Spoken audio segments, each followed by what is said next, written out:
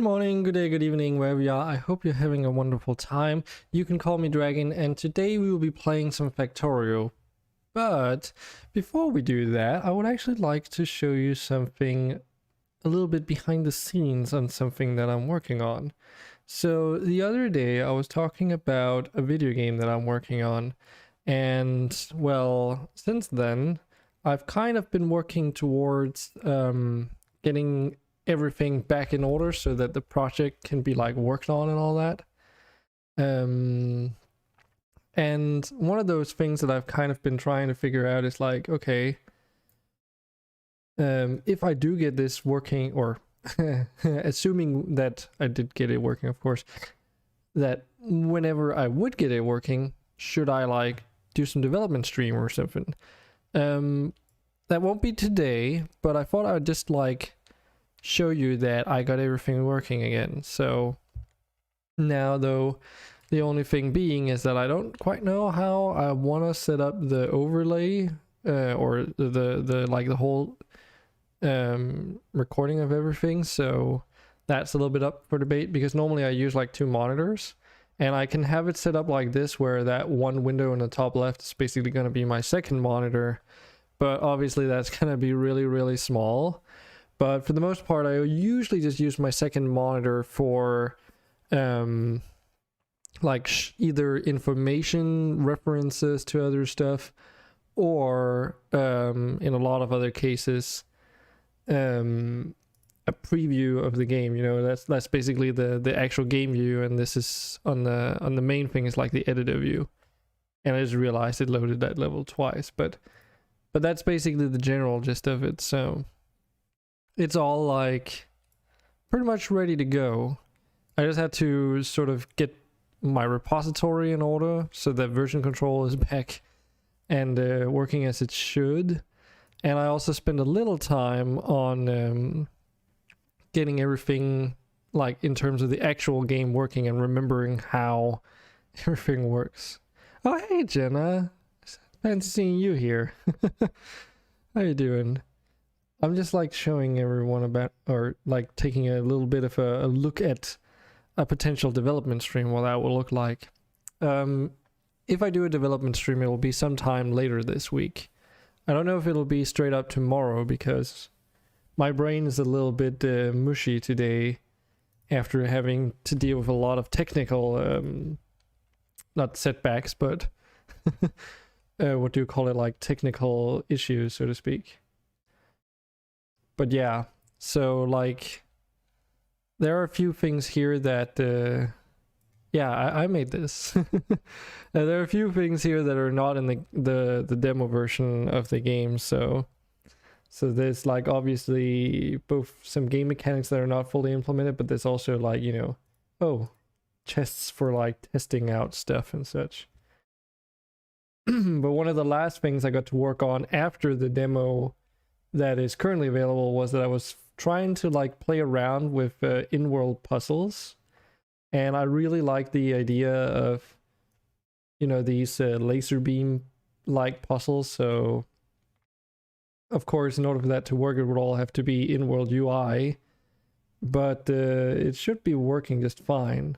And basically like what it currently just does is it makes this cube spin around, but you know, the general gist is just to hit that lens or whatever with like this laser beam, and it should be so modular that you can basically have any amount of these items in the world. So pretty cool stuff for level design. Like you can, like if I move this one over here, it moves the whole laser beam. So I was pretty proud of getting that to work, but I'm unsure if that's going to be in like the actual game, because puzzles are well and cool, but one thing I did realize after making these test puzzles, here's one way I have to like press down all the buttons, is that though puzzles are cool, it also does mean, and it makes that cube spin around, though puzzles are cool and all, it's like, you know, you beat them once and then you're kind of done with them.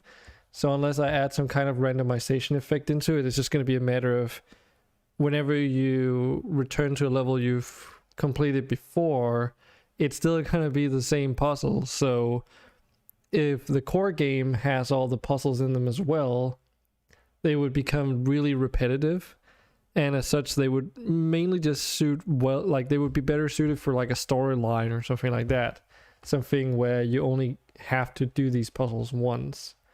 So I'm a little bit unsure on that. And there's this UI as well. I can actually pull it over here, then you guys can see a little bit better. There's also this UI here, which is work in progress, but it's basically an inventory for oh, my test names, for items with some random stats thrown in there, sort of as like a showcase to try and get it to work. But the general gist is that, oh, these are going to be like equip slots, and then the idea is that they modify like percentage wise some kind of general features in the game, but exactly what is not implemented. It's just like the UI. Yeah, the amulet of Ark. Horn of awesome testing. Yes, I can't even remember how it all works, so I'd have to look back into it. But it's actually something that's based on an pre-existing game. What's it called again? I already mentioned it the other day. It's Gemcraft. I have some reference images somewhere. I'm just trying to find them. Shoot, where is it? Or maybe I don't have that anymore. Nah, these are just like crystal references and stuff. Alright, yeah, I don't have a reference image of it anymore, but it's basically very similar to the one from Gemcraft, so I really like the formatting and how it all works out. No, wait, not Gemcraft. What am I talking about? Or I guess it's a mix of Gemcraft and shoot. There's that other game. What was it called again? It's also a tower defense, coincidentally. But Dungeon Warfare, this one, is what it's inspired by, because it has like a very similar like system too, with some artifacts and stuff. But yeah, beyond that, there's not really like that many differences from this to the demo.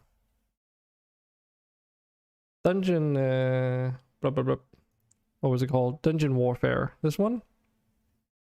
Or there's also Gemcraft.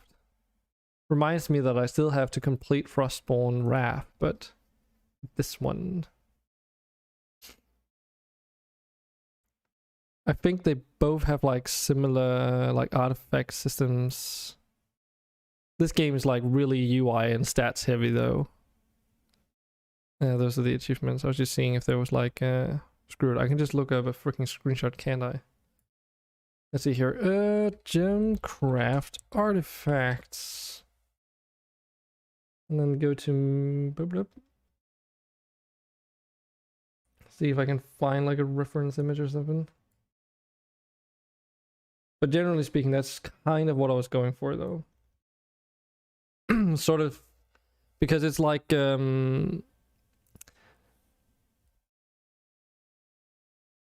we go. Because like there are these chests that are cool and all, but they only give you like resources, right? So oh, okay, I forgot. I guess I have already done so. Okay. There we go. So yeah, so you can actually get more artifacts from those chests. Yeah, I cannot remember what I was working on last. It's been like 2 years, so the idea was that you know, you could get artifacts that way, for instance. Now we also have the cube of randomness. And like the number, I think, is like, no, it's not. It's not associated to the rarity. The rarity is like, you know, they have like, this is like a fabled one, this is a common, uncommon, legendary, and then I don't remember what the actual base number is for, but rare is also a thing. But that's kind of what I was intending them to be, I guess, like things that drop from those chests as additional stuffs. But But yeah, that's something that we can look into like in future streams sometime this week. I've already done one fix, which is that when we were playing it the other day and we went to that lava fields area, let me just do this. We went to that lava fields area. There were those crystals that did not, these ones, when you loaded the game, they turned into the quartz crystals, and I already fixed that. But suffice it to say, if you've never seen Unity, there's just like a lot of stuff to keep track of. And I'm terrible at managing, like, I don't have any issue managing stuff, like organizing myself, but I'm also at the same time a little bit poor at organizing code because I'm not too used at structuring it and figuring out like all the things you can do. So some of the code things are a little bit messy, but they do work. Map looks very cool. Oh, thanks. Yeah, that was actually there's like a couple of maps. Let me just see if I can remember, because those are like in their own thing. Shoot. There's resources, but that wasn't the one. It was streaming assets, right? Because you have to like put things into specific folders and such. And I don't know if any of these are actually not in the game. There might be like one test level that's not actually in the game. Can code but cannot make assets, so then just do CMD line games. Okay. Yeah, I'm like, I can do a lot of different things, but I'm not like an expert level at a lot of them, so let me just try and get this right. Did I actually should just remove that one? Oh, I can maybe show that in a moment, because like I worked on a little hobby project, but I didn't really pursue it that far. Let's see here, tier 1 idle level lava, that was that lava map. So let's unload that. Here, the tundra. I need to fix something in here because clearly there's something wrong with the terrain, but you know, it's all there. Also, this is the UI in case you were wondering. Can't remember if you can disable that. Think you can, maybe? Because it's called a canvas. If I go down here and say canvas, just that, it still shows up. Okay, never mind then. Seem to remember that that was a thing, but I guess I'm wrong. But yeah, it's stuff like this that I need to look into, and then I think the goal is going to be to try and squish out some of the bugs that we like encountered the other day, such as whenever you're like building a structure and you can craft stuff in it, the UI didn't look properly, so that's like things that are easy to fix. And then assuming that we don't find any major like things that I need fixing, all the small stuff at least that I can fix will be sort of released as like an updated version to the demo, because I don't think like it's not like there's new content, so I think it's only like due to actually fix those issues, since some of them were actually game breaking. But yeah, something I have to get used to though is the fact that oh man,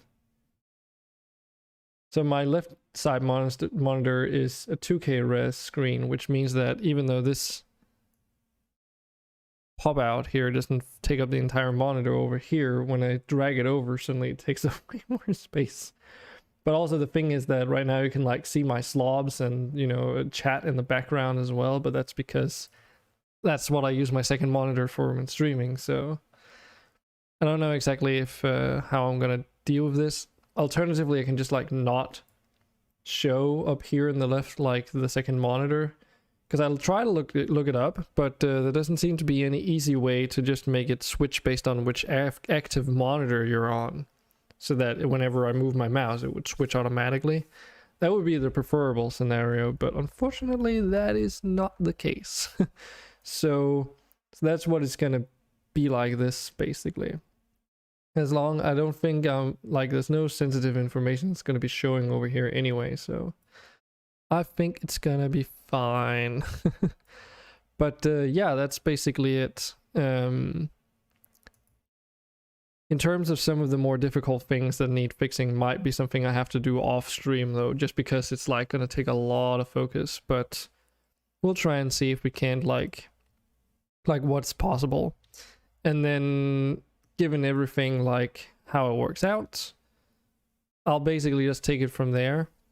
I don't know how much I can manage within a week, since I also have to do some other things here and there. But, you know, we'll get the most out of it. Because right now the main priority for me is to try and get some data for my market analysis and all that stuff. Just to give me some pointers on whether or not I should even pursue the project even further.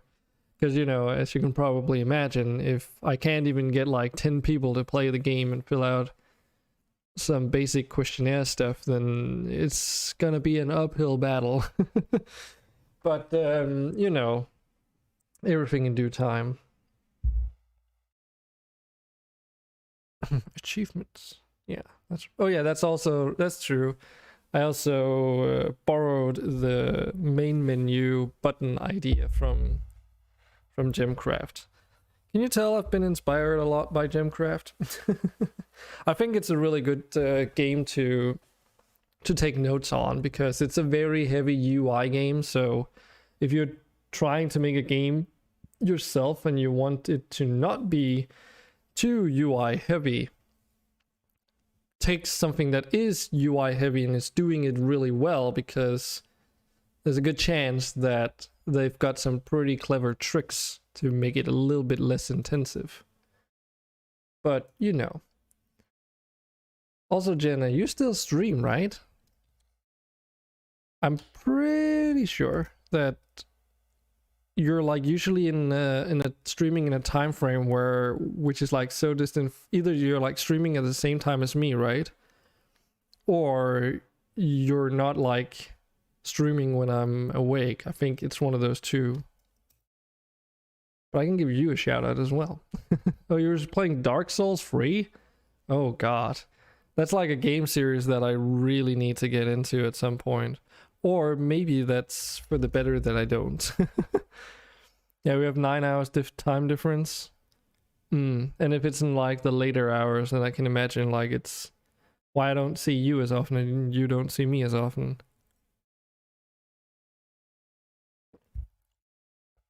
Dark Souls 1 is still Jenna's favorite? Yeah,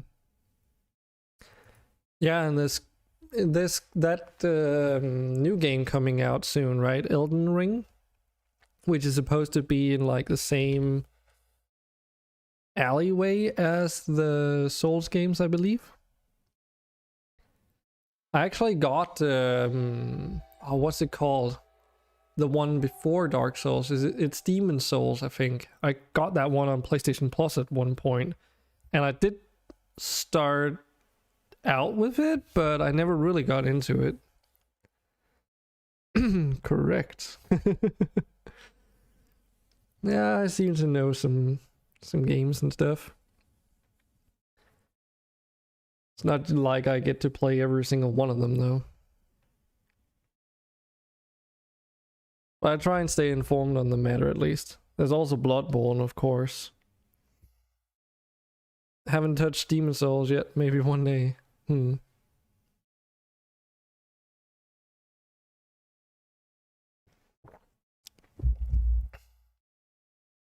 Yeah, I think I've got enough games on my plate already. I'm just gonna stick to what's already there. I really want to get it, like, once I can afford it, I really want to play that Monster Hunter JRPG, like the turn-based one. And there's also like Monster Hunter Rise now. Played a fair good amount of Monster Hunter World. I actually guess I played through the campaign multiple times. Yeah, I've got like 160 hours in that game. Jeez.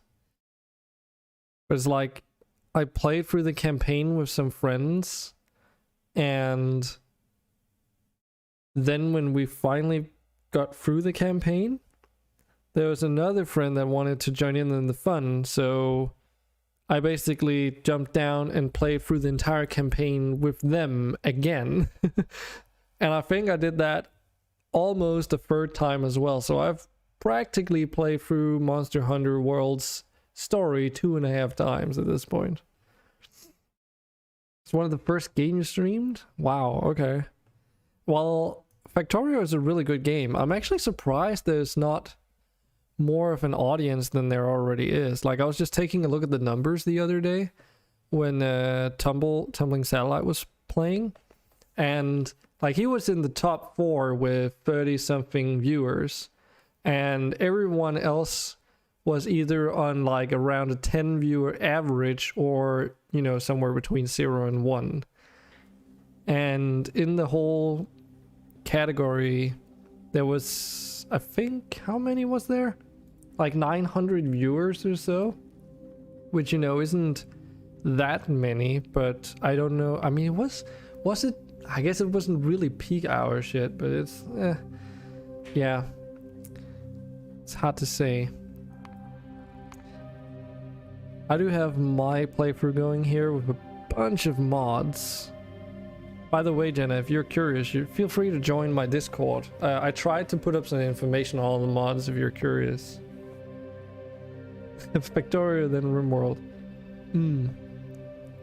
Also, why is it saying that? Oh, it's because I updated the mods. That's why. I started out playing RimWorld. Like, that was the first game I streamed. Well, okay, technically not the first game I streamed. In theory, the first game I ever streamed was Medieval, the original on the PlayStation 1 with Sir Daniel Fortescue. I played it again this Halloween season of last year. Or I guess that makes it last year's Halloween season. It was pretty cool. But back when I streamed it originally, that was like a drinking game stream. And that was many years ago. So basically, I did that with a bunch of friends because we were all students at the university and stuff, and just I had this whack idea that we could try this. So basically what we did was that we had like a it was basically like a race, I guess. And we didn't have enough stuff so that everyone could participate in actually playing it, we separated everyone up into 2 teams, so that we basically, those that were playing were that team's champion. And then, you know, obviously you want to, you know, back up your champion and stuff. And then the drinking rules would apply according to whomever whichever champion you chose. And we actually made like custom drinking rules for it and such, and it went a little bit crazy. It was me playing against a friend of mine, and he went so overboard with the drinking that he just ended tapping out before he even finished the game. So, and it was just like it was wacky. And then we'd like set up a camera up on high with like a downwards angle, so that you could basically see us play the games on, like, you know, the television screens or whatever, because we were sitting on a couch next to each other. Like, I've got footage of it, but it's not like it's like really old, and right now I don't feel like going in through my archives and trying to dig it up again. I did actually show a bit of it when we were playing Medieval earlier last year, so there are some goodies in at the end of the stream there, but it was a pretty good time. Anyways, to get back on track, so I basically streamed that for the first time. That's when I made my Twitch account as well, And after that, well, I think I had around 30 to 40 followers of just friends and people I knew and stuff coming to say hi that day. Like I got a lot of followers just in like one sitting because it was something so weird, special, and wacky or whatever. But then I didn't continue streaming. It was just like a one-time thing, really. So when I started streaming last year at the start of summer, I'm just monitoring to see where how this charcoal is doing. When I started streaming for real, I already like had those 40 followers, so it was a little bit easier getting started because of that, I guess. Because motivation was a little bit higher, but you know, obviously not. There were a lot of friends and family and such that came by, and I mean, there's still a lot of people that I know on a personal level that also drop by, you know. So, yeah, that's how it should start anyway, friends and family. It's probably what it will be for most people, and like a lot of my friends do drop by and like just hang out, not saying anything, but you know, they're just in chat listening. So, and some of them are also like helping me out moderating chat, so and other things. Like the good friend of mine, Peak, on Discord, he is the one that's currently, I guess you can say, financing all the servers that we're running, because he does have servers that he hosts physically at his address, so it's pretty good. And then I have Amopeka, which is like a long-term friend of mine. He's like a really interesting thing with him. He's always wanted to stream, and he's talked about it many times, and I've been hanging out with a lot of streamers, like really making connections with them and immersing himself. But he just never got around, like he's just not gotten around to actually do it yet. I really hope that he does someday, because he has so much knowledge that I think he would do pretty well. Jenna didn't have a mod until like 5 to 6 months of streaming in. Oh yeah. I can imagine. I mean, I had it pretty rough when I started too. Like the concept of getting raided was really alien to me back then. And one of the first people that rated me was Tim from Team Logic, coming in with like, I think it was 30 people or something. And at the time, I was basically streaming to like 0 to like 2 people or something. You know, just because I was trying to get... The focus at that point was more of like figuring out the technology and all that stuff, instead of the you know, worrying too much about viewer numbers and such. So like, okay, how should I set up my webcam to get better quality? What about the bitrate? What about audio mixing, Streamlabs, overlays, all that good stuff? It's pretty crazy. You spent 3 to 4 months monitoring and learning the Twitch culture. I think that's a fair point. Like I just jumped into it, and it was like very overwhelming, simply because like as anyone who's like taking notes that way will sort of know, Twitch is a very specific like environment. So if you don't know how to react to being rated by another streamer, for instance, and such, you know, people are not going to stick around all that much, because, you know, you're just not interesting, or whatever it may be. Can be a couple reasons. In my case, I was really lucky because RimWorld was such, like, it was like the perfect moment to start streaming, especially with RimWorld, because like TTK was getting really popular, and Puppeteer at the same time. And I thought, okay, so what interesting things could I play as a streamer? Well, I was experienced in RimWorld, so that was like a given. I had experience with modding it to absolute infinity and beyond, and dealing with the technical limitation that I imagine a lot of people aren't gonna bother with, which that assumption seems to be correct now that I've, you know, spent some time streaming it. And I also found out that Rim Connect was like a thing, right? I didn't know about TTK and Puppeteer back then, but I tried it out with Rim Connect because it was just like, oh, it sounded like so much fun, you know? Because I was really wanting to try and make some kind of interactive stream, which, you know, is always better than just only playing a game. Something for people to like be part of. But then people came in through Tim's chat. Yeah, Rim Connect was definitely meh. It was easier to get started with, though, I'm gonna say that. Like, there's no configuration involved, basically, other than just enabling it and then just trying it. But then Tim came in, and everyone from his chat basically said, oh, you're doing Rim Connect. Have you taken a look at Twitch Toolkit? And I was like, what is Twitch Toolkit? Never heard of it. And before long, like, I think a week or two after, I decided to finally take a look at Twitch Toolkit and completely like abandoned my current RimWorld run using Rim Connect in favor of Toolkit just because of the added possibilities. And then it just like over the summer vacation it just skyrocketed because everyone wanted to watch and be part of the RimWorld streams because of TTK. And that's why it was like a really good time to get started, because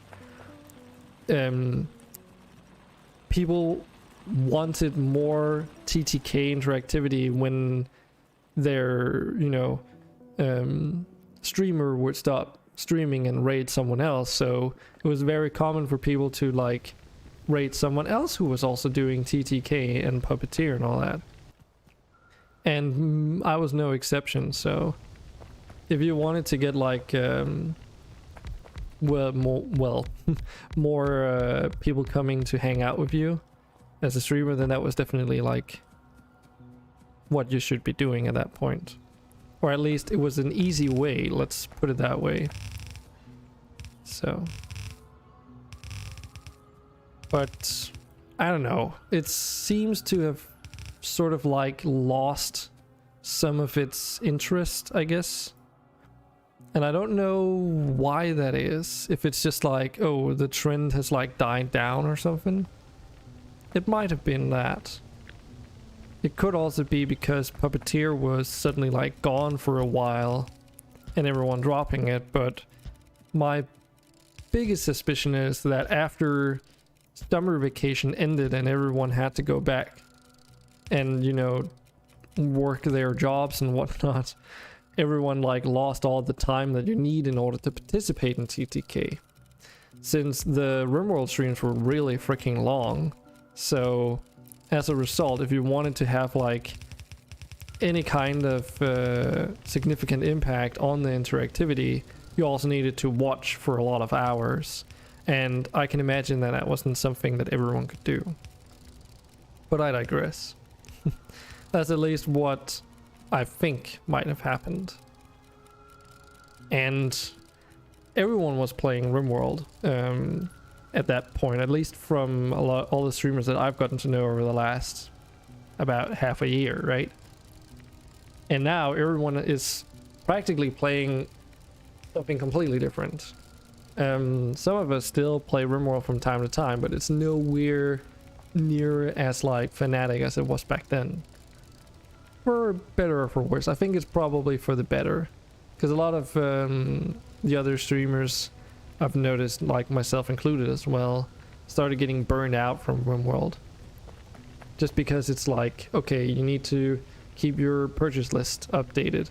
It eats so many freaking hours trying to do TTK and play RimWorld in general, and you know, eventually, if it's the only thing that people want to see for like 10 hours a day or whatever, it gets very repetitive, even if you're using mods.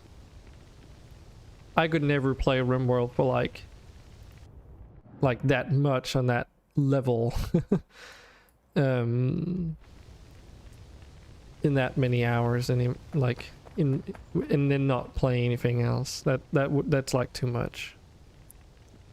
But anyway, so what I'm currently doing is that I set up these charcoal kilns because the issue right now is that, and I've already caused irreparable damage, but the pollution has gotten so bad now that the evolution rate of these insects is completely out of control. There's like a 13% chance of a big spitter spawning, and it's 17 for big biters spawning, meaning that when I get attacked now, there's a really sizable chunk of the enemies that are these large ones.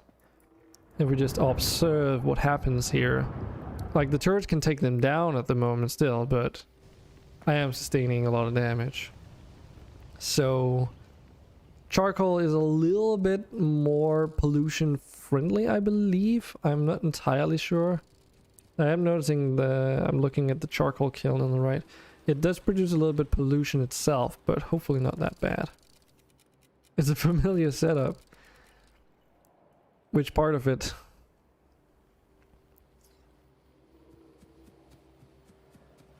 I also found out how to pick up the creep coming from all the alien bases.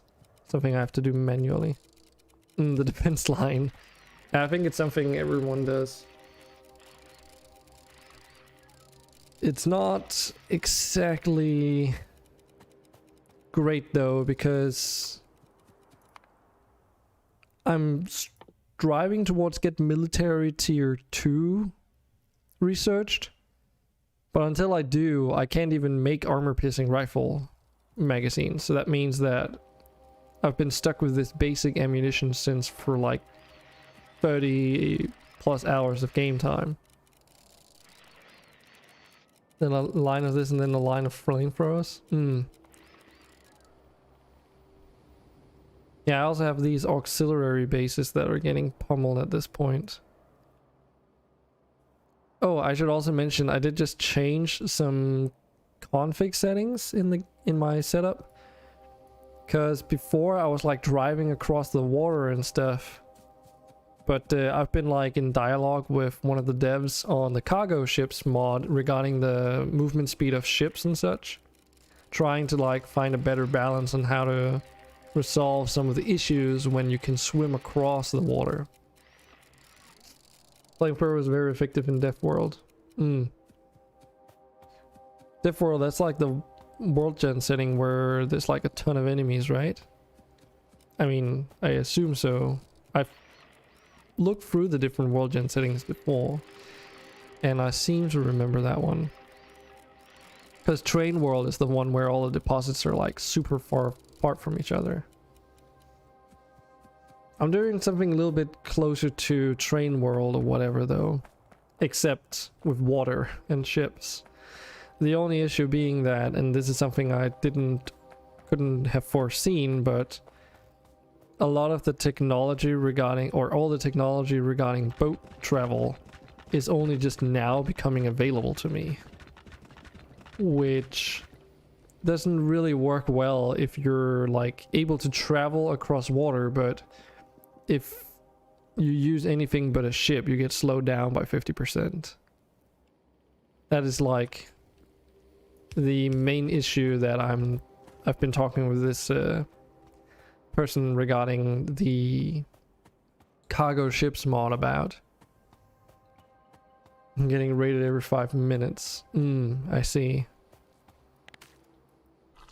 Yeah, the issue here is that I'm using a custom world gen mod that's like an Island Worlds one, and that essentially just means that there's very little land and a lot of water.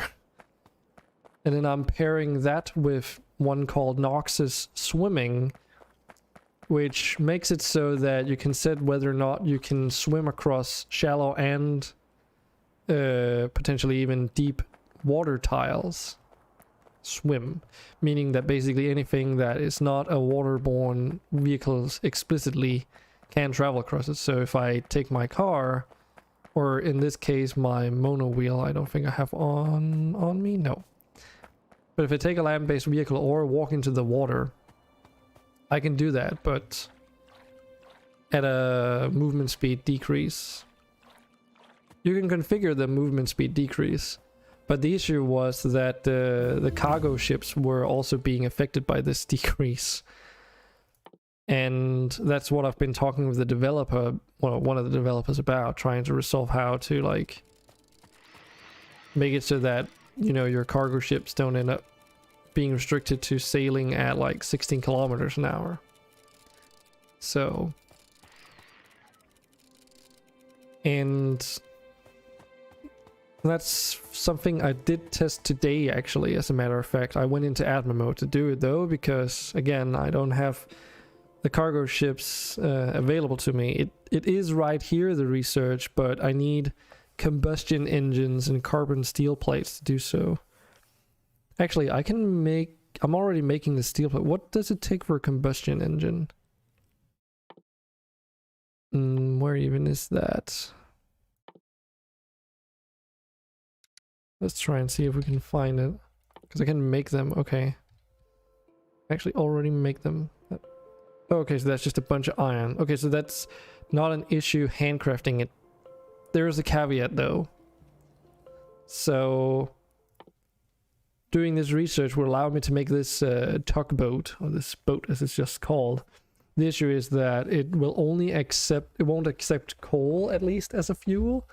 So in other words, until I set up an oil refinery, I won't even be able to drive this thing. And I've got oil processing research, and I have like an oil vein nearby, but I haven't made any factories for making all of this stuff. So I might be in a situation where I have to just handcraft it, possibly. Maybe that's just what I should be doing right now, because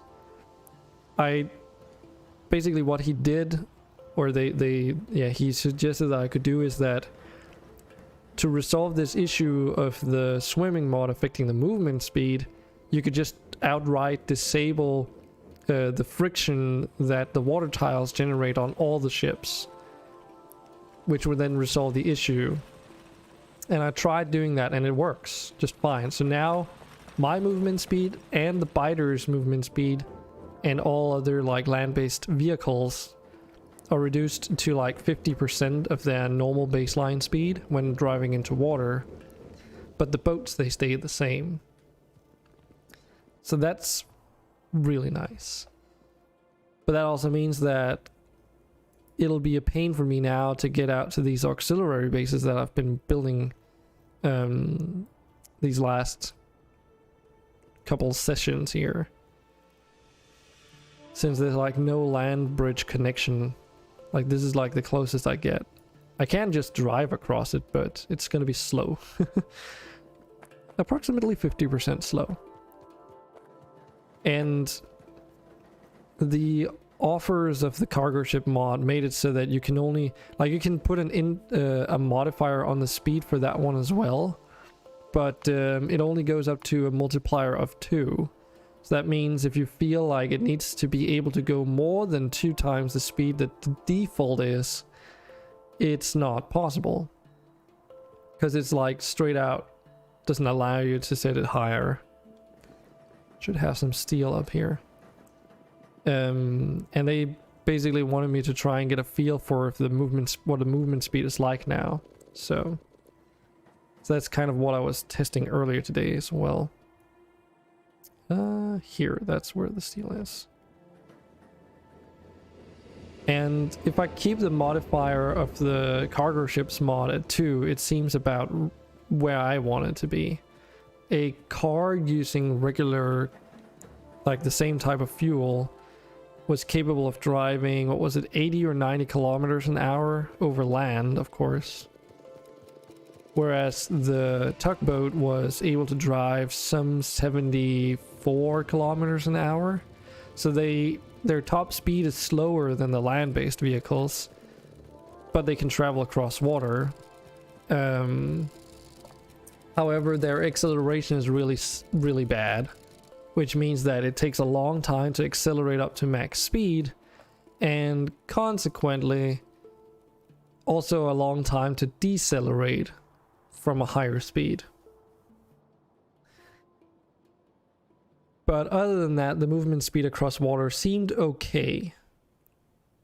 I just wish there were like an earlier game stage vehicle that you could make maybe for Industrial Revolution, though I do also, you know, acknowledge that Industrial Revolution extending the Steam part of the game is a little bit like, you know, it's a separate mod, so it's a bit much asking of the cargo ships developers to like make a vehicle just for that reason. So but yeah, let's take a look at some oil refinery. What do we need?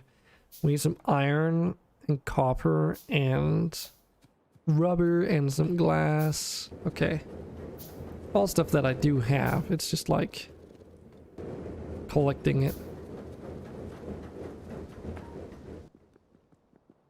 In order to do so, though, it does seem like I need to temporarily get rid of some stuff.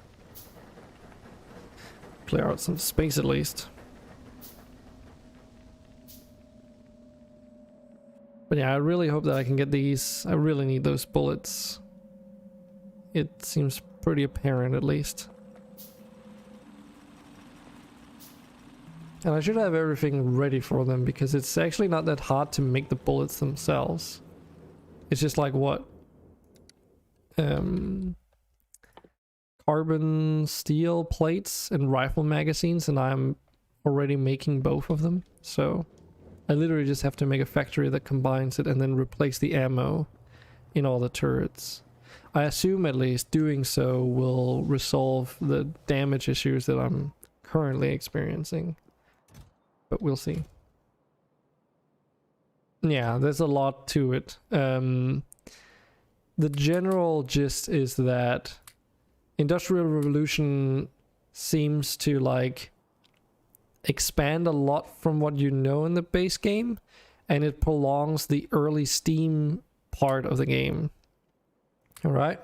So what that means is that you just spend using like Steam for a lot longer than you normally do.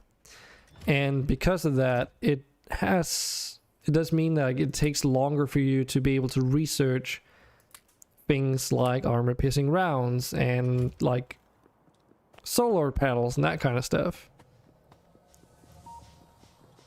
And what in essence the Steam stuff means is just that like you can make Steam powered inserters and Steam powered assemblers. So you make these dedicated Steam pipes to transport that energy source around your base, instead of straight up like putting it into a steam engine and converting it to electricity. So it does have like a couple of interesting side effects. Well, Jenna, I hope you're learning something new then. Don't worry, if there's something you're really curious about and want to know more, I can probably inform you about it and situate you. But yeah, basically right now I am using a bit of both. So on the left, that's like all the power production that I'm using, which is of course also Steam powered. But on the right here, those are just like the boilers feeding steam into this pipe network directly. And from what I could tell, it's a bit more efficient to turn it into power first and then use electric inserters than using the steam as is. And the problem is that I've taken so long to convert from steam to electricity and not being utilizing charcoal, which is a bit more efficient, since like just recently, that the whole pollution situation has just like gotten out of hand. And that's why all the enemies are so much more dangerous now. And in terms of like survivability, the only thing I can really do is get this research done sooner rather than later now, because that was also like, it ended up taking a lot longer to do because I had to suddenly build a wall around my entire base and filling it with turrets and filling those turrets with ammunition. And then I had to go out erecting all these small outposts that are around here and there, giving them ammunition as well, and spending a lot of time taking out alien bases that were all over the place, because I was constantly getting harassed, and each alien taken out was just making like the problem worse. So the only saving grace I have is getting that military research. But doing so is easier said than done. And that's what I need to probably focus on instead of getting distracted with the tugboat there. Because in order to do military research cards, I need bio research data, which is why I also upgraded my coke production. I guess it's not charcoal, it's coke. So that should be in order now. And I also need to make these semi-conducting triodes. Right. And if I recall, they need gold wire. Yes. And silicon. Silicon wasn't as hard to make as far as I remember, right? Yeah, because you can grow quartz crystals out of silicon and water. And you can take those quartz crystals, put them through a furnace, and it becomes silicon. Then you can use that along with the gold wire and make semiconducting triodes, and then you have your military research. So it's not too difficult. And as it happens, there should be like a gold deposit around here. I remember seeing one there. I'm really lucky, because if I didn't have that gold deposit, I would have been fucked. I have found more gold out and about some places, I believe, but... Or, yeah, there's like one down here, but... That is the issue. It's like somewhere in the danger zone. I don't even have trains researched yet, because it's like... It gets pushed so much further away now. Okay, so it was down south, and I think I've got everything we need. So yeah, let's go and set that up. Yeah, there you go. Even your mining drills are steam powered as well. They're really big too, basically taking up like a 5x5, and they can reach one tile further out too. One thing that is interesting with Steam though is that in some cases you can make some really cool setups with it.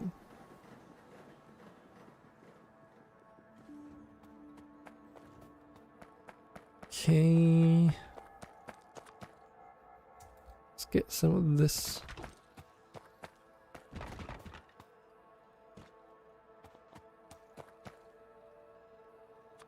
But yeah, it's like Industrial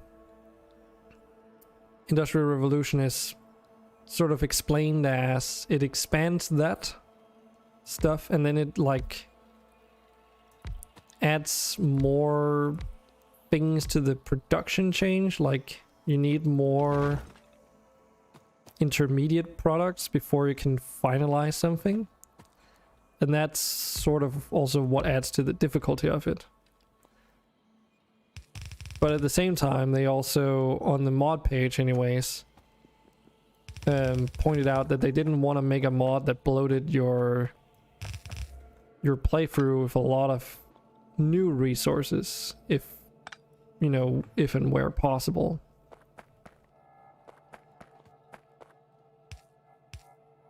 But I don't know if they've really stuck to that though, because I mean there's gold. There's tin added as like an early game resource. And I mean, they add so many subcomponents to the crafting recipes that, you know, you can't help but think, okay, that part of it is a little bit extreme, isn't it? Okay, hopefully this is gonna be fine. But so far it's also like the mod probably that has changed like the entire game the most. It's pretty serious business. I've had the opportunity to talk with some people on stream who've also played with it, and it seemed like we all agreed that it, you know, on a lot of things, basically. They also said that eventually when you do get into electricity, or they did it, playing as a team anyway, that, you know, you just abandon the Steam base because it's either like ripping it all up and then rebuilding in the same location, which is a little bit scary to do because, you know, all these production chains that I've set up now will be lost and I'd have to redo it with electricity. So it's like either you delete it and start it over from scratch, or you build a separate factory somewhere else first, which is just as unlikely if you can say it like that. So let me see here. Okay, so if you want to make a smeltery for gold, I do have these electric furnaces, so I think I have to use these even.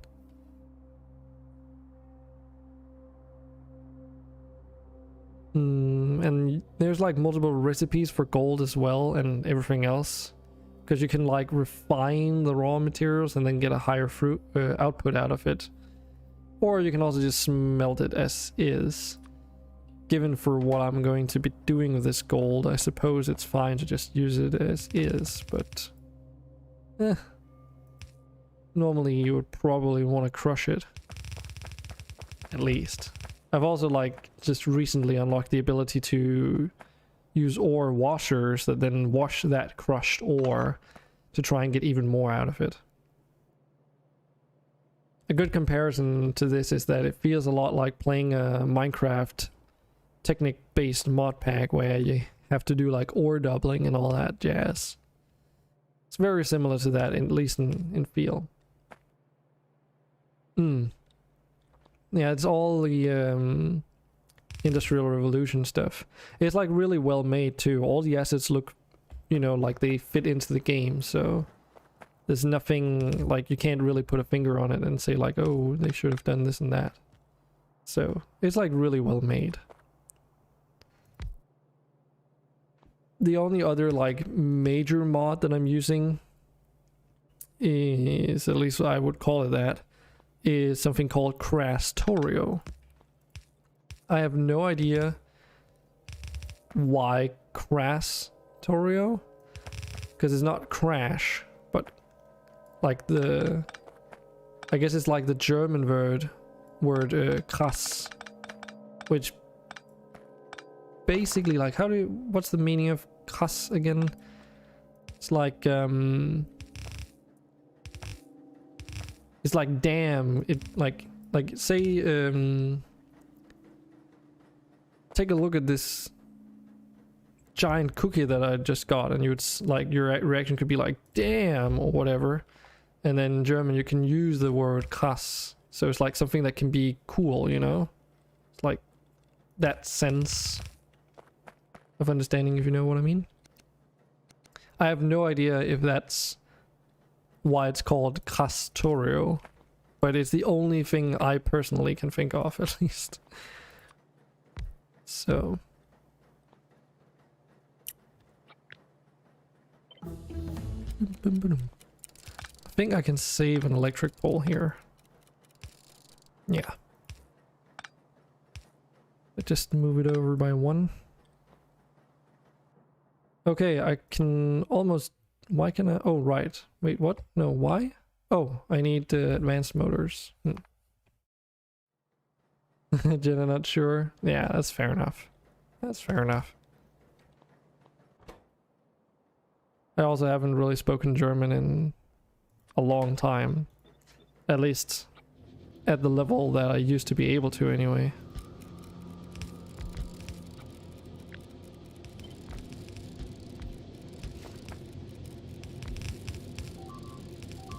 That's not good.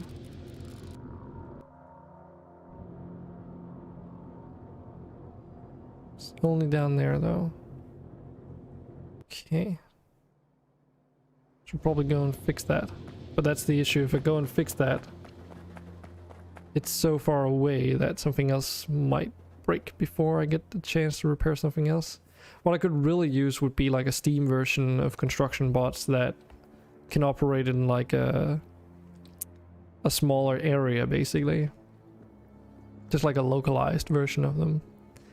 Because you can get construction robots, but they like...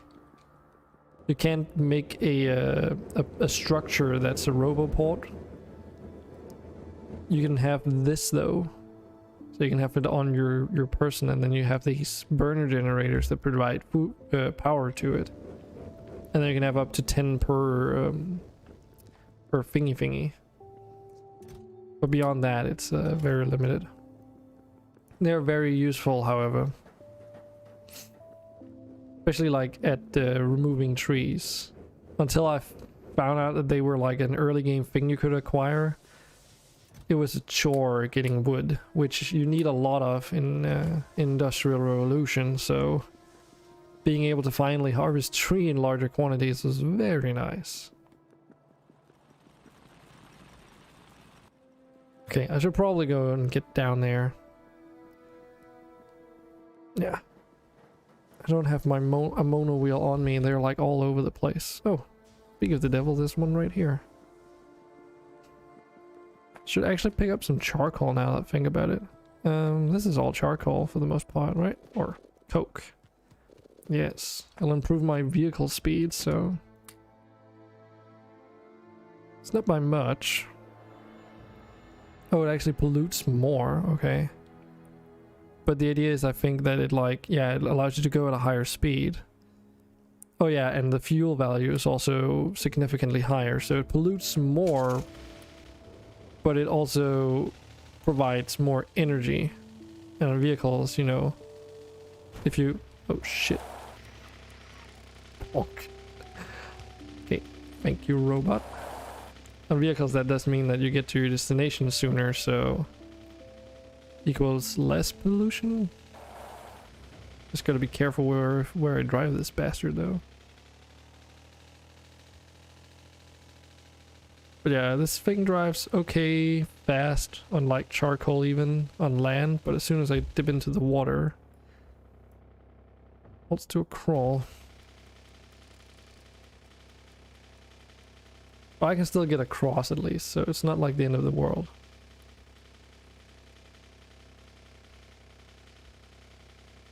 And this is why like having an early stage coal-driven vehicle for when you're doing Industrial Revolution would be really nice when you're playing a world gen like this. But you know, I can only dream. But I mean, it's not like it takes too long to get to the opposite side, and now there's like more reason to drive on land than staying to the water where there's like less obstacles. So I guess it's a better game balance wise trade-off now.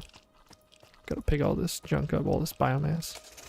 Like you can drive on the water where there's no, like everything is like cleared, or you can take your chances on... Oh shit, I forgot those are still there. Just ignore those. I think the base is also up here anyway.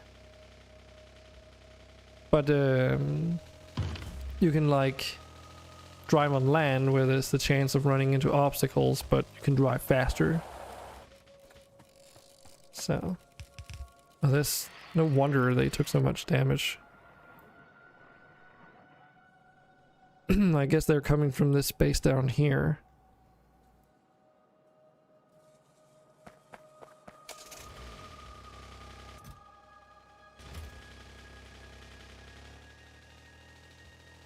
At least the walls can take a punishment. Drift. I love the drifting mod. It's like one of the best new mods that I've... I mean, Industrial Revolution is also a new mod, but one of the best smaller mods, I guess, that I've added to my list.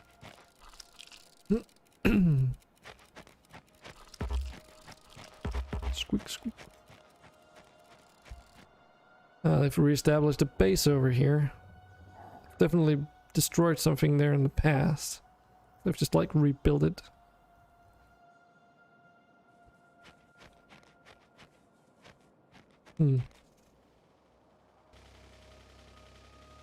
But the reason why I'm picking up all that biomass stuff is because you need it for the military research. And this is like the only way to get it as far as I know. So in other words, if you never go out and take out alien bases, at least with this mod, you won't be able to do military research. Like, just straight up won't. I assume there's like ways to generate this passively through some kind of structure, but I haven't looked into that yet, so. Mostly because, you know, it's not been until now that I needed this in the first place.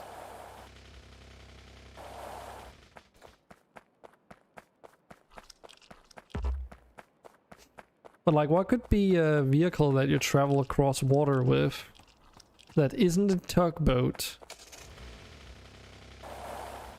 and runs on coal power? So basically, like, okay, what would be a waterborne version of the mono wheel in this sense? Because that's basically what you'd want for Industrial Revolution, some kind of naval vehicle that's like in the same theme or whatever, but like waterborne. I was just thinking like a small dinghy or something, but then, you know, arguing for it being able to travel faster than a tugboat maybe. Well, I guess you wouldn't need it to, but it would need to like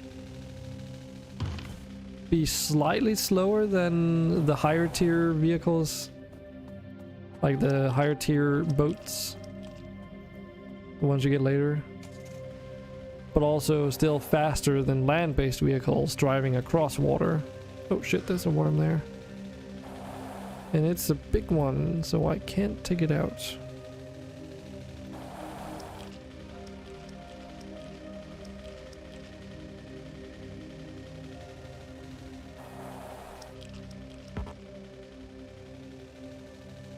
It's also like this boat does have an this mono wheel does have an inventory, it's just not the biggest.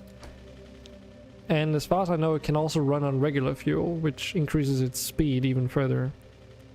Having played around with the different basic vehicles though, it does seem like the car is still much faster.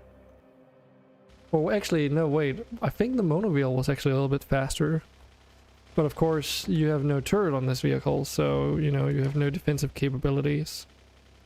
That's also the thing with cargo ships, though.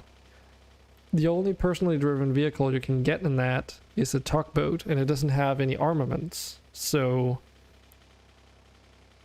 you know, preferably there would be a car equivalent, but for the water. Oh, shit.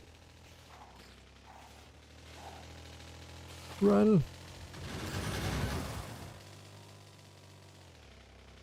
So a small gunboat, maybe, I guess.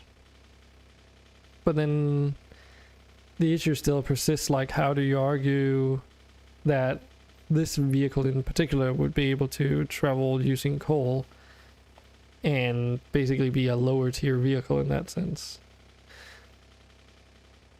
The alternative would be that if Industrial Revolution exists, you check to see if it's in your load order, and if it is, you like patch it so that it can use coal and is available earlier, I suppose.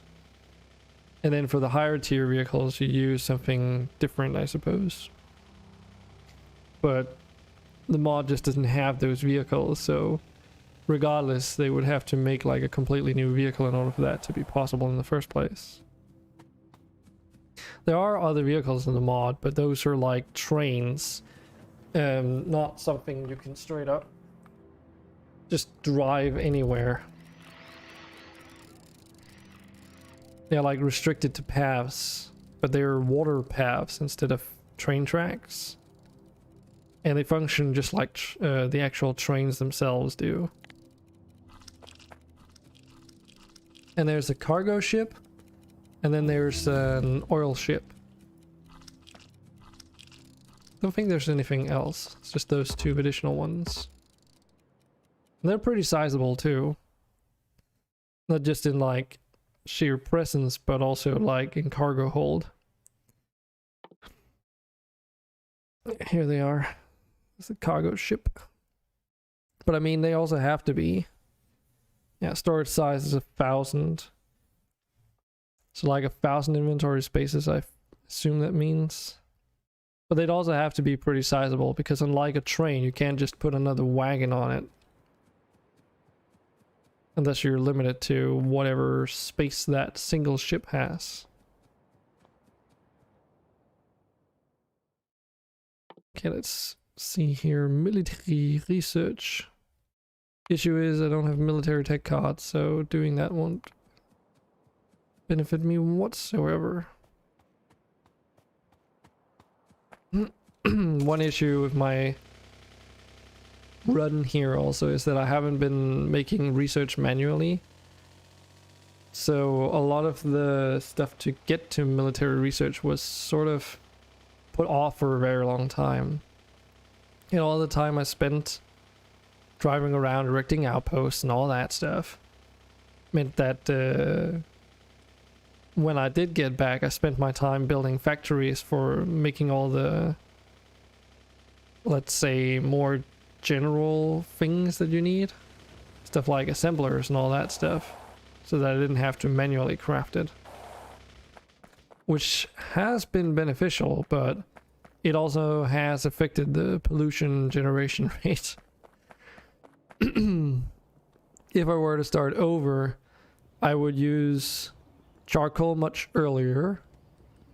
I would try and pursue electricity much earlier and do the transition sooner, because, you know, a lot of the stuff is still the same. So that would basically mean beelining towards iron refinement, which would probably work out okay, considering that ammunition also just requires a lot of iron related things anyway. But right now we need silicon and gold put into an electric assembler to make those semi-conducting triodes. If we do that, I should think that, yeah, we have everything that I need. Now I just gotta hope that I don't get distracted by some defenses like out some way where I get destroyed and I have to consider whether or not I need to go and fix that. But this was also a pretty good trip because I got all this biomass stuff. Yes.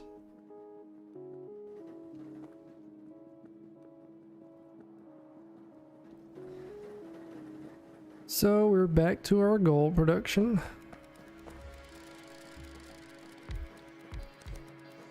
Wow, these were not turned the right way. There we go.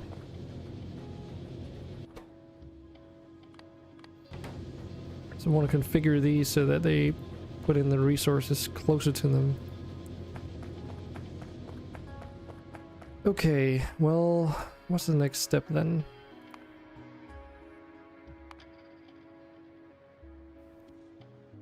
So it was crushing stone to gravel, crushing gravel to get silica, and then putting it through a filtration plant.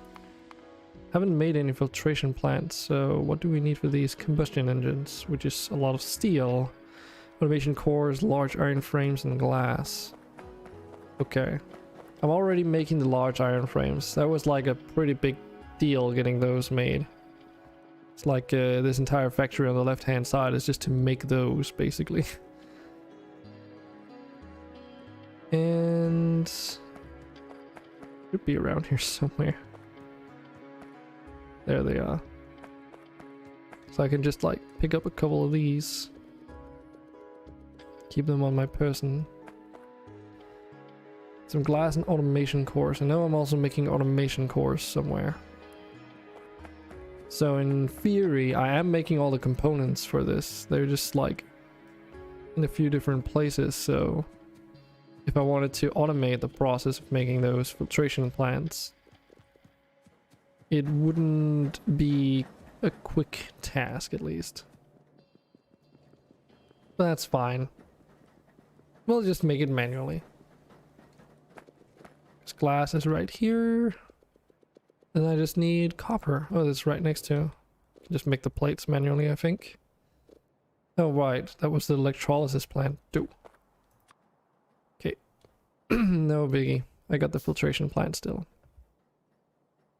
They're very similar, though.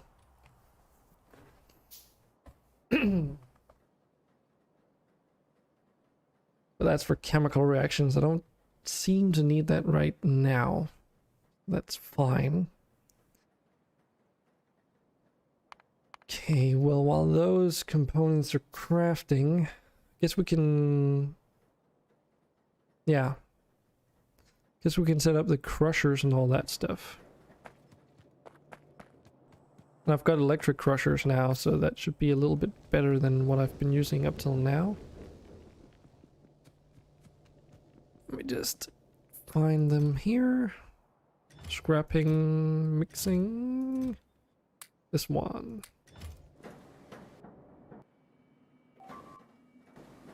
Oh, that's... See, that's the sound you don't want to hear. That means you lost something. But it's just a wall, so I think it's good for a while. If we start losing tours, that's when I should be really scared.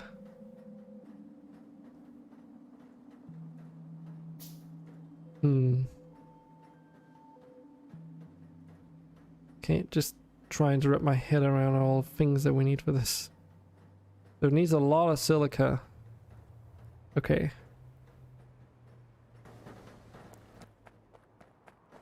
And obviously I need stone in order to even do all of that. Luckily for me, I already have a belt transporting stone right here, so I can probably just make use of that. There's even a stone mine right next to here as well, so...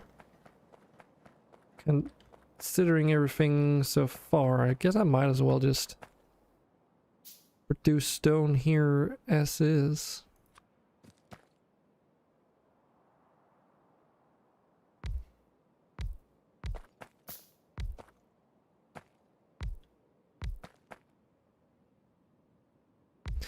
I was also playing Satisfactory last night with Peak and Mac.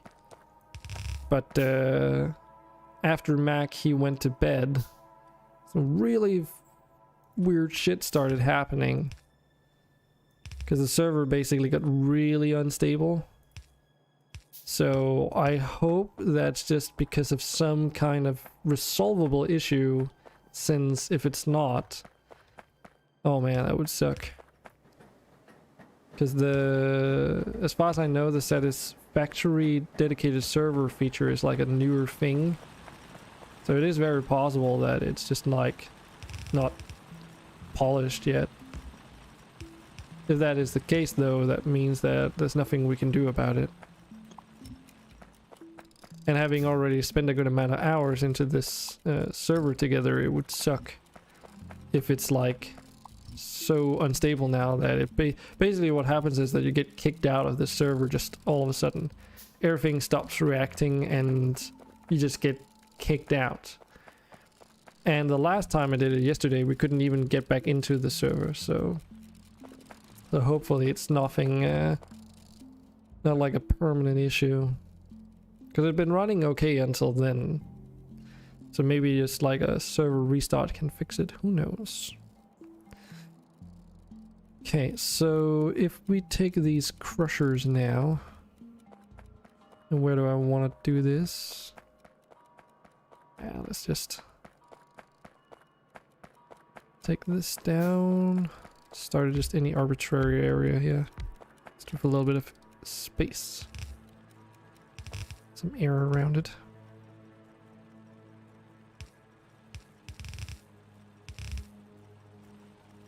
There we go. That should do it.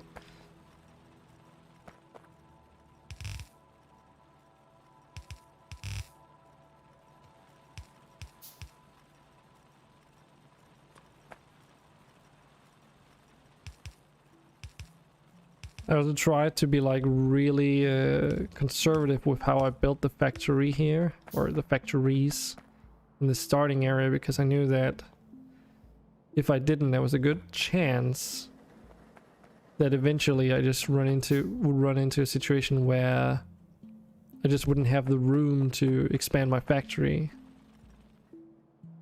And you probably already know what happens then. Then you have to start tearing things apart even though you're not really interested in it.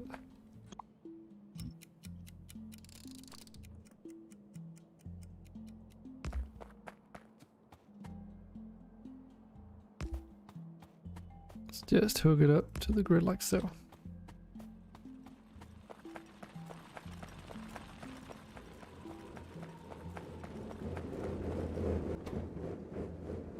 Okay, is one enough? Yep, one inserter is enough.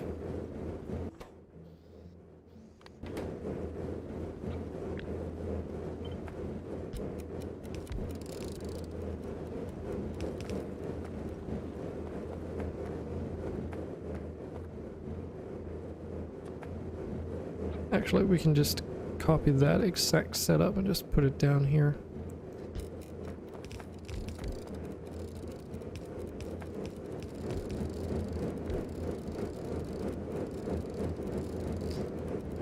This should give us the silicon we need. Okay, so far so good.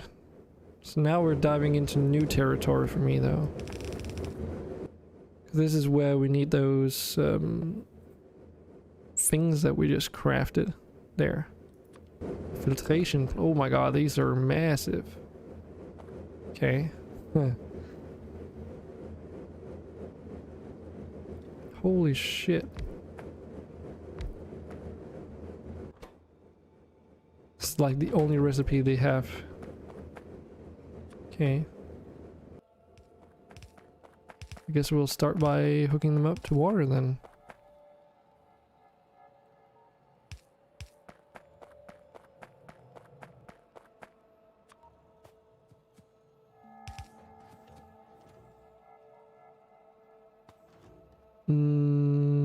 Do I even have any water pumps on me? Nope. I think one should probably do. Just make it out of copper.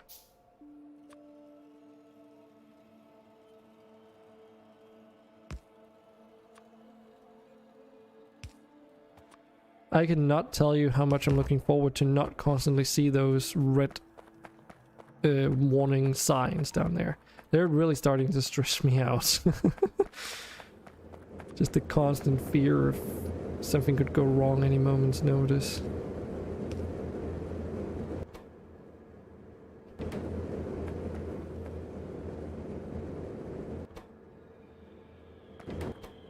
Oh, okay, that sucks.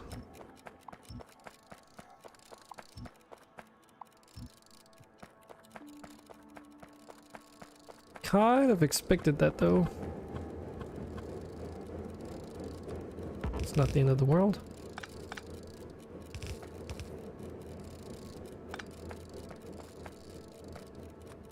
I also have no idea how many of those filtration plants I need, but considering the size, probably not that many. I haven't even seen which one of the mods it comes from. My suspicion tells me that it's probably Krastorio.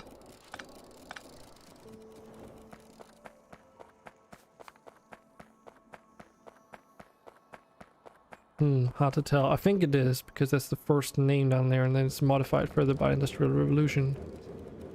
Krastorio has like a tendency to add a lot of structures into the game that take up a lot of space. That's how I know. Also, a lot of recipes requiring a lot of resources, aka a lot of throughput, basically.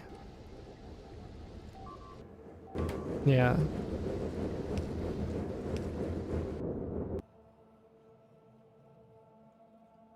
Okay, just a damaged turret on 2 walls lost. Okay. Still not critical.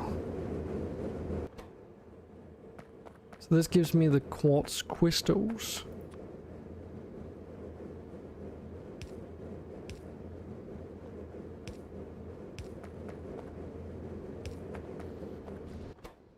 Change the drop-off point to be a little bit closer. Set one of them to be on the inner side.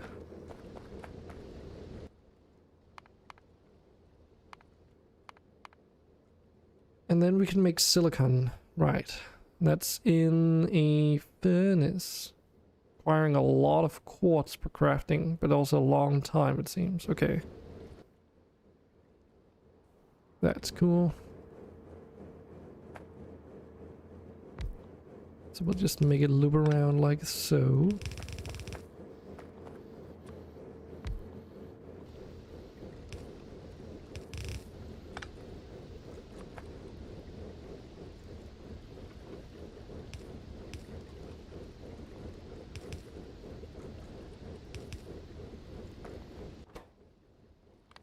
Remember to set the recipe though.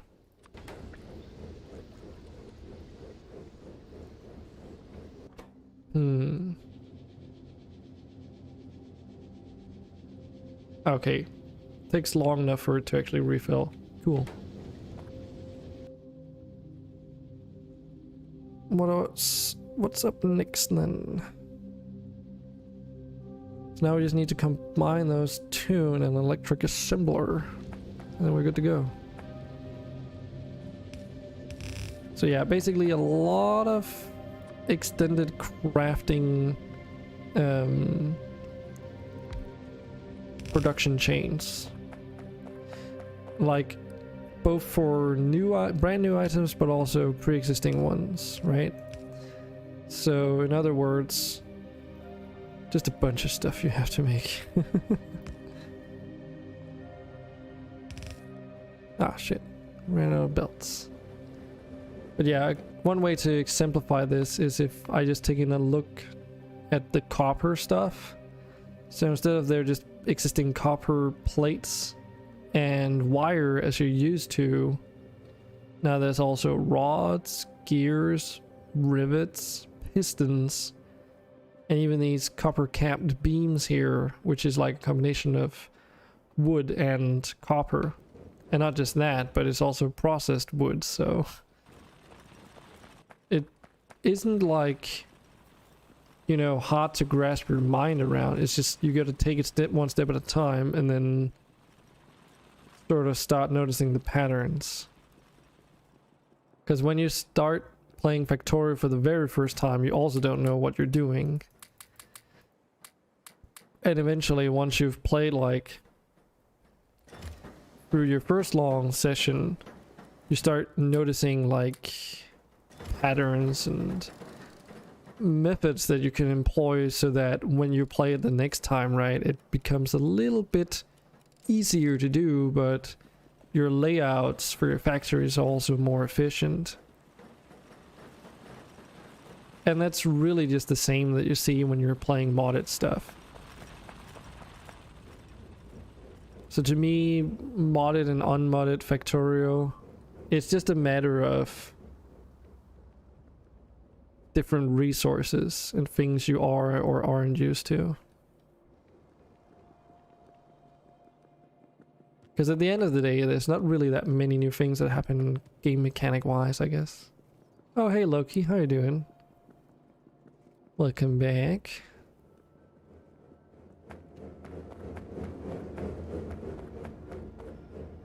What are you up to today?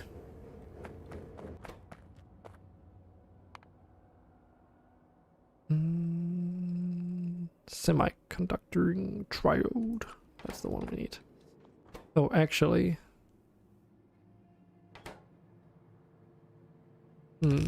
Let's do like this.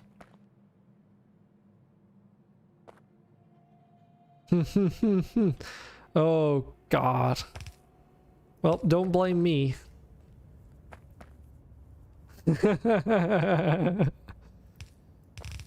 God damn it, don't blame me. I was just too slow in saying that. Well, the question you just gotta ask yourself, was it worth it? If the answer is yes, no harm, no foul, right?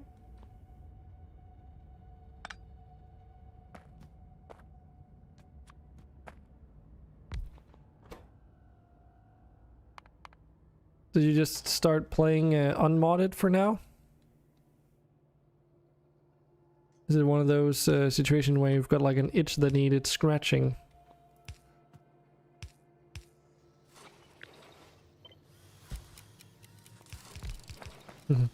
Sleep is important, but you enjoyed yourself.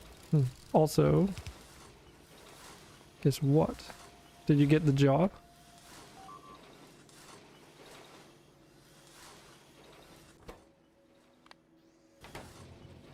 Yep. Nice.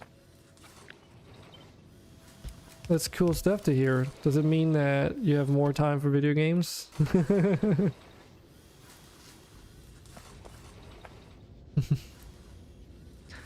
Yeah, Loki here was going to a job interview the other day. Probably not. Don't worry, Jenna, don't worry. I'm very used to people dropping in and out, so it's nothing new. Life is life, exactly.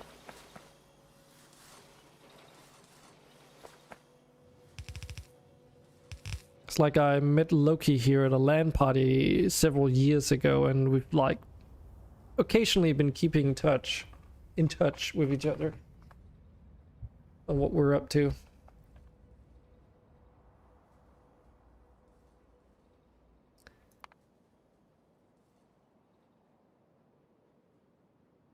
Damn, so many resources. Right, okay.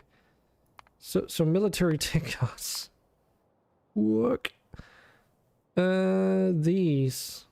So I just need to get those. Okay, this. Oh, fuck. Means that you have a lot more resources economically, and hopefully still just a 37-hour job. You have options. That's good. Options are nice. We always like options. Oh god, how am I gonna do this? I somehow need to get these triodes from down here to the literal opposite end of my base up here. Oh crap, how do I, where do I, when, what? Because I've already had to do something similar before, and it was a royal pain up the butt. We can check. 34 hours and 35 minutes, and I'm still mostly using exclusively steam power. I mean, I am exclusively using steam power one way or another, but meaning that a very small portion of my stuff is actually running directly off the electric grid. Never built something so big in 35 hours.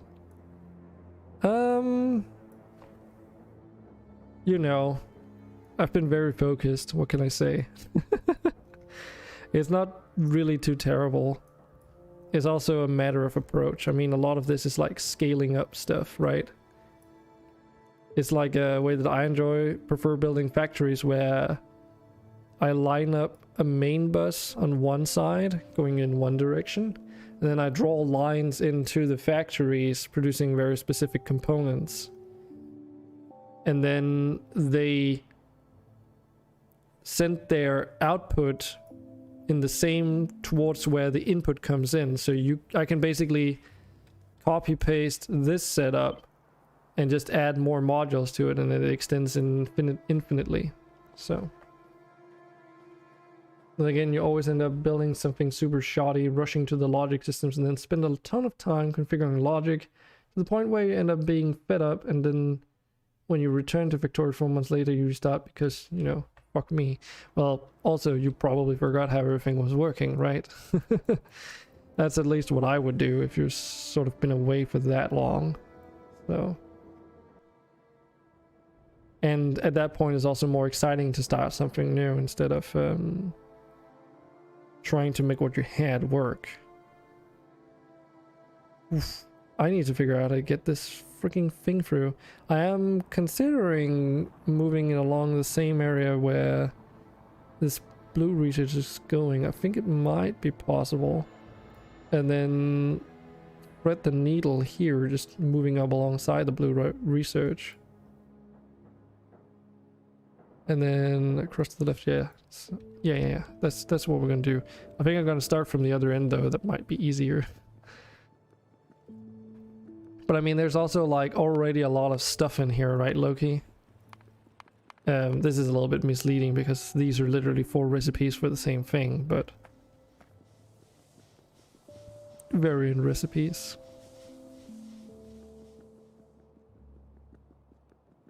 It's like I don't have insane amounts of time in Factorio compared to some other people and streamers. Well, streamers are people too. Some people, some would say otherwise, but I think you know what I mean.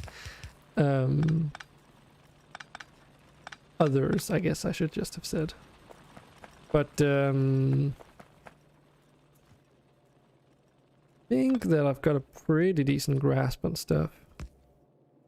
Also, a lot of the time that I do have is very focused in terms of progressing in the game, I suppose. Because I don't AFK a lot. Oh, it was up there. Good. Resources aren't supposed to be backed up. Oh, well, you see, that's the thing though, they are.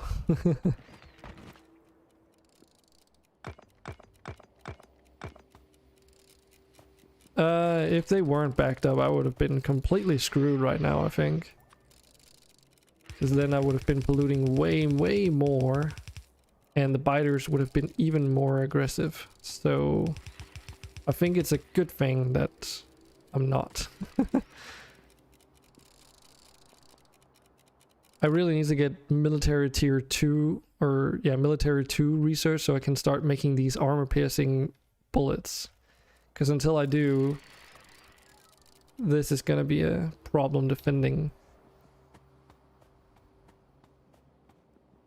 And we're about on the home stretch now. I just need to get those triodes up and then I can start making the research. Like I could already start doing it manually, but then I would need to spend all my time doing that and screw doing that until like for this much research. Quick tip, if your resources are backed up, your power production will be invisible and you can end up overextending your production and then suddenly issues. And again, yeah, not really. Not in my case. Also, like, the main reason why a lot of it is quote-unquote backed up is because a lot of the production that I have is like for, this is the wrong direction. There we go. A lot of the production that I do have is, for structures and that kind of stuff. So I don't typically do main buses like I did originally on this, where, you know, have a belt for copper gears, rivets, rods, and plates. I prefer transferring the raw resources and then making those plates and whatnot on site. It tends to be way more efficient that way. I just wasn't sure with Industrial Revolution if that were going to be the case, considering how many different subcomponents there were. My assumption was that because there were so many different types of resources, or like production chain variant resources, it also would mean that as you got like further into needing different resources and stuff, the oh god, I'm like trying to both resolve this issue here and think at the same time, which is hard. I think I can get away with this. No, it's just barely short, too short. Okay. But I thought that basically you wouldn't need as many of the different plates and all that stuff, so you would need like more different types of resources. That's what I'm trying to say, instead of needing like a lot of different types, like a lot of each different type. And thus, instead of transporting the raw resources, it would probably make more sense then to like transport actual finished products, I guess. I hope that makes sense. You're mapping out how many A to B to C yesterday, so your production is literally bare bones minimum. Well, how long you can keep it running. Install a mod that allows you to do underground piping and belts. Another mod that really allows for creativity is Bob's inserter configuration mod. I can literally tell this inserter to pick up, or sorry, drop down something like way down there and pick it up right next to it. I can also give it an offset. So if you want to like pick something up on the same belt and just move it over to the other side, you could totally do that. This is an example. It's not like the best example, but I have used it in some of my factory designs so far. It's really handy.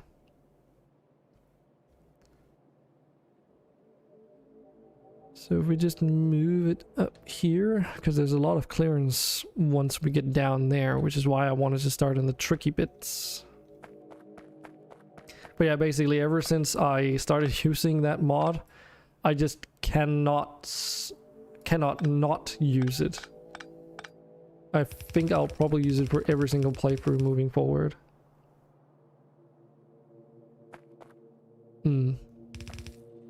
There is a few caveats though that are a little bit unbalanced though.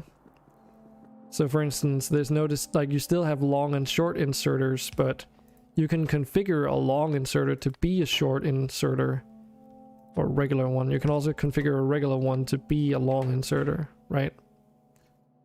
And the reason why that is a bit of a problem is that in some instances, I think for the Steam ones, the long-reaching inserters actually require more energy consumed than the regular ones. So there's that, I suppose. But I don't particularly mind. I usually the way I use them is that the long-handed inserters are a convenience, right? Because you can just easily put them down in rapid succession and don't have to configure every single one of them. Which you can kind of circumnavigate once you get robots, but that is a little bit beside the point, I suppose.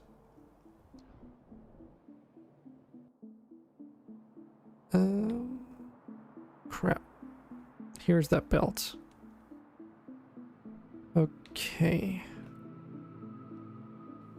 I think I might actually just transport this alongside here. And then if I end up needing like a factory setup, I guess I'll just deal with it at that point in time. Right now I really need this research though. Yeah, and then just don't use that. I mean,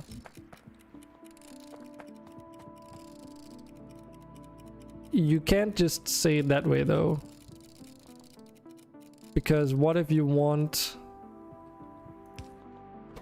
to be able to pick something up 2 tiles away and put it right next to it? Which inserter do you use? Do you use the one that can reach far or the one that can't reach far? Because they can both be configured to every single permutation that you can think of. In that case, I suppose the logic would be, oh, okay, if you want to have an inserter that can reach longer for any configuration and you want to balance it for yourself, then in those cases where they need to reach longer, just always use the long ones and then configure down, right? But honestly, it has such a small impact in the grand scheme of things that it's like not worth even worrying about. That's at least how I see it.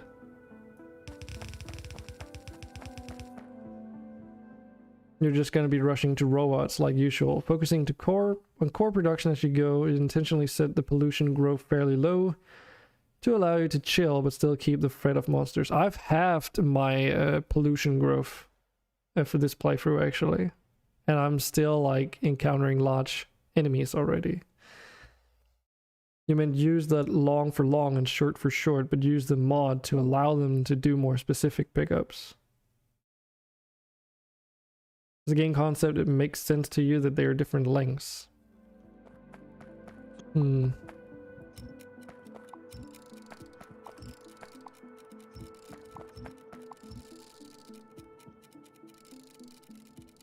But does it though? If form follows function, they are visually identical, and they are two jointed arms, so the only reason that this one would be able to reach further than the other one is because the visual asset literally gets stretched, right? Like that's the only reason that's possible. From a mechanical standpoint, it's completely impossible. It's like, you know, stretching metal, which you just can't do that. So the realism is already out the window in that regard, so.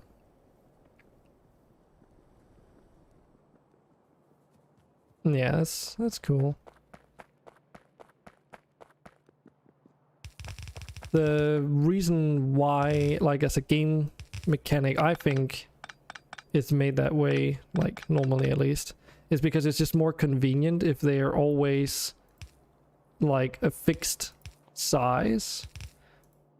Because that means that whenever you build, right, hotkeys for the different distances. So the problem being that, of course, if I want to configure this, right, I can do that. But if I want to build more of them, I need to have construction robots. At which point it does work. Like it also works for blueprints, obviously, but normally you don't get construction robots until very late.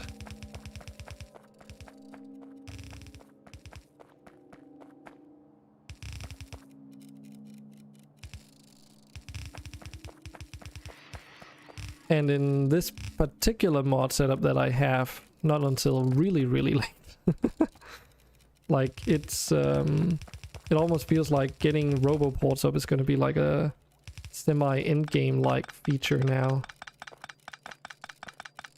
Because I do have construction robots like these, but I can only have like so many because they are dependent on my my armor setup here. Because I can only have 10 of them.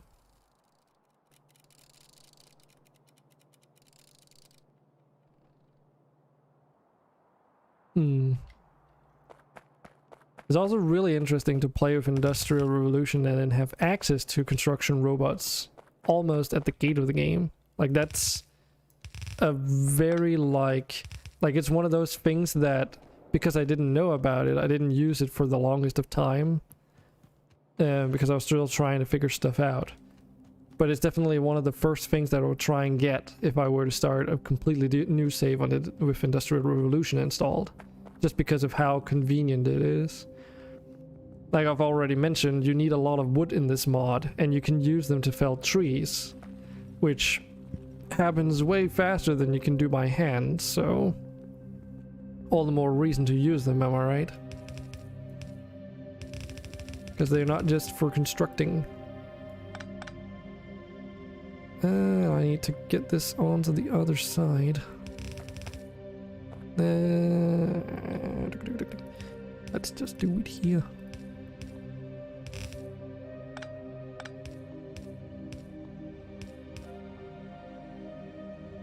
It's fine if we can do a co-op from a new game with tough settings and watch the world burn around us.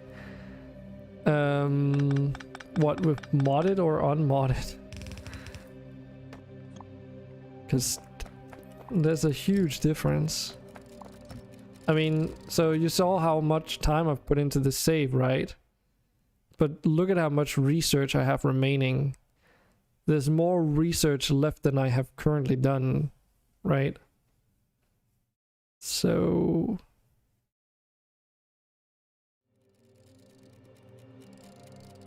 all the mods. Oh god.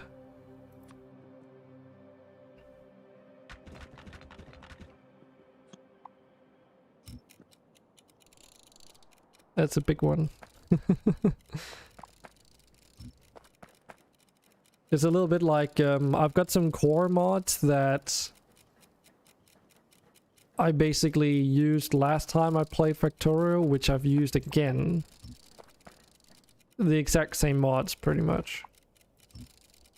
And those are ones that I'll probably keep using moving forward, just because they're so nice. They don't necessarily change massive things.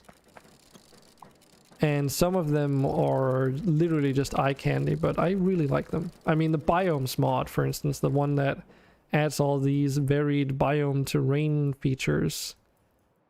I don't think I'll ever play Factorio without that again. Unless for some reason, somehow, something comes out that's better than that. Though I highly doubt that. You're just too lazy to configure and so on. There's not really much I configured either, to be fair. The only things that I configured were I disabled some tiles because I had to, otherwise the game wouldn't load. Because there's like a 256 tile limit for texture terrain tiles. And the asphalts mod adds too much stuff along everything else. I mean, by the biomes, Alien Biomes mod is the biggest culprit because it adds so many tiles to the game. But you know, you can't really disable any of them. So you basically have to look other places. Am I arguing with your statement that you're lazy? No. I'm just pointing out just exactly how lazy you are. That's what I'm doing. You got a problem with that?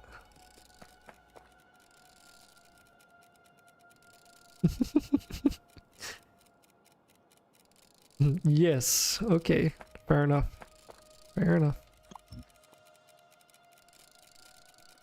Seriously though, it's not really like I've changed many things. A lot of the stuff works out of the box. The biggest thing that I modified, like spend the most time modifying, which you would have to do anyways, is the biome setting, the world gen settings, right? So... Oh, frick. Do I even... Ah, shit. Because we got the triode thingies up. I need these plates here and there, up there as well somehow. Oh. Think there might be room for a belt here. Shoot. That's fine. You have a vague idea of where you are right now and the patience of an elephant with 3-second amnesia. I see.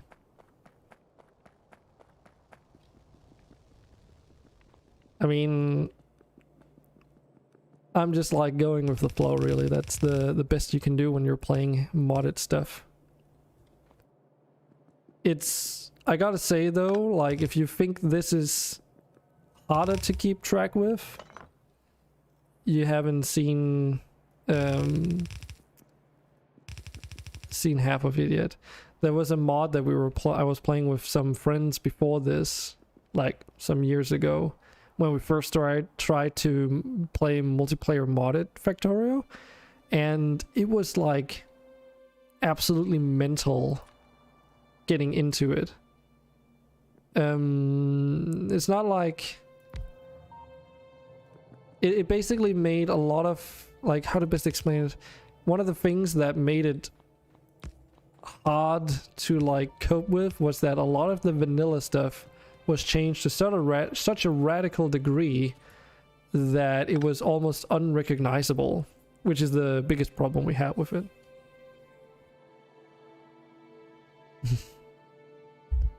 There's an equipment grid on the train bronze thing you get near the start. You normally put 50 bots in it to start it and to start.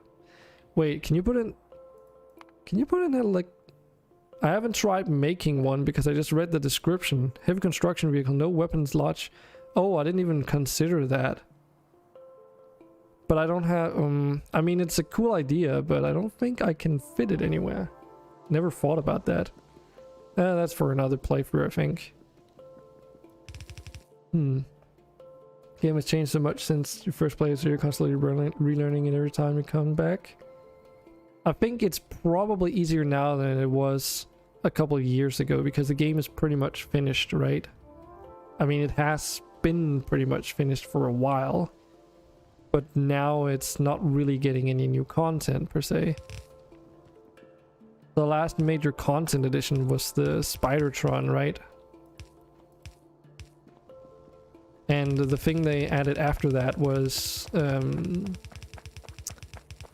enabling like emission-based textures. And that's pretty much what I seem to recall. Drives like a tank, not on rails. Just thought it kind of looks like a train. Yeah, it does, right?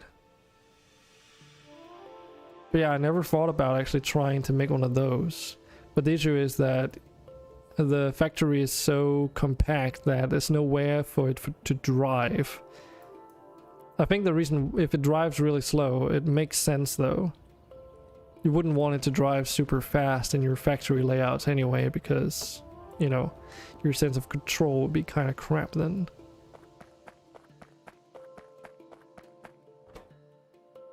But I guess I was also just like, ah, shit, I need to get like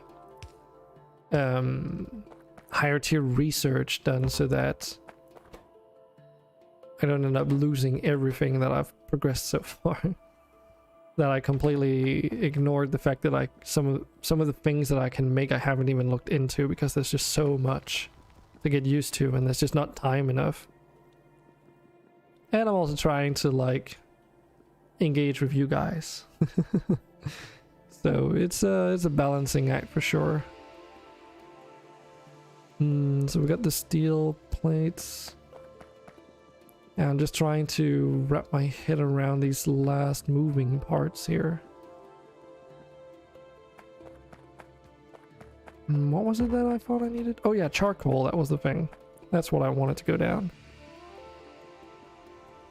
Because I did expand my charcoal factory. So that it's actually viable now. Though that does mean that I need to somehow split it up from here while still keeping everything else intact. Is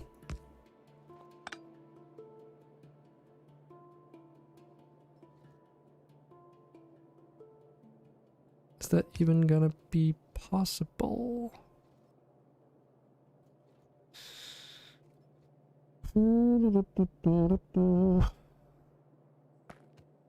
Think I have an idea.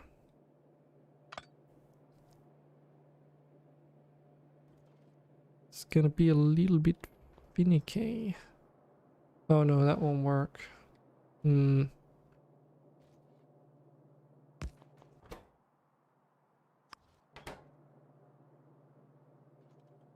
it. Yeah.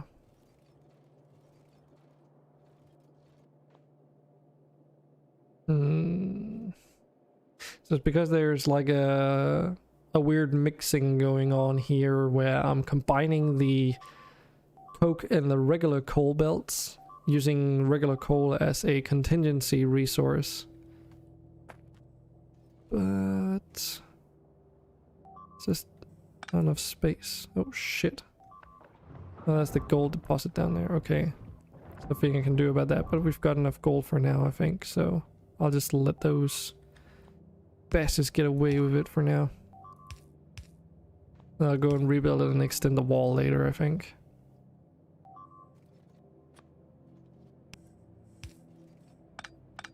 I was a little bit alarmed because it said like 16 things destroyed, but it makes sense now.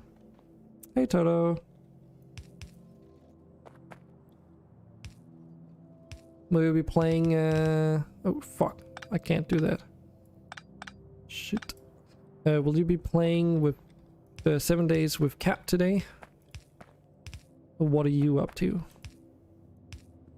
Because he did get his 7-day server working, right?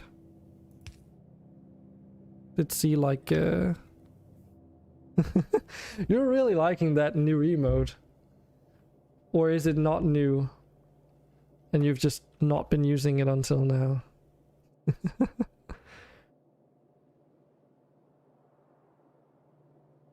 Actually, I can simplify this, can't I?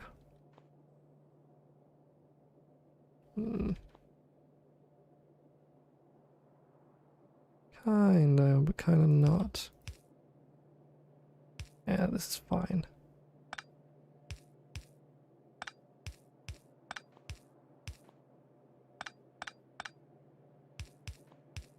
I saw your pixel art thingy.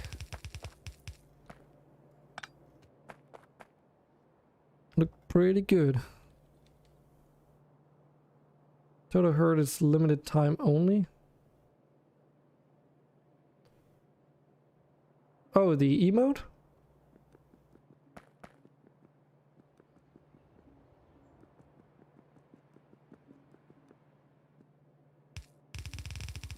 Oh, okay. Is it like a default Twitch thing? So it's not like from someone's channel?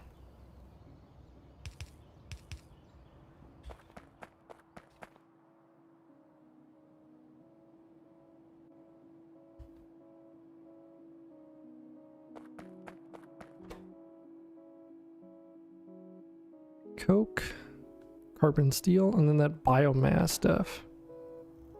Wasn't intending on inserting it there, so this is maybe a little bit too far. I just need to like figure out how to get it over there.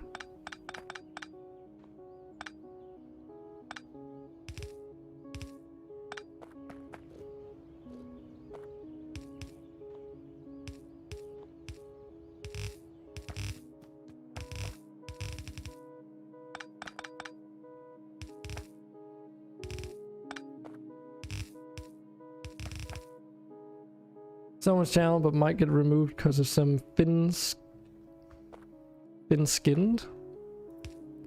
Oh, you mean like some people aren't happy about it?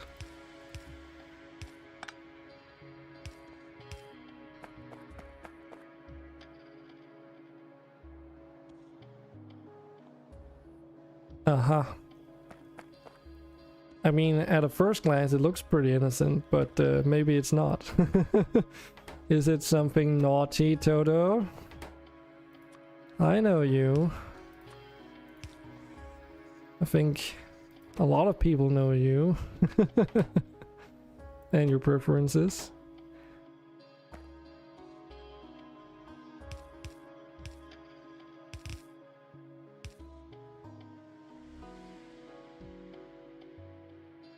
It's just nodding. Uh-huh. Okay. I will choose to believe you for now.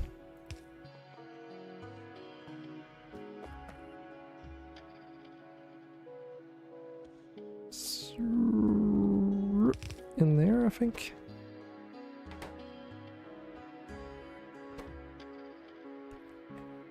Yeah, one bio research and semiconductor triode. Ah, where did I get those? Damn, I forgot to bring them all away, didn't I? They're here. Good.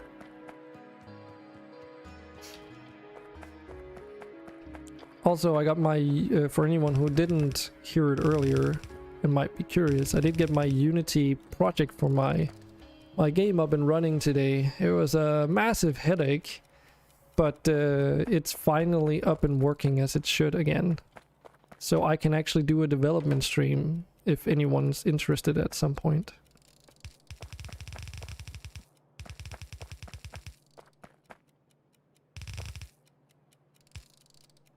And I might actually also just do that throughout this this week sometime, just because I need like to fix some of all those bugs that reappeared. He reworked internals and today it was a decent day. Okay. Yeah, I had to like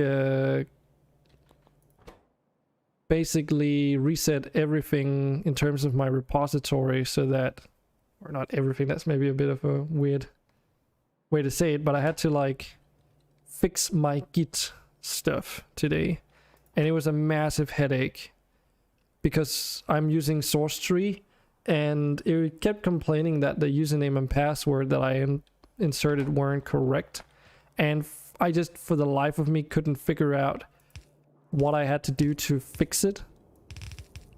And the end solution ended up being literally just nuking everything related to account credentials and all that stuff, and then just setting it up from scratch in the source tree. That was like the only thing I could that ended up fixing it. But yeah, development show. I did try it out a little bit at the beginning of this stream, so if you're curious to see what it might be like, you can go back and watch a few minutes of it. I wanted to really make it so that it would show you whichever monitor my mouse would be active on, but unfortunately that doesn't seem to be like a thing that I can easily do. No magic tricks with source tree. Next time feel free to shoot me a message. All right. Yeah, I think it's just because there was like some issues with my SSH key and some, well, not that actually. What am I saying? I think it must have been like some issue with some old account data stored somewhere, and simply going in and editing the settings would not fix it, because yeah, there was just like some leftover old data somewhere, and it was like it kept conflicting with whatever else it was being told. So the only fix was literally to get rid of it entirely, and I should really just have done that to begin with, because I ended up spending 3 to 4 hours just messing with it, and I got such a massive, like, I got so tired and even got a headache from it that I would just wish that I hadn't had to deal with it. And then I went on to stream Factorio, another game that doesn't exactly strike you as the most relaxing when you've just put your brain in overdrive, but here we are. Yeah, it can be many things in many places. And then after that, I also had to spend like it's not like I had to do anything, but Unity had to spend about half an hour to an hour importing assets. Because at first I was like, oh, I'm gonna try and see if I can upgrade to a newer version of Unity, and if that doesn't work, then I'm just gonna revert to the last commit, because I made sure to make like a, you know, a backup version that I could go back to. But you know, this time around upgrading my Unity version wasn't really like it basically gave me a fatal error and just had a critical crash while it was trying to open. Like, I could open it in safe mode, but then trying to like open it outside of that, it just didn't work. So I decided that, okay, I just really need to get this project working, so no messing around, just get it working. Okay, so military tech cards. I guess we can follow them in from the top. Let's actually revert this belt then, that might be better. But yeah, I did eventually get it all working okay. Then I just had to spend another hour or so going through my project and remembering how I had to set, because some hierarchies had to be enabled and disabled. Since last time I was working on something, I had a bunch of stuff disabled, and as a result, like, the game just wouldn't work properly if I didn't re-enable all those correct things. And I'd completely forgotten everything about my game project because it's been so long that I couldn't even remember all those small details to begin with. So there were just like a bunch of things that weren't working at all until I finally fixed it, and now everything is in order. So I can basically go crazy and just start working on my game again, which is nice. It's definitely a long time overdue, that's for sure.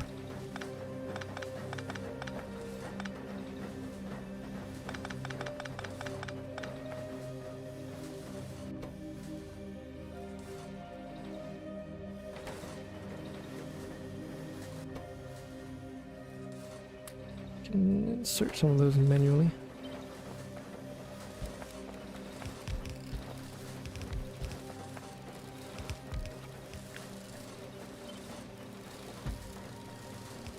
Build for me, my minions. Right now I don't particularly care for throughput. I really just need some freaking science going.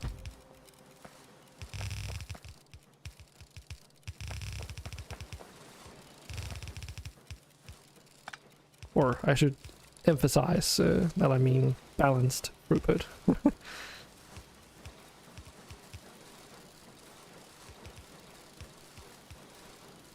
But yeah, some people were like playing my game a couple days ago. By the way, anyone who hasn't done yet, there's the information if you're curious. Basically, I'm trying to figure out if it's a game project that I should continue on with. So I'm doing a little bit of market research to see if people are even interested in it at all. And if there's enough people interested in it, then I have a better sense of direction on where to go next. And if I don't get enough like replies, I'm a little bit worried on as to like which direction I should go with everything. Because it's really hard to convince investors and myself, I guess, to continue working on it if there's like no grounds for it, you know? Because at the end of the day, I need to be able to also live off of it at some point. Yoink. But yeah, it's basically like there is a free demo available that you can play. It's a little bit buggy, but for the most part it does work. And it's something I've been working on for a pretty long time. And recently I started doing some business classes, and as part of that, this week, I'm doing some user and market analysis. And the intention is to take that analysis and put it into my business plans.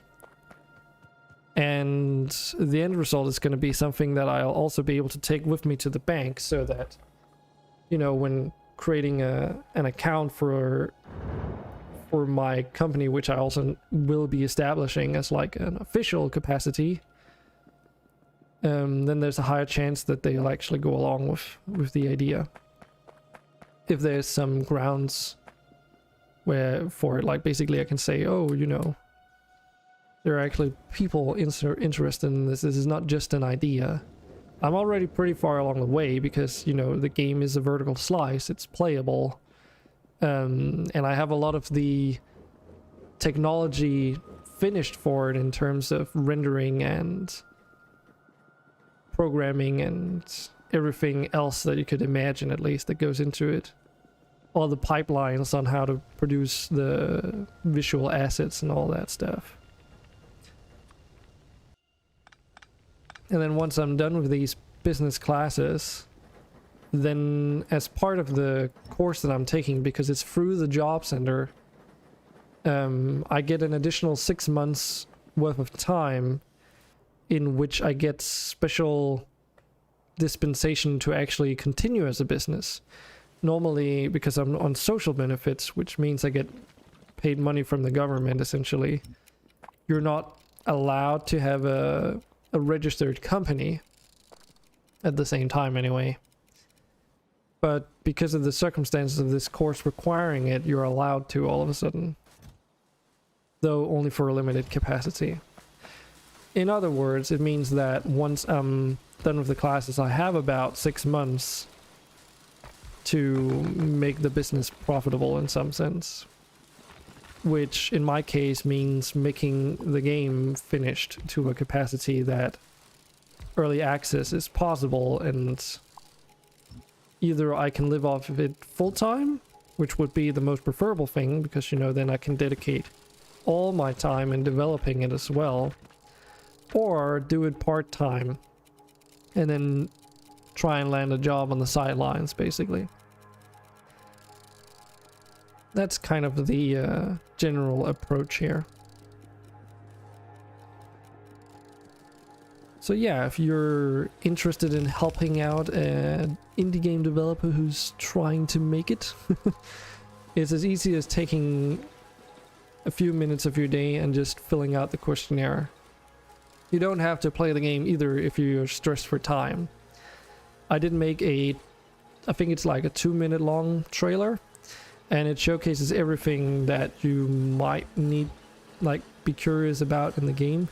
Of course, you don't get the exact same feeling, but it's good enough to make like an educated opinion on it, right? So, because I do ask stuff like whether or not you like the idea for the video game and such in the questionnaire, that is.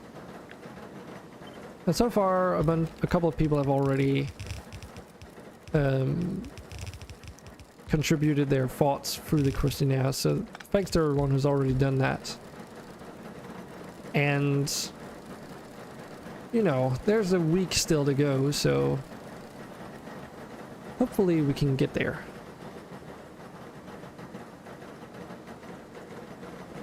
Rather, I'm sure I can get there to that.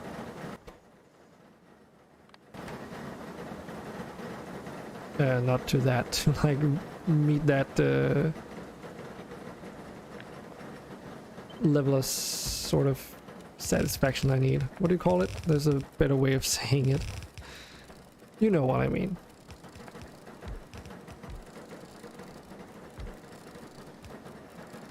Get the level of insight information that I need. There we go. So we're just like expanding the production of all this stuff so that we can get more military research. Because even though, you know, at the moment it's just for the military 2 research, it's also used for other tech that I can unlock after this.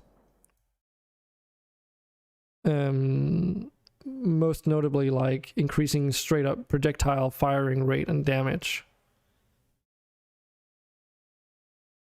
Don't know, is there anything? There's like also flamethrowers. I could also research flamethrowers. That could be cool. Rockets. Probably help taking out alien bases. Electric arc turrets. This charges electric current, slowing enemies down. Okay. There's a few more turret options due to the Industrial Revolution mod.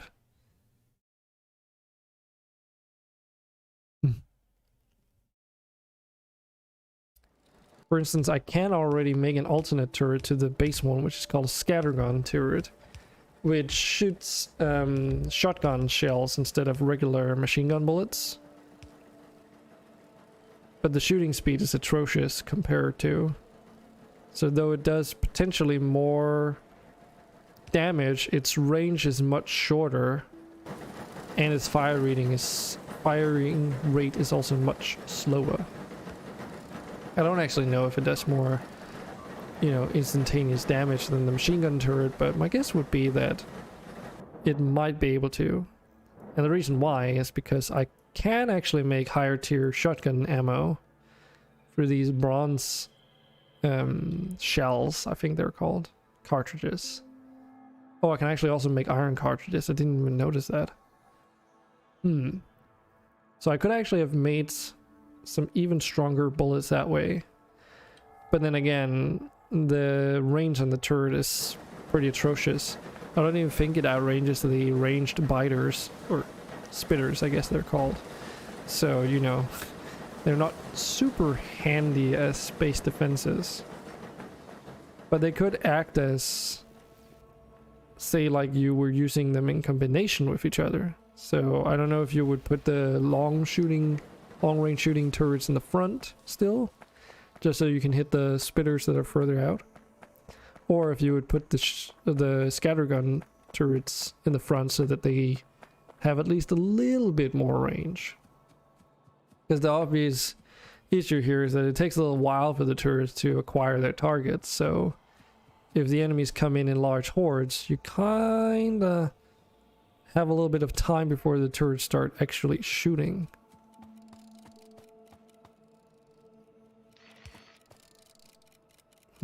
Oh right, yeah, because a piece of wall was destroyed. Seems to be holding up okay though. A lot of our outposts have been sustaining heavy damage, but I don't think any of them has been destroyed as of yet, so I think it was a fairly decent investment. If anything, they at least make it so that enemies don't settle where these outposts are located, so that's something. They don't explicitly block them from settling somewhere nearby though. Had some instances where I had to go back and like, I should probably go over here and collect all this stuff for military research. Let's do that. But yeah, we did have some instances where the aliens all of a sudden just started expanding behind our defensive positions. That was not so good. Not good at all. And the biggest issue right now is that, especially for new bases that pop up, there's a pretty good chance that they spawn in with those large worm thingies. And the issue is that the large worms, they do a ton of damage, have a really long shooting range, and my bullets barely scrape them, so in other words, I can't really do anything about them once they spawn in. I have to get better ammunition before I can address that issue, unfortunately.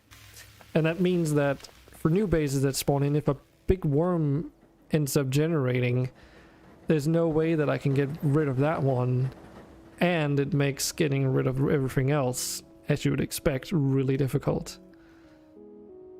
Let me just see, do I have enough? I do have some coke on me.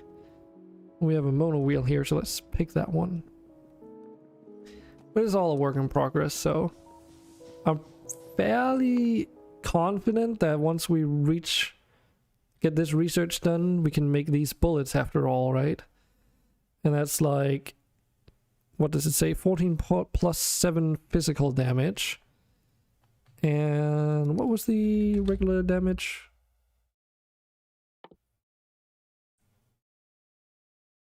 So it was 14 plus 7 versus 10 plus 5. Okay.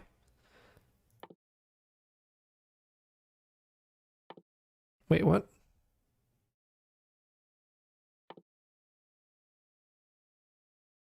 Why does it say shooting speed modify 125%? Is that only on those? It looks like it. So they do more damage, but you don't... I wonder if that modifier is actually applied to the turrets.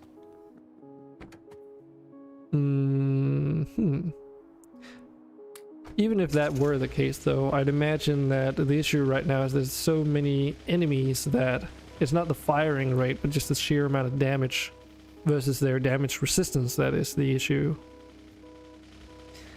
Also, for everyone who didn't hear it earlier, I was in conversation with the cargo ships mod, or rather one of their developers, and they came up with a solution now so that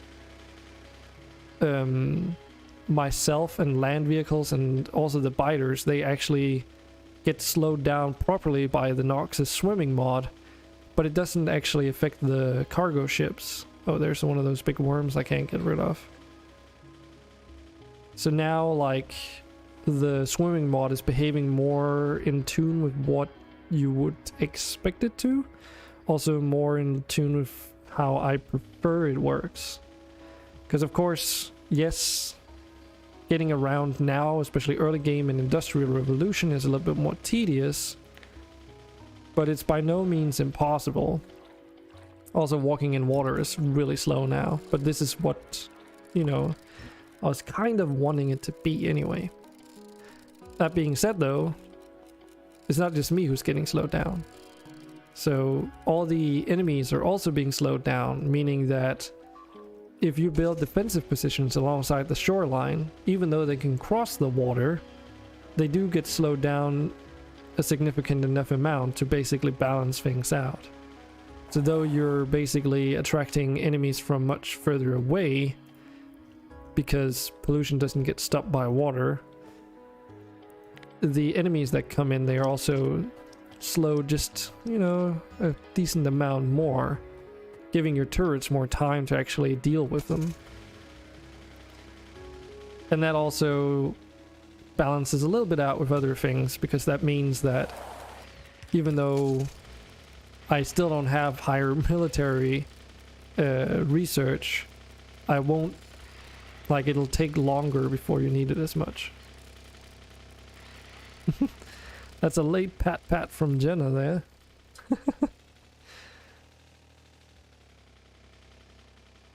I can't do anything about that base over there. But we had some down there. Oh, you were in a meeting. Okay. What kind of meeting were you in, Jenna?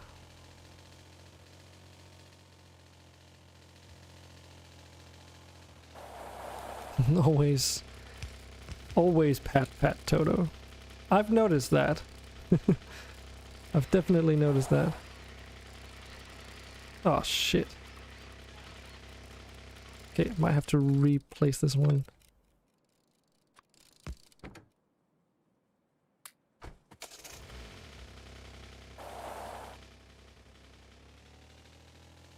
I really do enjoy the fact that I can drift though. It's a fun game mechanic to be added in with the mods.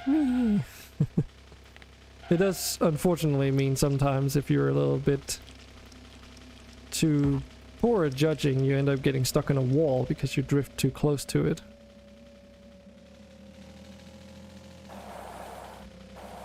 It's really cool though.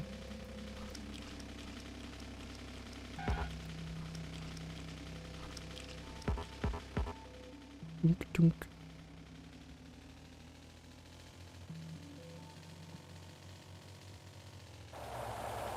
Something I've also... Whoa. Oh, there's a medium worm. I could actually take that out, I guess. Oh well. Don't really need to. Something I have noticed as well, and it's not the first time I've noticed this, but the Alien Biomes mod, I guess you could say that in some sense it does actually make the game more difficult, because there's so much more varied terrain, and a lot of it is actually like the snow here will slow you down. But not just that. I have a theory that all the snow stuff doesn't remove pollution, just like desert sand doesn't. Similarly, if there's a biome that has a lot of dead trees spawn in it rather than the ones with a lot of foliage on them, they probably work the same, as in they don't prevent pollution either. Design meeting for a new project in the company. Cool. What do you work with, Jenna, if you don't mind me asking? Because I don't know, honestly. I've never ever heard you or anyone else talk about it, at least, so I'm curious. Because I know you mentioned that you could code, right? Software developer. Okay. So my assumption was correct then. Makes sense. Well, I guess a lot of people can code even though they're not software developers, but... So I take it you're like more of a hardcore software developer instead of game dev, right? It's I consider software development and game development two radically different worlds when it comes to programming. And I'm not just saying that because of Unreal Engine using systems like Blueprints, for instance, which basically doesn't require any, much of any code experience. But also just like traditional text-based code is very different. The mining industry. Okay. So it's a little bit more specific then. So it's not just or it's not rather a more generic consultancy company, I suppose. Software consultancy. Not Bitcoin mining. No, I assumed so. I assumed you were talking about like actual ore and stone type mining.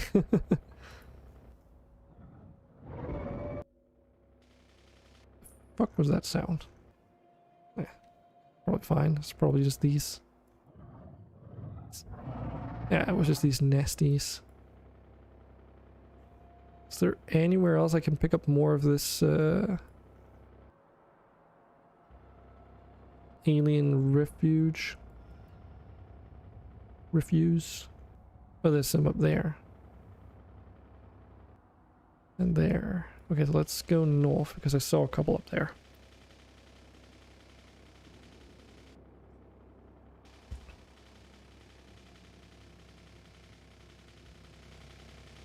Yeah, let's try and see if we can make use of the fact that there's a little bit of land here to drive on. Just gotta be careful with these bastards.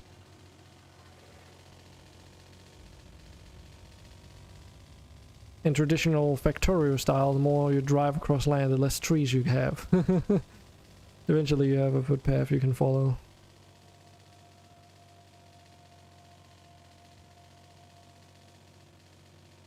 Yeah.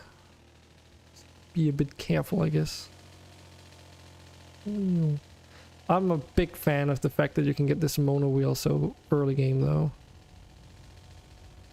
To be fair, I mean, Industrial Revolution, though it does seem like it makes a lot of things available early game, I suppose in some sense it doesn't, because it just prolongs early game and then it feels like you get it earlier. I could be wrong though. Adds a mono wheel. There you go. Better look at it. You say it's a big company and you make software for mining units like excavators and the communication software between these units and the dispatcher. Oh, okay. I see, I see. So it's like not the actual mining company, but like another company that is working in tandem / with other mining companies to deliver the products that they need, if you can say it that way, I suppose.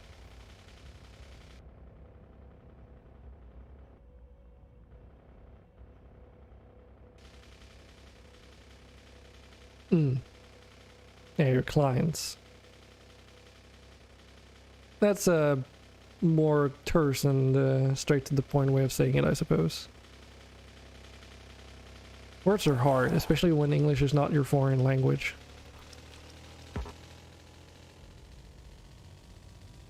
Problem for Jenner is that you can have this wheel on a completely isolated island and you will never get attacked.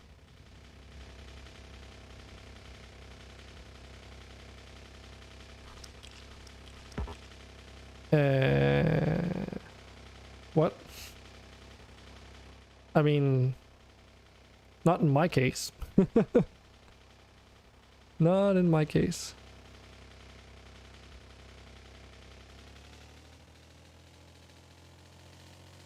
It's not this wheel, this mono wheel that can drive on water that allows it to drive on water. Yes, they do. Or rather, they also do. Let me explain. So, there's a mod that's called Noxus Swimming. And what it does is that it allows you to make it so that everything that is land-based can swim in water. In other words, water is no longer untraversable. Yeah, so it's not like if I wasn't using that, the mono wheel would not be able to drive in water as far as I know. it's not a waterborne vehicle. And the swimming mod is specifically used so that the game doesn't become too easy. Because as you say, if I didn't use that, then yes, spiders and spitters would not be able to attack me. Like, all this stuff up here would not be able to get to me. You can configure the mod so that you can only swim across shallow waters. But because I'm using a modded world generator that generates all these islands. That's just alien terrain, not the stuff I'm looking for. Because of how this works, are these guys gonna attack me or make an outpost? I hope they don't make an outpost. But because of how that works, and how far apart the alien bases become, you really want them to be able to swim across. It's an interesting challenge for various reasons. Because obviously you don't need to play a strict island world gen map so that you have that experience. Of course, you could just use the regular one. I just also wanted to mess around with another mod that allows you to build ships. Those are functional without the swimming mod, of course,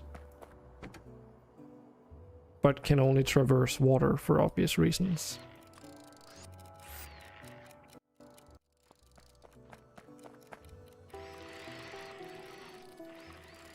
But like, if I zoom out, you can see that I am technically on an island. The only reason why this island is so pronounced as it is because I bumped up the starting location in the world generator. If not, this island would have been like about 50% its current mass. So, leaving me with 50% less surface area to build a factory on. And I guess it also means that the biters and spitters would have been much closer to begin with. But by bumping the starting area up, I noticed that it also inflated the size of the actual island, that area that you would be starting in. So instead of like continuously looking for the perfect seed, which might end up not being the perfect seed, I decided to keep it safe instead and just go with like a larger starting area to compensate. It's also recommended anyway, because if you don't, the issue could be that your starting area resources get replaced with too much water, and then you don't necessarily even have enough resources to get away. That could also be the other problem, that if you couldn't walk across water, or without a ship at least, that if you're not direct enough, you eventually get stuck on your island. And then the run is, like, the playthrough is completely dead because there's nothing you can do at that point. At least unless you have mods that add infinite resources of some sort. And I don't know if Krastorio adds it. There's all this stuff. Cold conversion, copper conversion. I don't know what this does. Oh, it converts...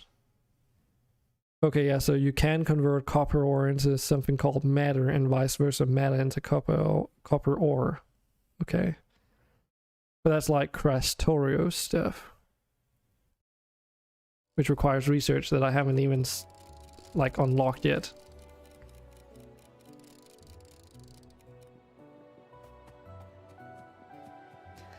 My suspicion is that Krastorio is gonna be very much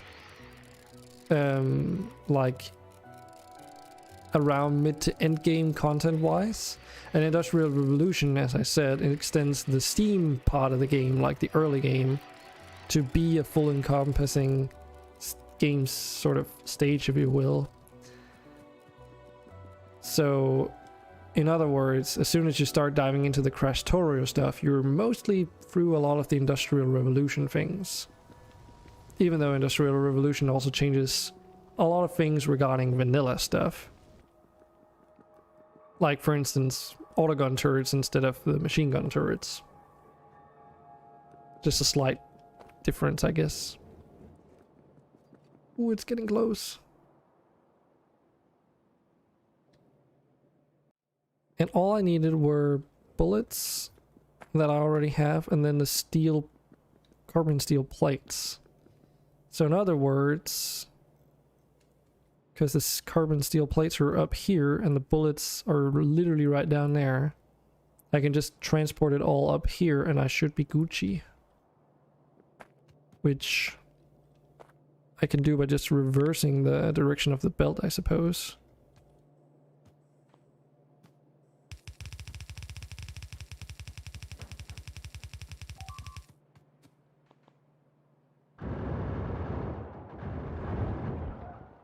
Damn. They need a lot of bullets to take out now. Or, I guess they don't need more, but it's just so many more of those large biters. What even is the spawn chance at this point? Because we can see it when we look at these. Submit! Oh, thanks for that follow there, Soup Noodles. Let's see here. 20% for a big biter. And 15 for a big spitter. Yikes. Yeah, I've maybe not been too careful when it comes to the pollution part of the game. Oh well, what's the worst that could happen? Famous last words, I guess. How do I want to do this?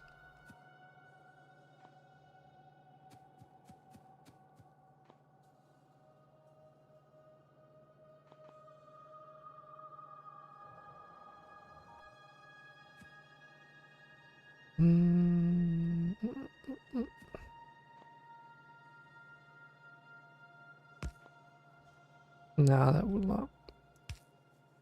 not be satisfactory.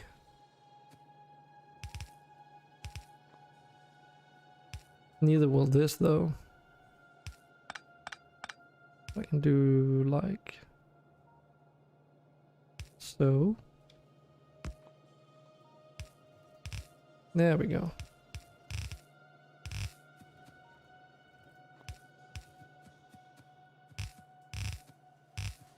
So I really wanted the steel plates to be like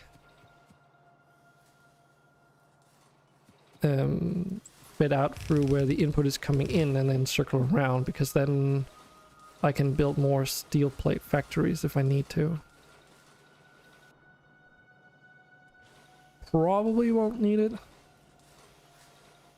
At least if I make all of these just I guess I can't really make the factories at the moment.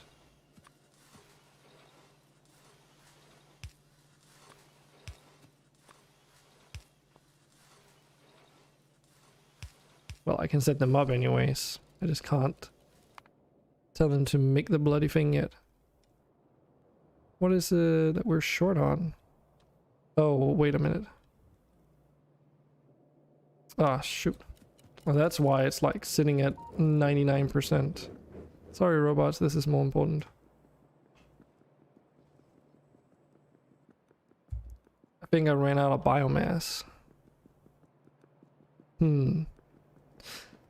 Hope that's not going to be a problem.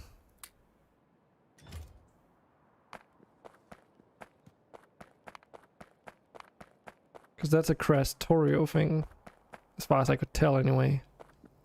And I have no idea if it's possible to generate the biomass without taking out alien bases. Because if it's not, then I'm in a position of existential dread. Oh,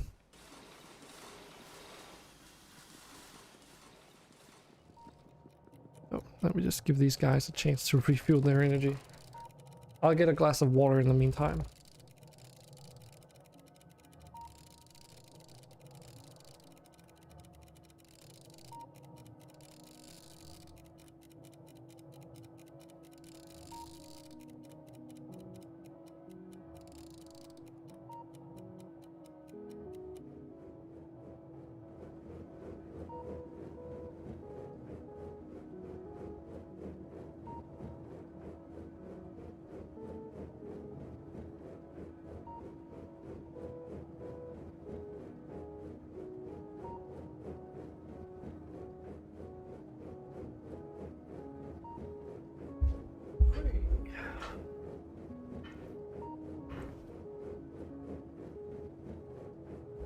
So, we're still alive? I think so. How about the research thing? I mean, we can monitor it from over here, so...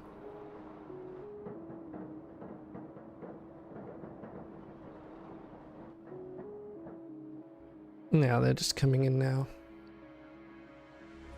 It would be funny if it's literally just one tech card that was short.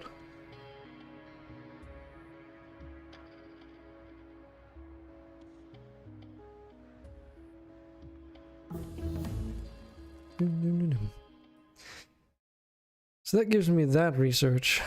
Oh,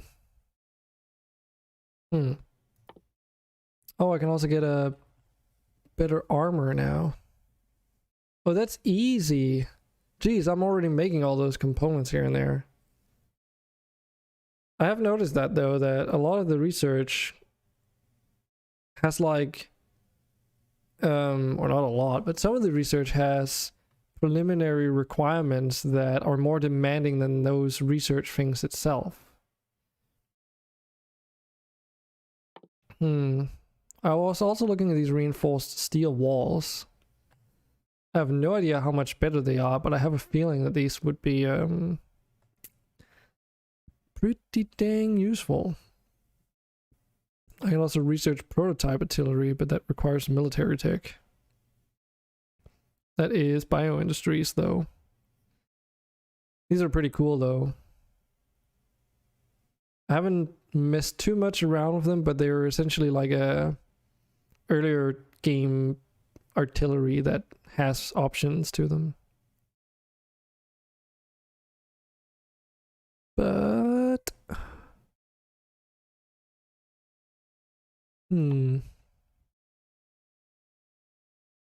this thing looks kind of funky. Removes pollution from the local airflow using up a filter material. Okay. Air purification charcoal.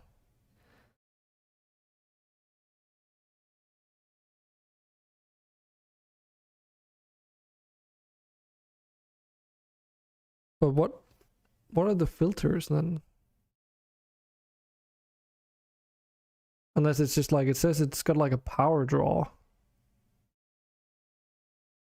So unless it literally just draws power and then the filter is the structure itself, and I assume it produces these resources or something.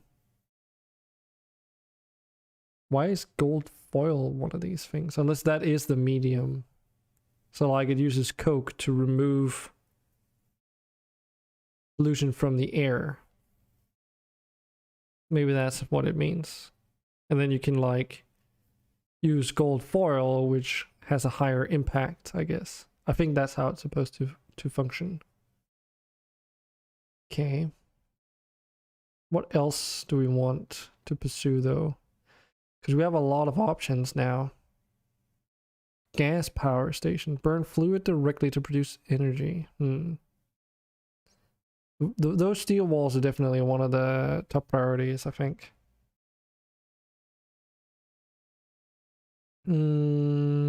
Faster inserters. Not really that necessary at the moment. There's the possibility of unlocking railway and or water transport. Thanks for the lurk there, Toto. Consumes the gold foil and coke to remove pollution. Gold foil removes 30 pollution per craft. Okay, gotcha. Gotcha. Oh yeah, I also have the ability to research water fill now. Cool. I think, what does that even require? Oh, okay. Yeah, it requires explosives and water, a lot of water. There's also grenades. I think it might be worth more getting just bullet damage, but I don't think I have the cards necessary for that stuff. Let's start with walls. I think the walls might be a good call. Since, you know, there's nothing stronger than a big biter or spitter, so that's like the upper echelon of difficulty, I guess. At least in my situation. at the current point in time, I'm very glad that I didn't end up using...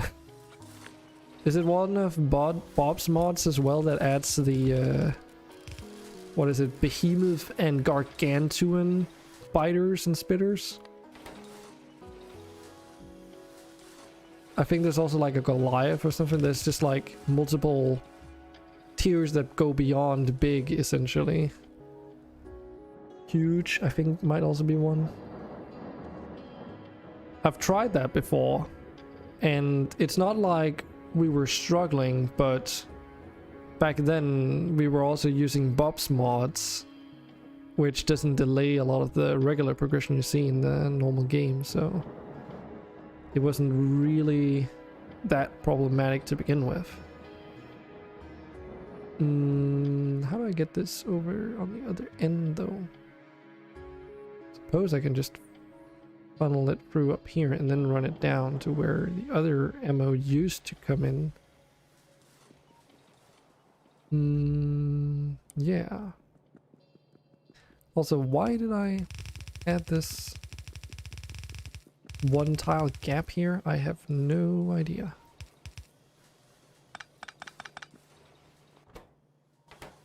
Oh, okay, let me go and get some underground belts.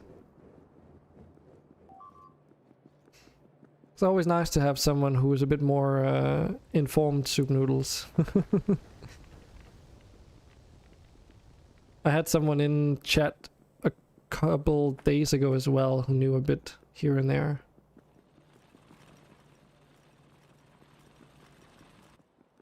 Because though the discovery process is a big part of playing with mods in the first place. Because that's, you know, one of those big draws you have to Factorio in the first place when you haven't played it before. And literally any game out there is the discovery process. It can still be nice to have some help when you... Fuck, I forgot to pick up the right things, damn it. When you sit in a situation where if you knew just one little detail you could do a bit better.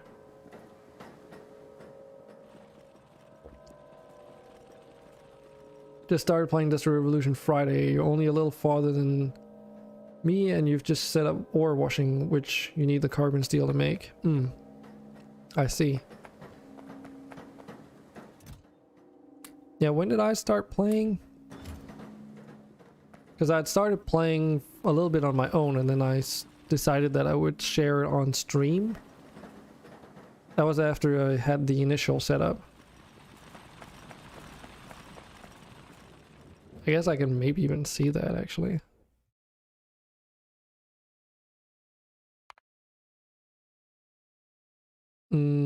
Well, I guess not really. It doesn't show the date. Oh well. I've been saving like multiple versions of the map, so I can go back in time. It's not really like it makes a difference. I mean, it's the same map. I haven't really removed any large portions either, so it's all fairly recognizable still.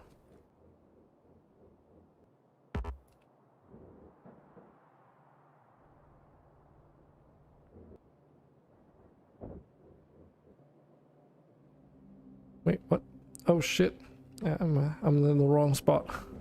One thing I do regret though is not planning ahead enough in terms of the road layout.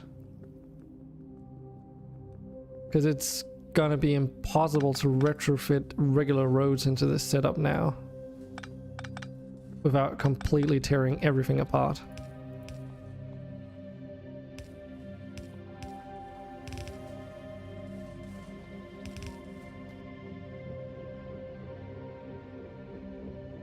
It's going to be a little bit finicky around there, but it's okay.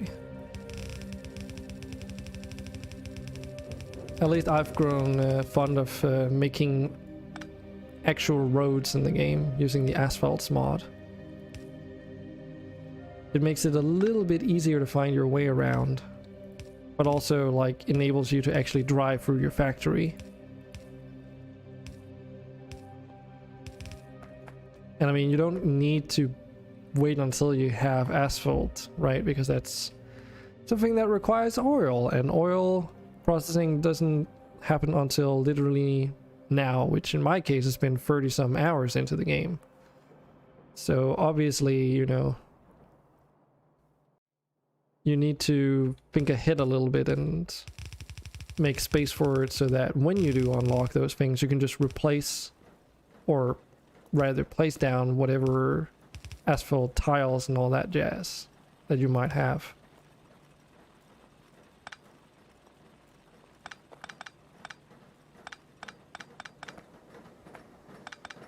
The way I did it when I played with my friends the last time was just to use the wooden tiles from Bio Industries.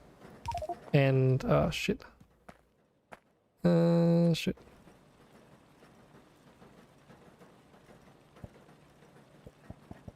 Wow, okay, that's not good enough. Okay, I just need to get rid of some stuff before those plates end up clogging up the system somewhere down the line, and I don't know where they end up. That could be pretty bad.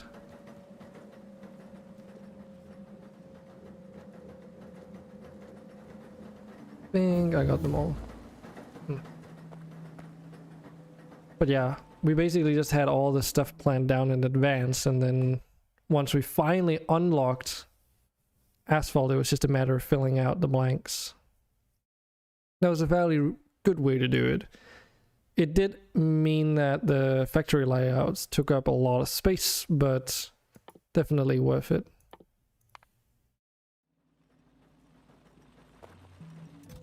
Now we do have all these regular bullets though. And I suppose there's nothing that prevents me from just funneling, Well, okay. I guess I'll need this anyway then. Not like that game.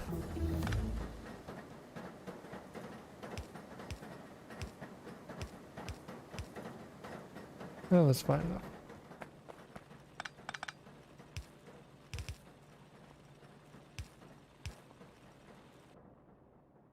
Well, that was quick research. Kind of to be expected though.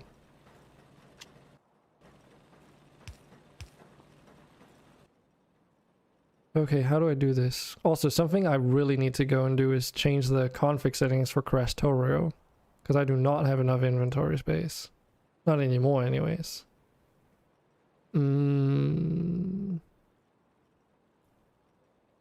me actually just do that because it's starting to bother me now. It's fairly easy to do though. Because it's like, it was in here, right? And then I think it's just about, it might also be a per player thing, but Krastorio with K, there, increased stack sizes. There's only Krastorio items. There, additional inventory slots. This is what I want. Screw it. It's just an inventory size. It's not like it's majorly game breaking. It's just a convenience in my opinion. In fact, I was actually looking for a mod that could make that part of the game a little bit more gamified. Say like through upgrades you got more inventory space, similar to how it works in Satisfactory. And there is a mod that exists for it, but it's not configurable, and that's what I really wanted. So,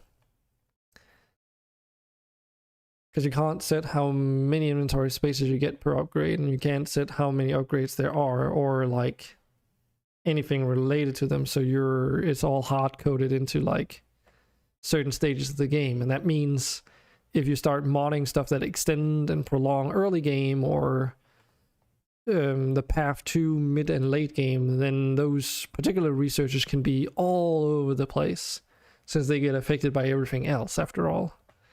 So to try and avoid that, I was just like, nah, I'll just use the Krastorio setting. That's way more convenient. Because until you get logistics robots, I've always felt that inventory management is a little bit of a pain in the ass. And it's not like it sounds like a lot, but it's not like it looks like a lot of inventory space that I got. And right now I'll need a lot of inventory space for what I'll need to do.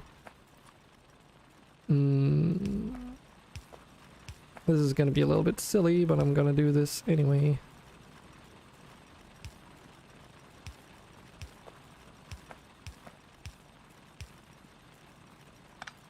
Oh.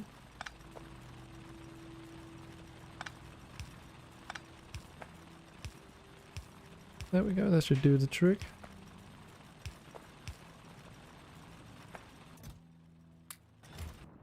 Damn, I'm just breezing through this research now.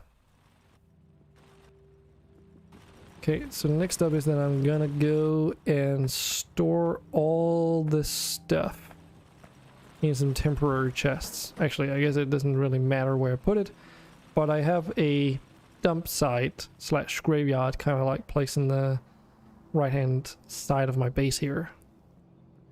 So I've just been putting anything over there when I couldn't be bothered sorting out my inventory, because there's just so many items in the game now that it's easier to do it this way, even if it's a little bit wasteful. Eventually though, I will get around to sorting this, but it won't be until I get logistic robots.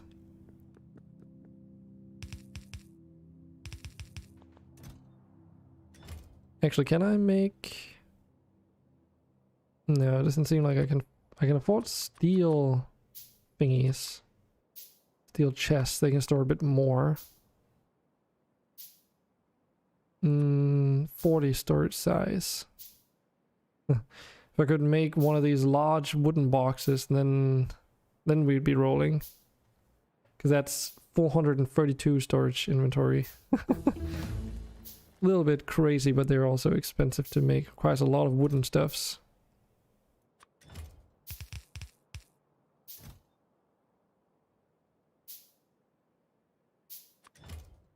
There we go, this should be fine. And we'll just store all our random things in here. That way I can just come and pick it back up when I'm done doing what I need to do right now. There we go. Do need to quickly grab some of these back just in case. Well, I guess we get ship automation while I'm doing all this maintenance.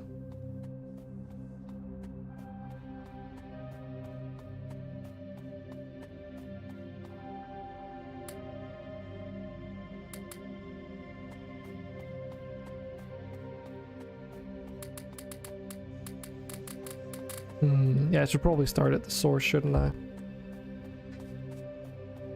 Because all of these turrets, they're kind of like connected in series with each other, and then they just hand over the ammunition from one to the next.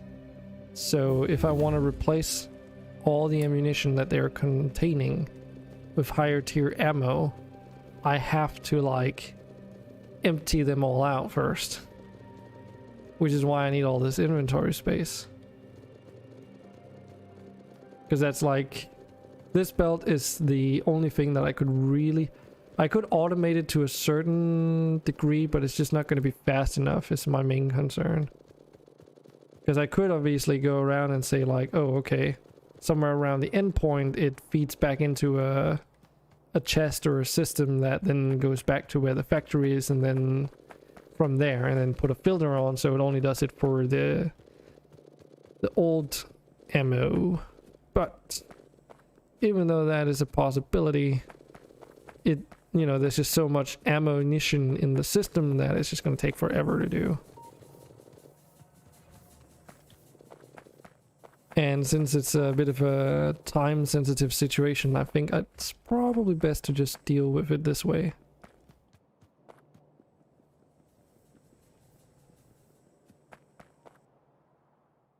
Besides, in the meantime, I can unlock all this research.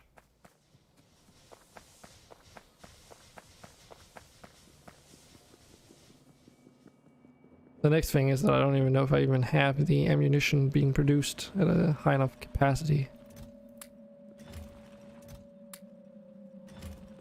So obviously I have plenty of regular machine gun ammo, but what about the factories? Oh, I'm an idiot.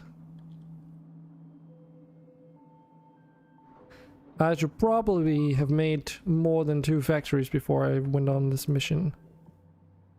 Oops. Well, okay. Slight oversight in the plan, I guess. Well, we'll just go and try and grab the stuff then.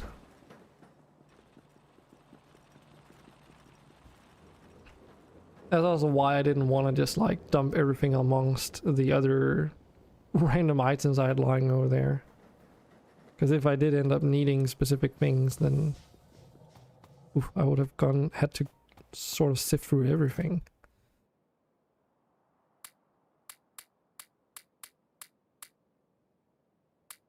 Now I also have a bit of idea of like just how much stuff I need on me. Or rather, how many bullets I can carry before I'm full. So I need assemblers, those. Got belts, got inserters, both types, got electric poles. Isn't that pretty much it? I think so.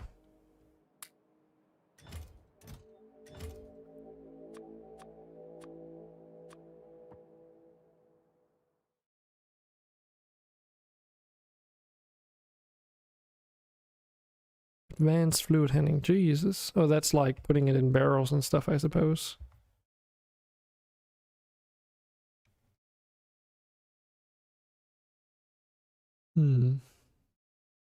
Fuel.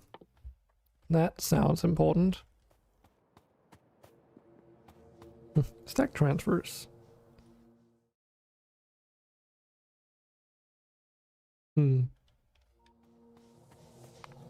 This is something I learned watching a speedrunner. How to handle all that stuff quickly. It was pretty interesting. Basically, I sat down watching, I think it was a 2 to 3 hour speedrun of Factorio or something. And like, immediately I saw this guy just pulling all these moves off in Factorio that I didn't even know you could do with these shortcut keys. Like distributing resources from like, say like, you know, something in your hand into all the different factories and all that stuff. I didn't even know that was possible originally. Which is really cool to see. And a really good way to also learn about things that, you know, a speedrunner needs to know in order for them to be efficient enough. But might go by a regular player. Oh, I forgot to bring the fucking robots. Damn it. Okay. It's gonna be just as fast if I build this manually as if I have to go and get the robots and run all the way back. It's fine, it's fine. At least if I put down the blueprint, then the configuration settings for everything that might have been configured should still apply.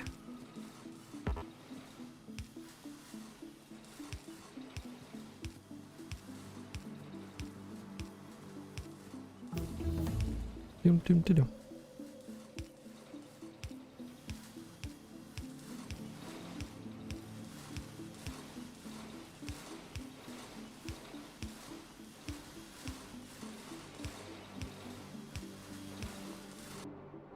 Research complete. Hey, we can research cars.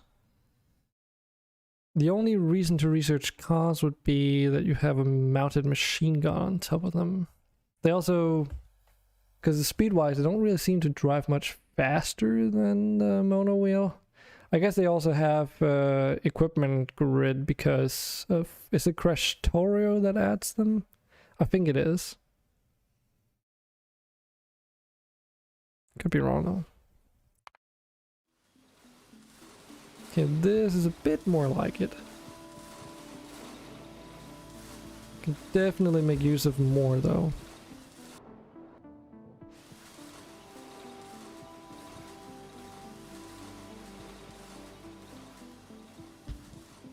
I'll just build it manually. It's a bit of a chore, but oh well.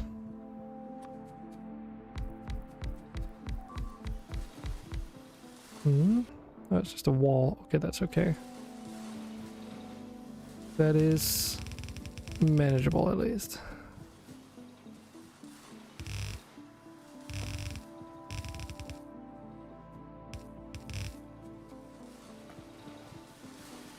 Question is, do I even produce enough steel plates for this? Initial analysis says no. Okay. But this is still faster than I can use up all the bullets. So if I start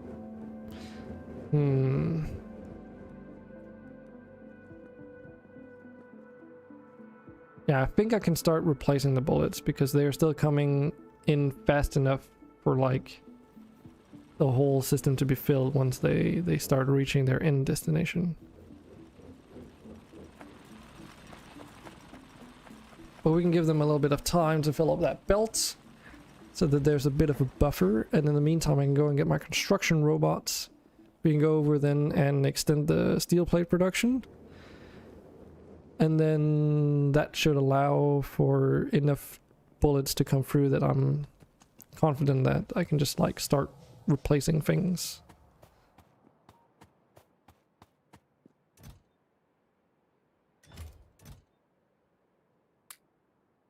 Oh, right. I was looking in the wrong place. Robots. Where are you? There. Those are the ones that I needed.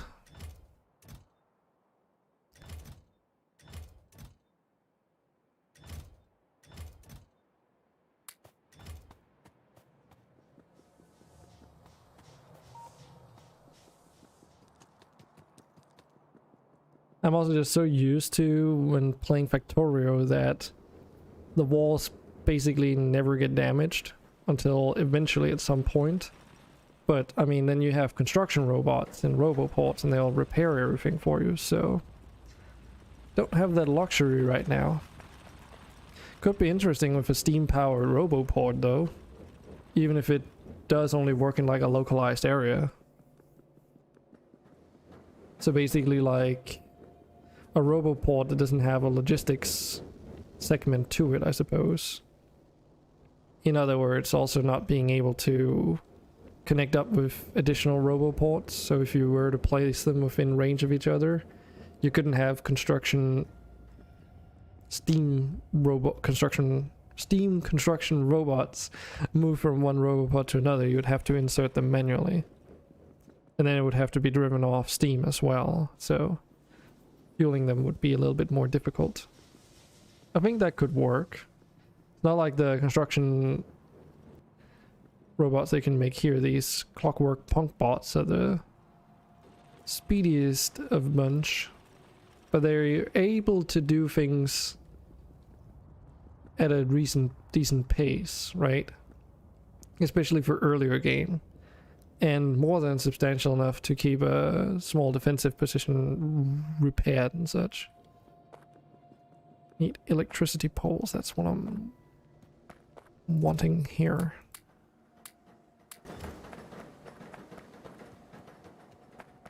But I don't know, it could also just be really OP.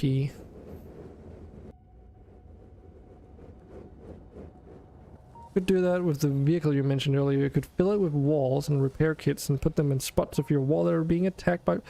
Ah, okay. I see. And then you would just refuel the vehicle when, like, make sure that the vehicle is fueled then. So it's like, if the vehicle runs out of fuel, then it stops working, but that's not like a massive trade-off, I suppose.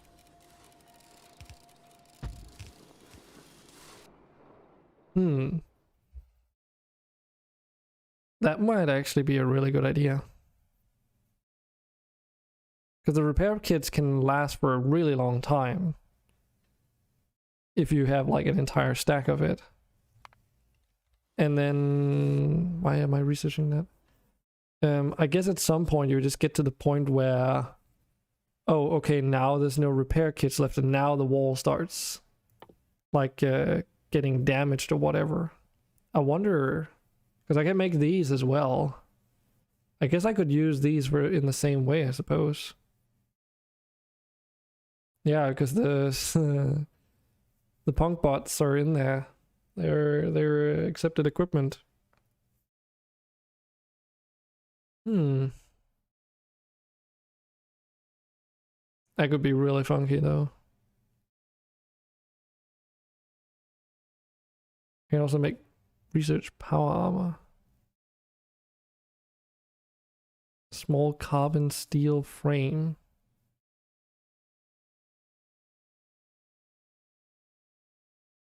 Could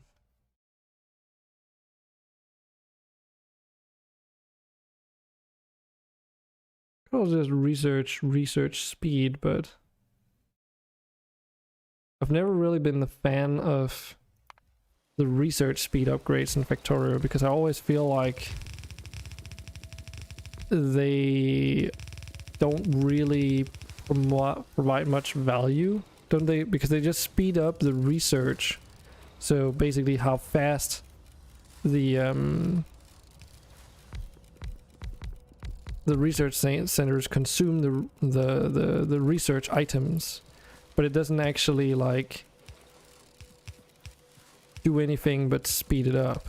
It doesn't save you resources, it only saves you time that you in the end don't end up saving anyway, because unless you're really rushing ahead, you'll most likely need to spend a lot of extra time building your next factory setups anyway before you can even make the next tier of research. Thus, the only thing that it does do for you is it makes it available to you sooner, but you don't get to really use it in time anyway, and if that's a concern, you could just focus on the research that you actually need urgently.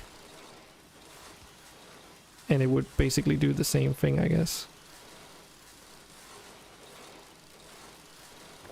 Or something to the tune of that, I suppose.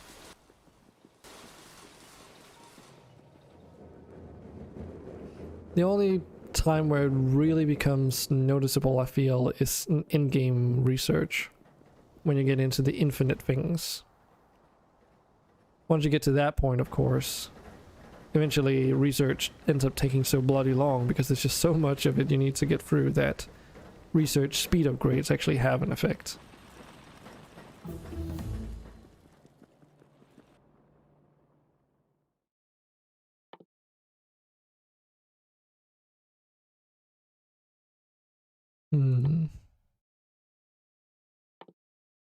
Sure, does research power armor. There's also railways, but they're not as necessary as boats are.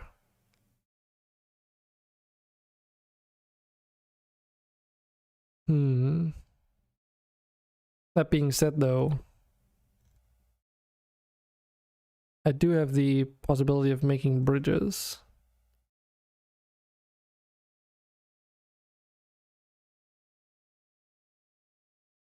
I was pretty sure I also had railway bridges, but why do I not see them anywhere?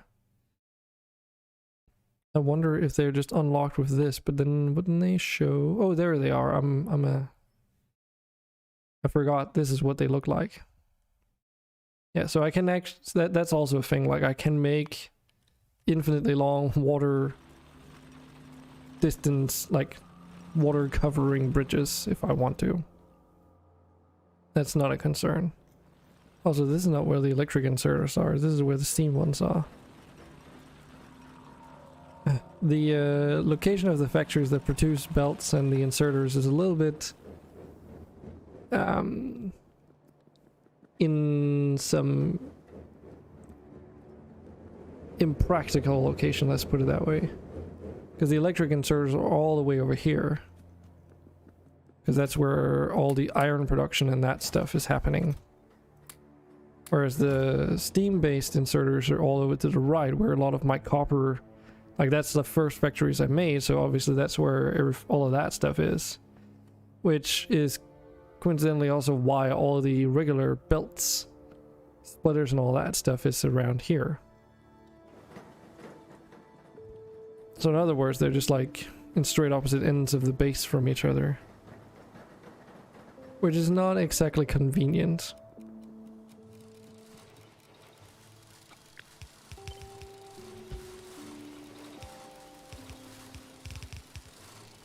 But I guess once you start making the higher tier belts, which I can technically make, I just haven't started doing it, then that's not really an issue, is it?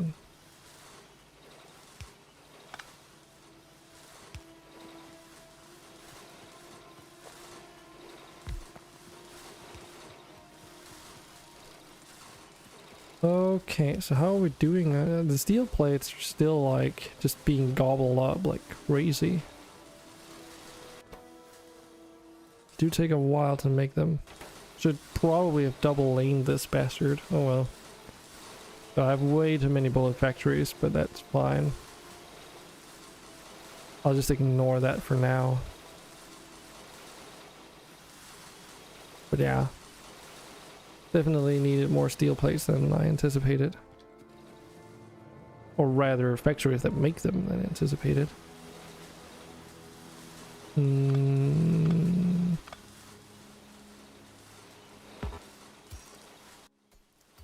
Considering making another factory up there, the better option would be to just move this whole thing down and then just mirror this to the opposite side and then move all this down, but because there's clearly enough actual steel coming through, they're just not using or processing it that fast. So how long does it take? It takes 16 seconds, though they make 5 carbon steel plates at a time, I guess.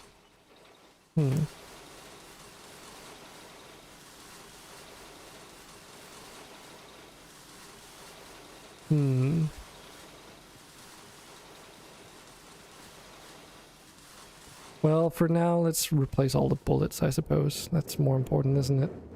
I'll need to keep an eye on the time. It's getting a little bit late, after all. It's not the weekend, so need to be a little bit careful. Doesn't end up getting too late.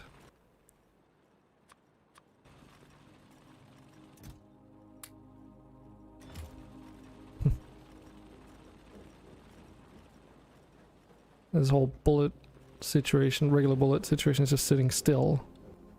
So I have a feeling that I might end up getting so many bullets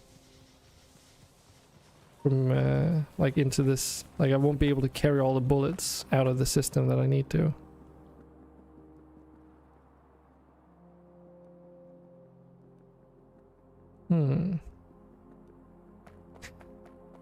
I've also been contemplating, so these turrets have just been like gradually restocking ammo.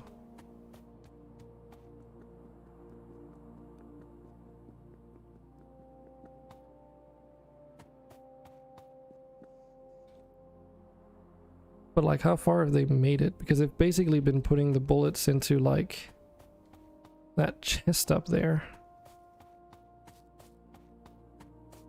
Yeah, all these are standing still at the moment, so there's no regular bullets here apart from these anymore.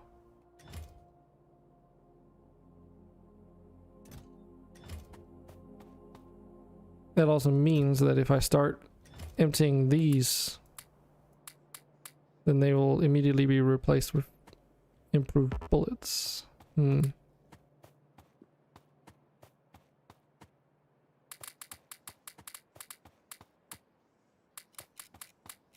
Well, let's take these first, I guess.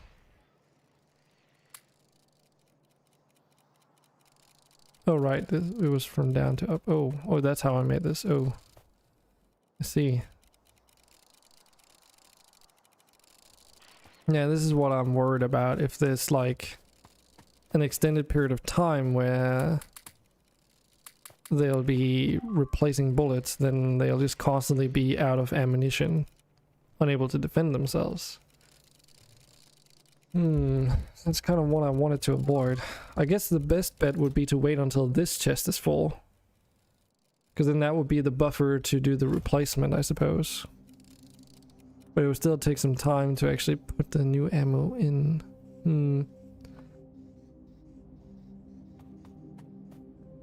Something I have realized though. Oh. It's one of the outposts, is okay. Something I have realized though is that if, for instance, I empty this chest, then obviously it'll slowly take out all the ammunition of these towers until they gradually drain and then start refilling them. But they won't all empty like at the same time, so that'll leave a little bit of time for them to replace, I think. It's a bit of trying to figure out how they behave or how they get restocked. Because obviously there can't be two different types of ammunition in one tower at the same time. So in other words, if you empty out a tower entirely, then and only then will it start being refilled with bullets. But because of these chests as well, they won't like completely empty out either. Or they will completely empty out until this is full, rather.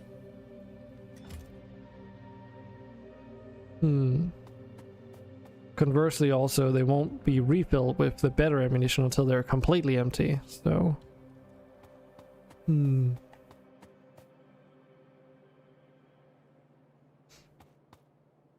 But yeah, I think like that means if I go to up here where there's a buffer chest and I completely empty that, then obviously they're going to start moving all ammunition into that chest. And then starting with the rearest most turret, that's the one that's going to be emptied out first. So that's also the first one that's going to start eating ammunition from the previous tower. And only when that one would be completely empty will the next one start emptying out too. So instead of them all emptying out simultaneously, it's going to be one at a time, and then they'll just like siphon out the old ammo on their own. The only thing to consider there is you just need to have enough ammunition to repeatedly restock them once you start this process though. Because you need enough to fill that buffer chest on the other end as well as the turrets themselves. Which means I need a lot more ammo than I currently have. At least that's how I understand the situation. Okay, then I definitely want to improve the production, otherwise it's going to take forever before I can replace all the ammunition I have.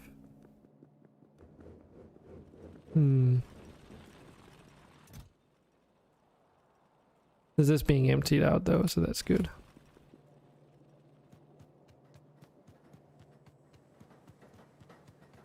Also does seem like it prioritizes the ammunition stored in the crates because it's like immediately put onto the belt, whereas the inserter needs like an empty space to sort of open up first.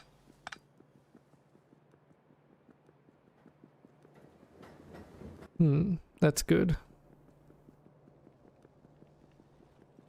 These loaders are a little bit cheaty though still.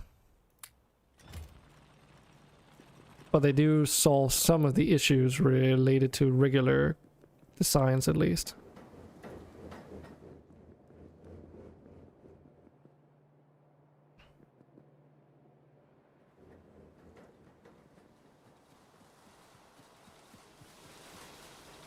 Yeah, I don't think there's any way around it. I'll have to like... I think the best is just to bite the bullet and then just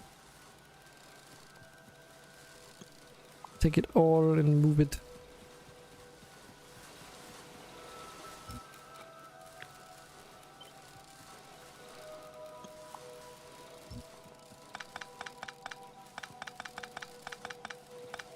Or not all of it, or at least that's this part of the factory.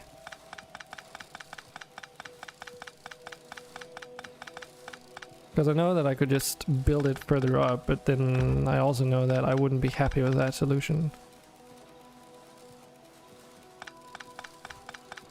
So I guess this is another situation where having like a vehicle that can store those construction robots would also be really handy actually. Yeah, if I ever try like another run with Industrial Revolution from the beginning, I'll definitely want to have roads going through the entire base, even if it's going to take more space, just so that you can have those vehicles with the construction bots in them. Because the main issue just using your own person is that even with 2 generators, it takes forever for them to recharge. So even if you might not have more robots in the end with a vehicle, they might at least maybe recharge faster. That's what I would hope.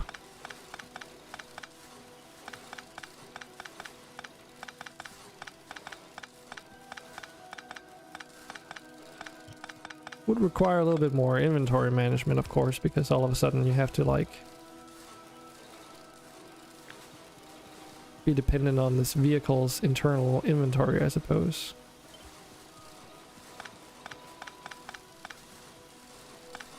Or will the construction robots in the vehicle actually take stuff from your player inventory if you're nearby? I wouldn't see why they would do that. That could like cause a lot of issues if they could do that.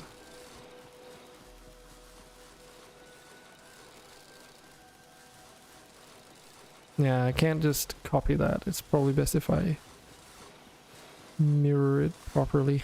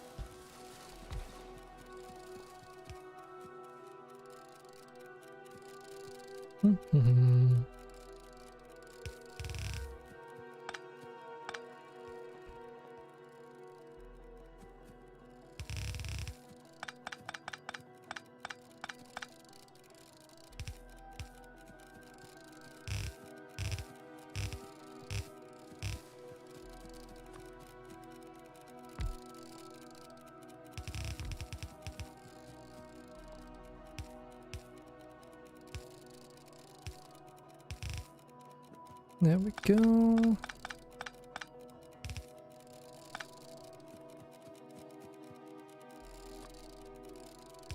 You there.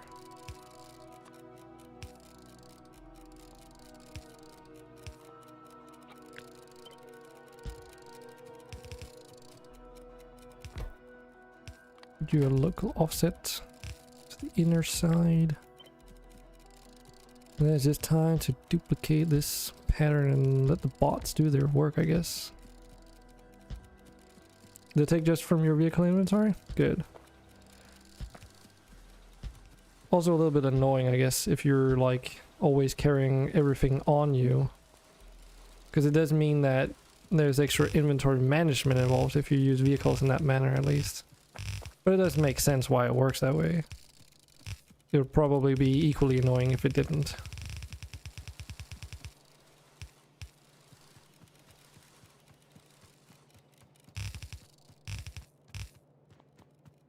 Can you set up logistics networks for vehicles? Is that like a thing? Now to think about it? I don't think you can in the vanilla game, right? Because you're like dependent on the logistics UI and whatnot, but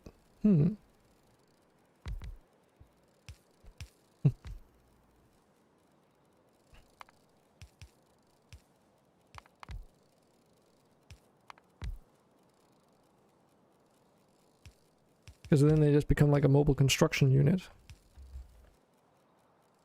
Oh damn, these walls be expensive. 4 reinforced carbon steel plates. They better be much more sturdy. Oh, 40 seconds to make one of these? Wow. No, that's full time. Wow, wow. Right. Still 3.2 seconds. So, pretty time consuming stuff. Also, I forgot to set the recipe for these. which I am now paying the price for. Damn you. Damn you, game.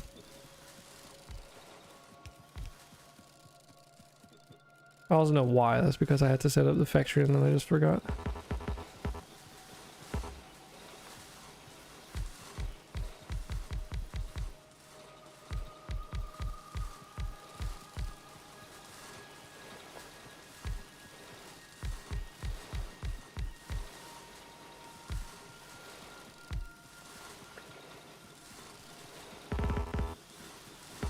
Sometimes I wish you could just do this outside your reach instead of having to go up to every single thing. At least the configuration part.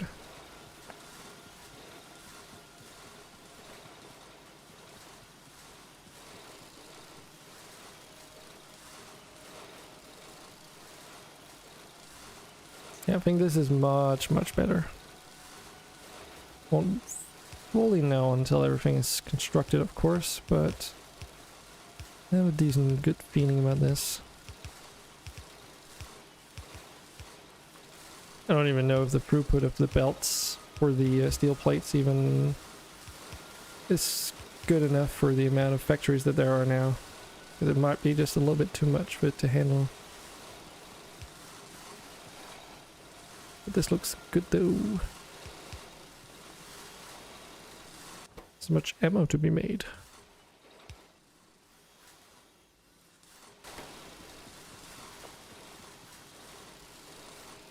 This is also gonna produce a ton of pollution though.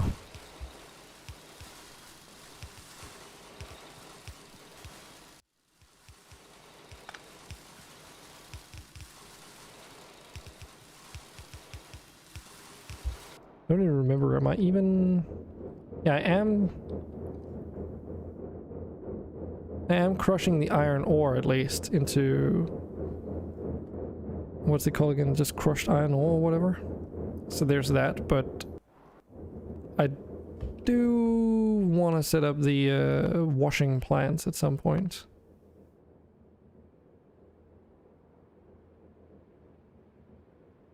Where even is it? Here. What do you even get? Pure chromium mineral. Okay.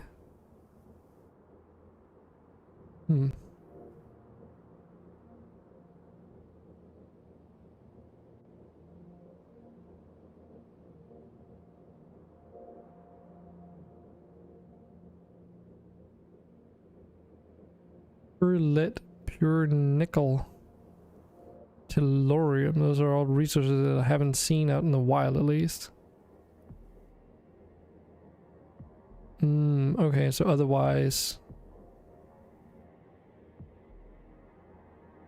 Okay, so that's the rare metals thing. Okay, so that's how they do that. So there are a lot of ores, but they are like... that you find in other mods, but they are like generalized under rare metals as its own thing. Okay. I see.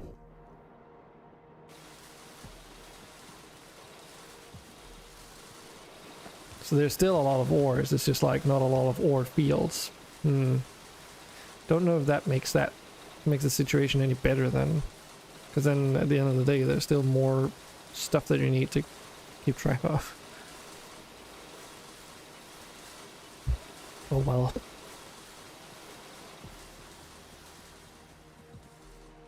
Yeah, it's definitely a little bit better, but let's... Yeah, so it seems like about half of the production facilities are producing the ammunition now.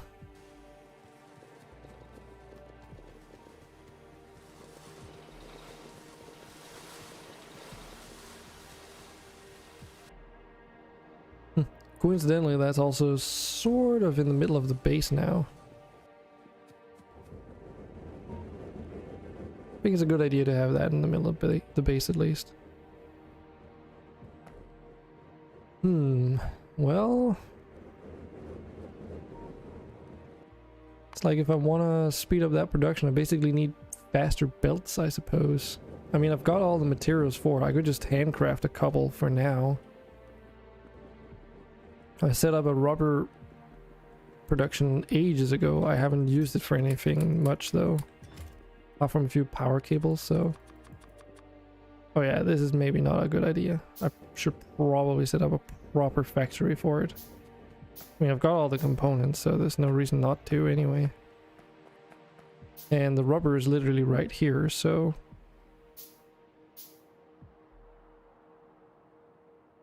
Good thing is also you don't need the previous belts to make the next types. I think that was a thing in the Bob's mod thingies, where you needed like basic belts to make the normal belts, and then the normal belts to make the speed belts, and then all that way up through the higher tiers to the 6th tier or something ridiculous.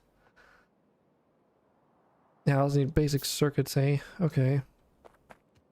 Well, I can make all of these. I suppose while we're sort of getting all that ammunition produced, this is probably one of those places where I could improve anyway. But where do I want to build it though? Where? Do have a lot of space here, and this is also where a lot of the iron is going through anyway. Could set up the belt production there. Wouldn't be a terrible choice. Actually, why don't we set it up down where the inserters are? That way it would all be together. Then I just need to figure out how to get the rubber over there. So, as you can tell, there's a lot of stuff right here. I should never have made these fucking buses containing all this junk though. How much rubber do you need? Okay, you just need it for one thing. The belts themselves. Okay, well that simplifies it a lot actually. I know just what to do. Yes. Cool. Dragon's got the plan. I just need to execute on it. We'll just inject it onto the belt that's carrying the iron... What are they called again? Rivets. Rivets. And my rubber is already going through here, so that's actually going to be fairly easy to do.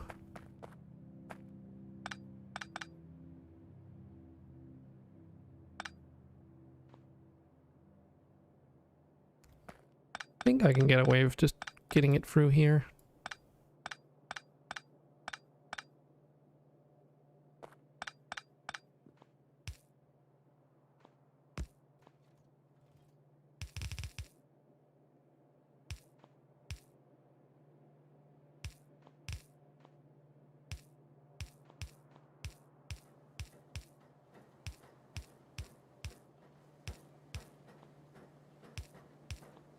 There we go. Should be more than sufficient.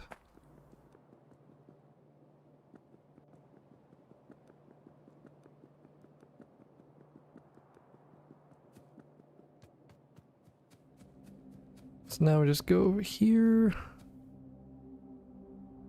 And let's see what we're working with, shall we? Further. Yeah, because I already made like an inserter part creation thing. Oh, okay, so there it is. Need to just get it along here.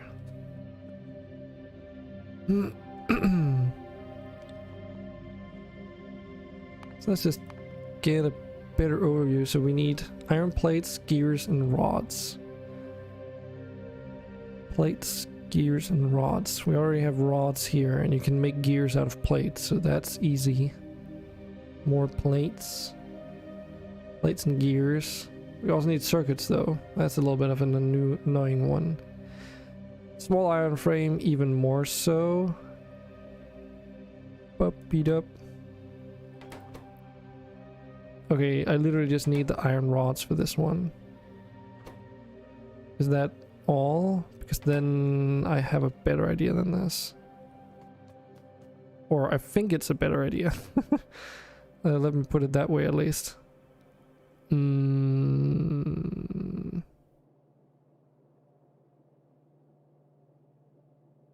Because this is a little bit of a clusterfuck at the moment.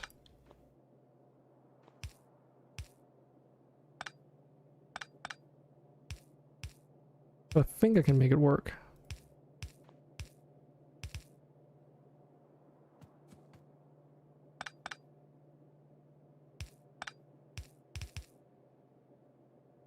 First off, there's this. Let's just clear the belt so I know where it's going.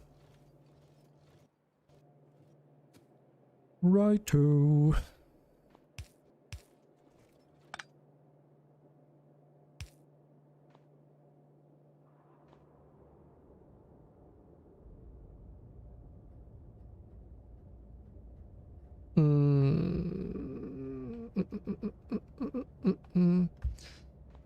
Because I was thinking instead of transporting like actual finished iron goods, I would mix the rubber with just straight up iron ingots since they are over here.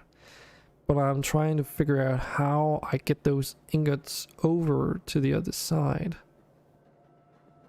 Could do something really stupid here. At least I think so.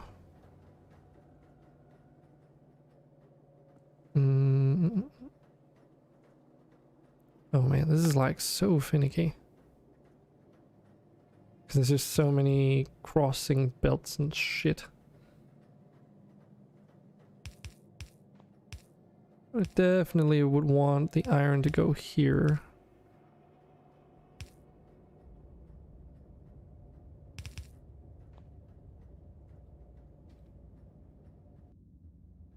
So if I do like so.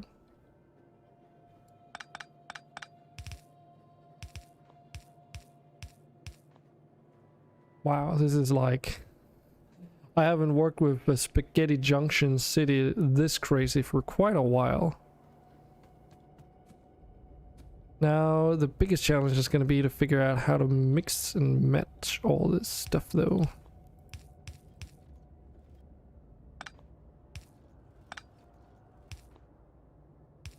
There we go, simplify that copper belt just so it's easier to figure out. Since after all I need 2 different resources on the belt, but one of them already has 2 different things. And believe it or not, but I'm still not making filter inserters. And besides, I probably wouldn't be happy with the speed that they provide, so I have to figure out something else. Not exactly sure how though. Yeah, and they can't reach further than that. I need the copper over there for other things.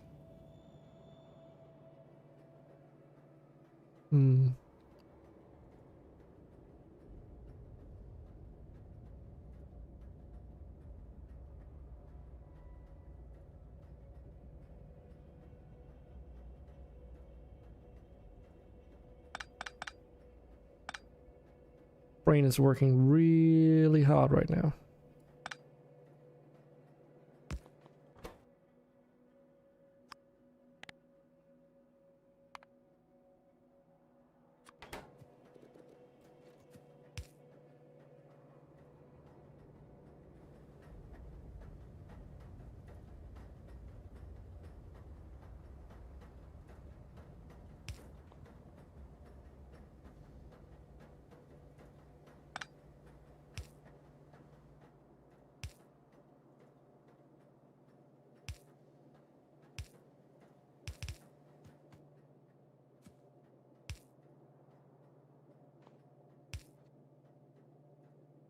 This is only just barely gonna work. Whoop. But it does work. Ta-da! Didn't even use a filter inserter.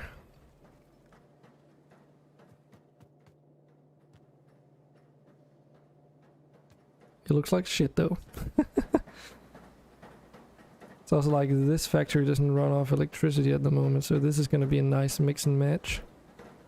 I honestly don't want to start touching all the things that do run on Steam still, just because it's going to be a lot of work converting everything.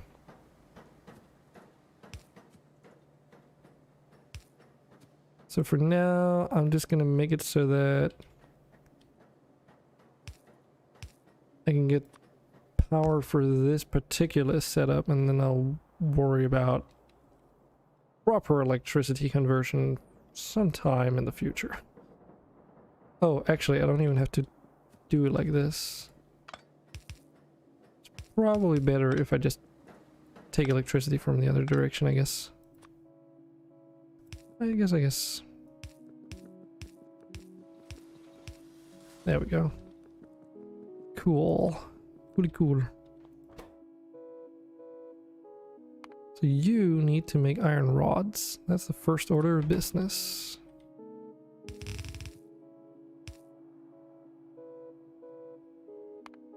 Do these need these thingy-majiggers?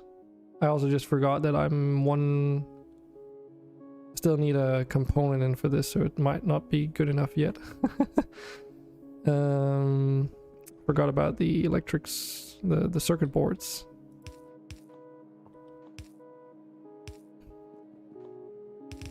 Which I do have down here.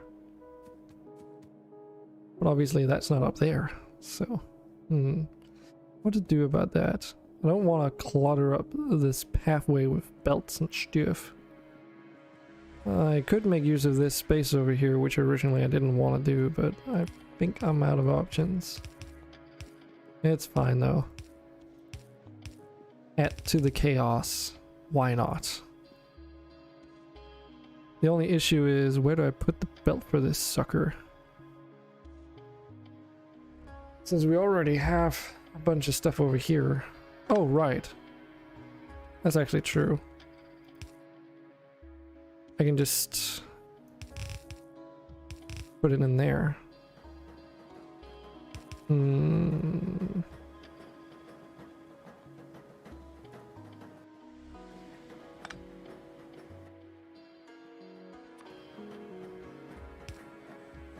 Compromise.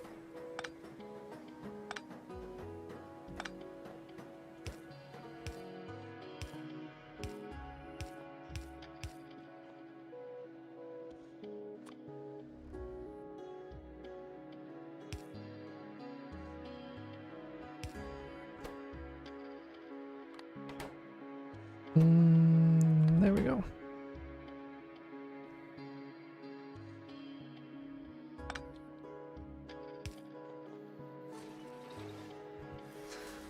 This is one of the stupidest things I've made in a while.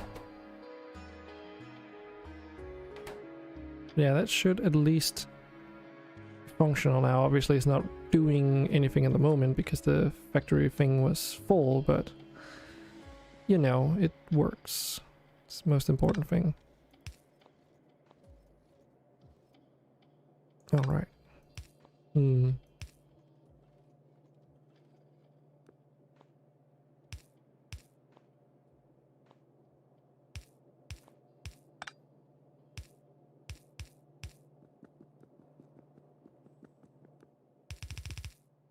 It's also like I only need these circuit boards for literally one thing, so... Okay, where do we start? We start with these. They need iron plates, gears, and rods. Okay. That's a bit of a tricky situation given circumstances. But it should be possible. It's just a matter of being creative enough. So, iron gears are the ones that are going to be the most annoying because I need so many of them.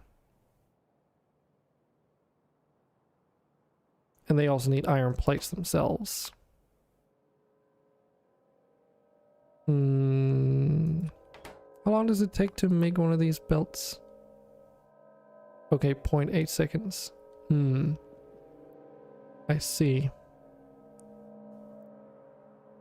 Do these guys use iron? No, they use tin.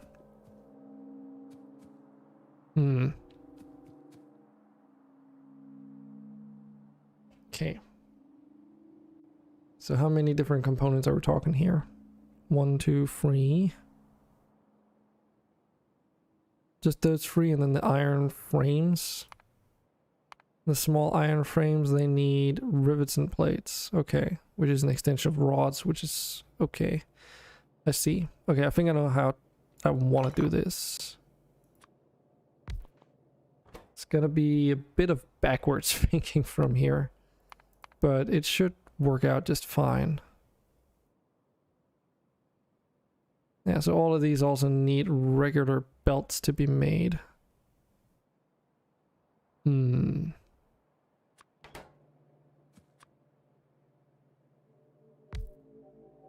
That's okay.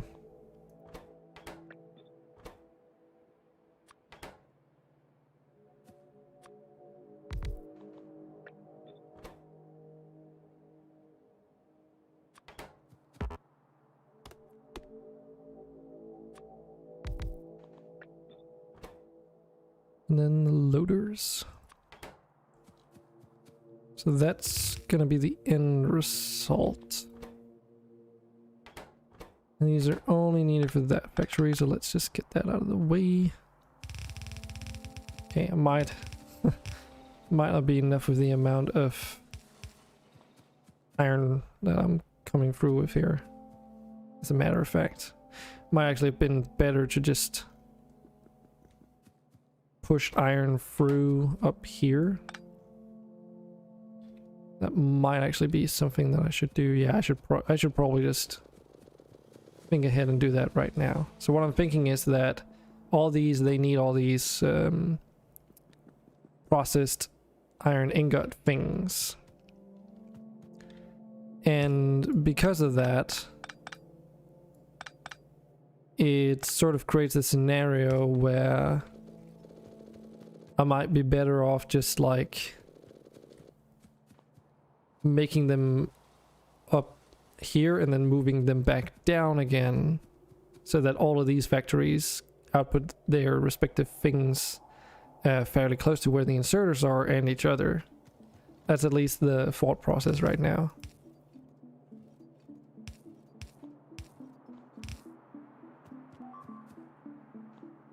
Oh, we're losing turrets over there, that's fine.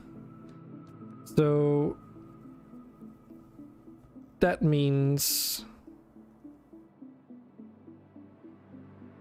that I can just push iron in up here first, instead of doing it all the way down there where it's a little bit hairy to do right now, say the least.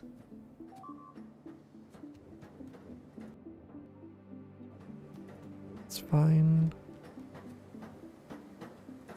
It just sort of leaves me with one task to complete, and that's where the hell do I want to put this iron in the first place?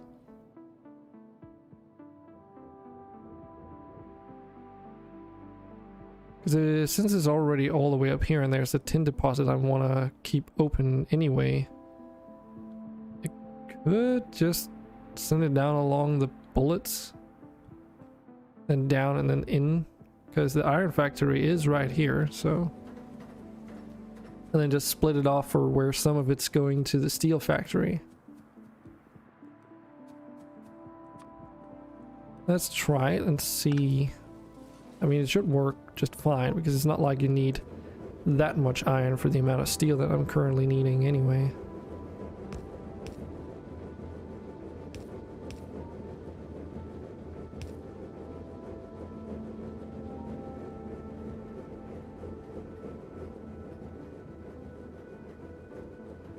Yeah, I could also take it from the iron plate factory down there.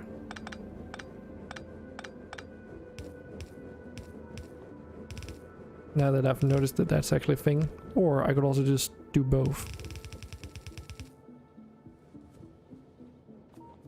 And then I wanna prefer the rightmost input.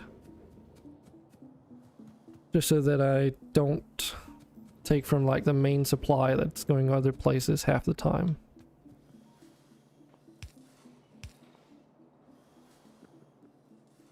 Otherwise, I think it might be like a thing where it gets split up and then merges back together, and that's what I want to avoid. So, or rather, I want to allow for it, but only if the conditions are right, I guess you can say.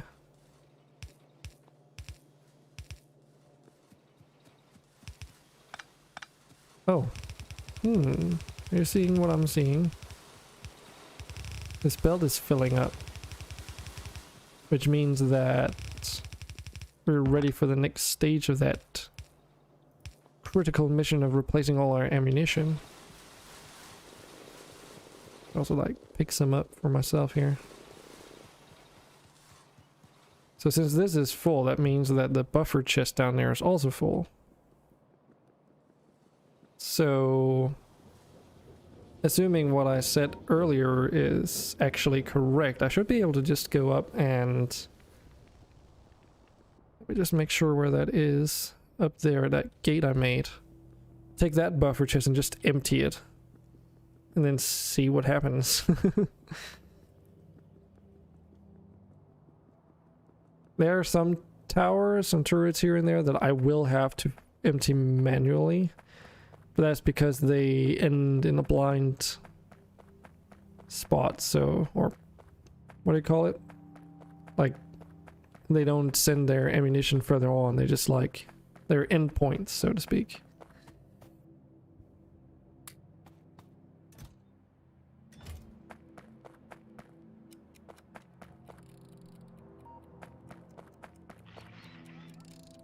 Sort of like these towers here. Okay, so let's just observe real quick what's going on. So all the towers have been like replaced until here. You can see this inserter only starts inserting once the backmost tower is empty. Cool. Okay, so that definitely works out as expected. And these are the loaders, so they empty and fill immediately. I need to fix that.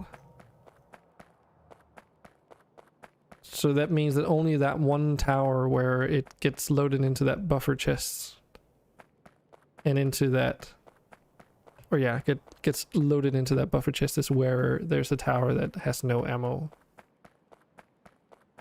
So that's good. At least, let me just make sure that that's actually the case. Yeah, because over here it also gets loaded into the firstmost tower, so... Since they're basically just like swapping ammunition over, they're full minus that one that they're moving around constantly. That's good. It's also only possible because I have those buffer chests, I guess.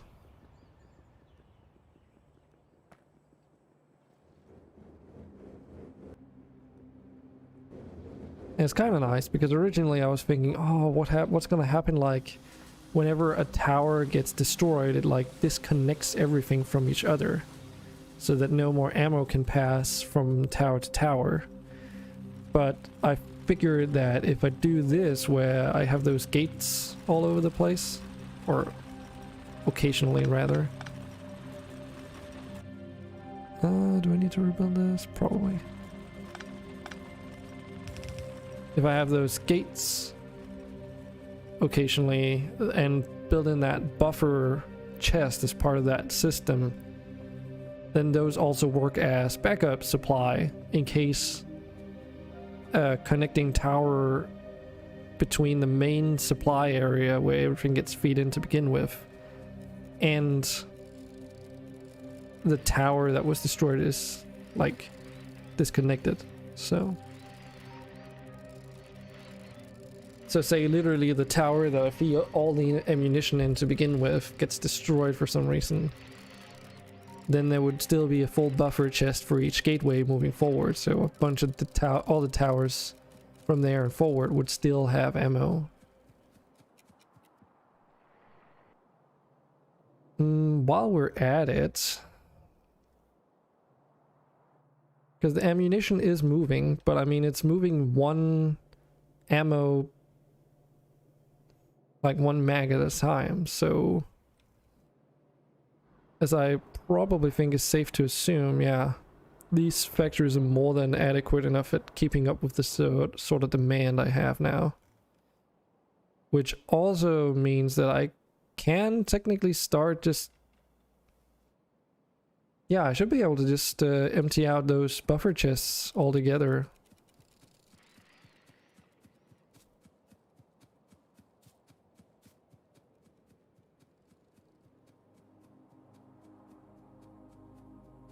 Because as long as I'm emptying the chests at about the same speed, or preferably a little bit slower than I'm refilling them, then eventually everything just gets replaced.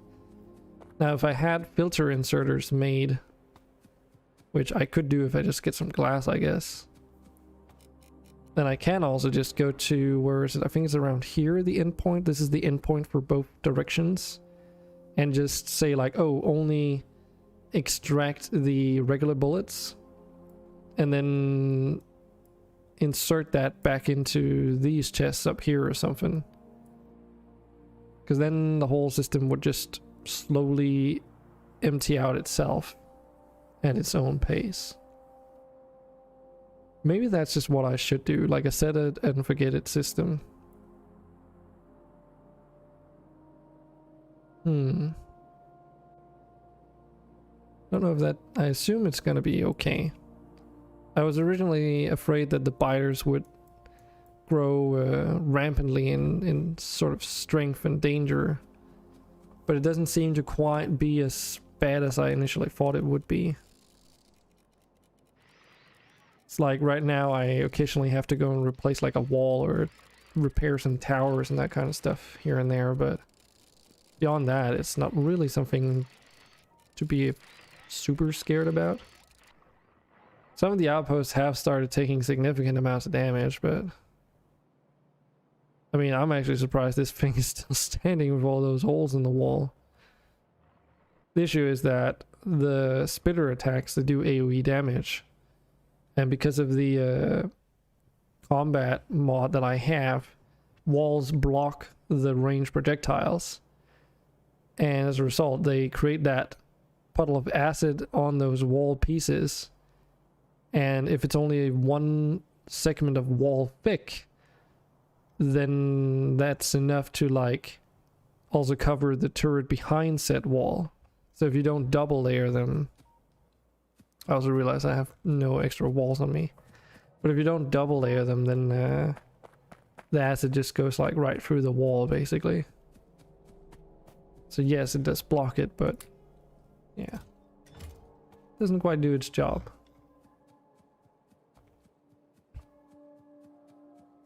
Should probably make one of those filter inserters.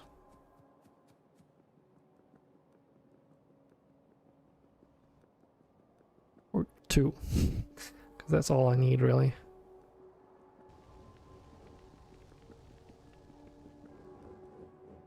Okay, here we go. This is what I expected. So when I started my stream today, I just finished building these charcoal kilns that make coke out of wood and such. And what I'd done was that for a long time I've had this wood production facility over here, which has just been feeding wood into the copper-based steam factories and such. But since I didn't need like the amount, like the sheer amount of wood that I have being produced here, eventually it started overfilling and just stagnating completely, apart from when I occasionally went over and picked up some wood. That means that I had a lot of wood here that I could just turn into charcoal basically, or coke I suppose. So I just ended up making like a long winding path, as you do, so that I could reuse all the excess wood, or use all the excess wood for something more useful. But as I said, it was only a buffer, so eventually all of that excess wood is now used up, and it can no longer supply all the kilns that I have.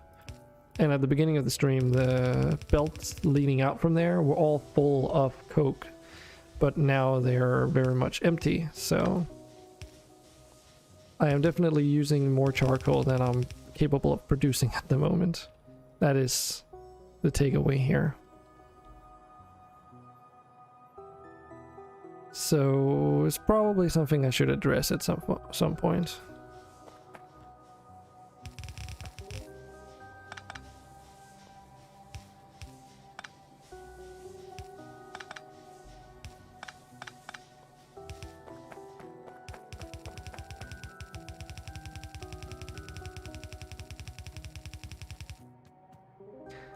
God damn it, I'm out of belts again.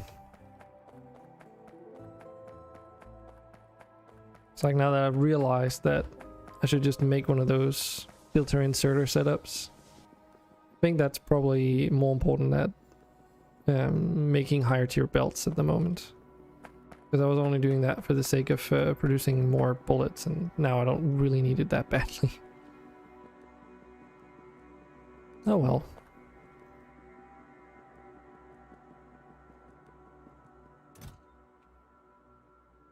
Yeah, just take them all. While I'm here, I know this glass. It's like you needed to make a sensor, yeah. So it's not like super bad to make these.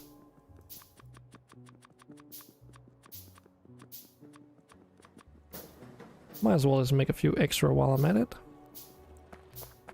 And obviously make a factory for them too. Oh, should I actually set that up before I get too ahead of myself with all this jazz? The obvious answer would be yes. I could probably actually use that factory so I don't have to redo all of that just as is. But then, one thing at a time. First, bullets. Bullets. Bullets indeed.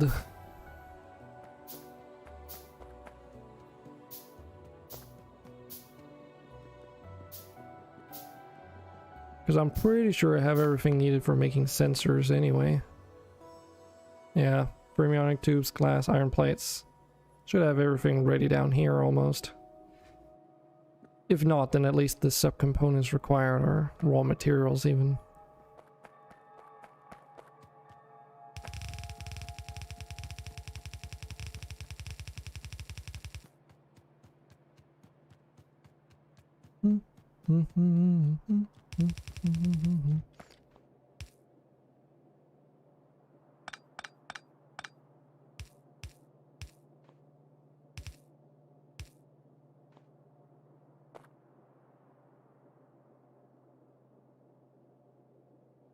Oh right, that's what that belt does.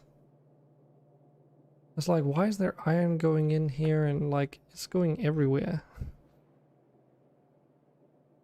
But I remember now, it's because they didn't have enough iron down there. Some earlier point. So they needed to like merge some belts from further up. Okay. I mean, these underground belts don't quite reach far enough. Can I get around that somehow?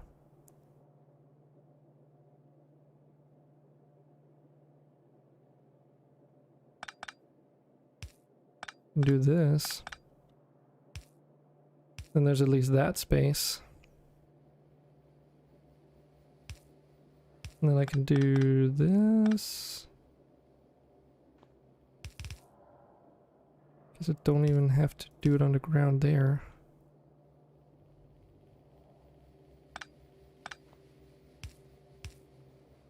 There we go. Aha.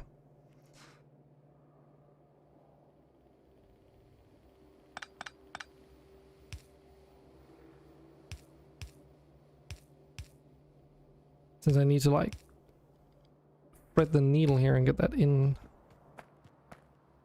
Just need to get it to the left though. That does seem to imply that I have to get it around all this junk.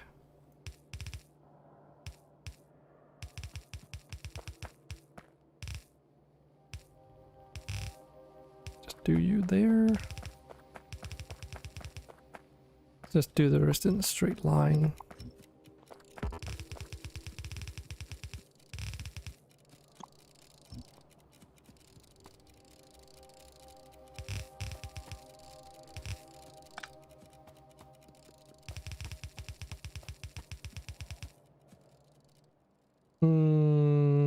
I don't have any platforms on me. Okay, that's fine.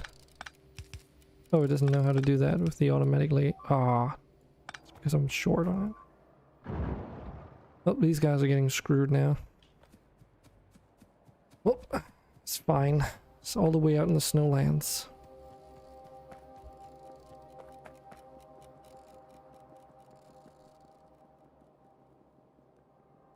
Dude, just that amalgamation of underground belts in that intersection. Ugh. I also really can't look forward enough to get rid of this stupid iron tin deposit in the middle of the path. Because Past Dragon was an idiot and thought it would be a great idea to just ignore the fact that there's a tin deposit in the midst of everything and build a bloody factory across it, almost. Past Dragon is a douchebag.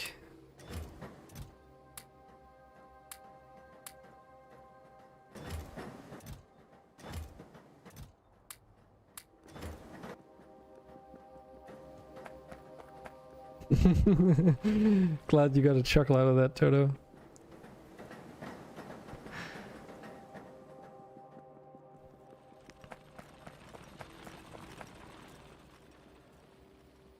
I think isn't there like one spot that's even worse though? Yeah, there's like an iron ore deposit right here as well. It's just like, god damn it.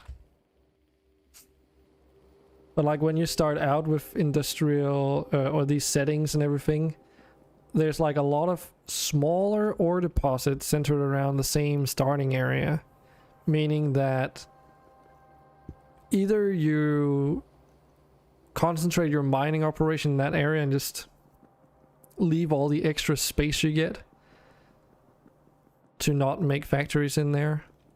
But if you do that, it also means that your starting factories are going to be so far away. Because I mean, in the beginning you don't have like belts and all this stuff. So any form of convenience is also non-existent.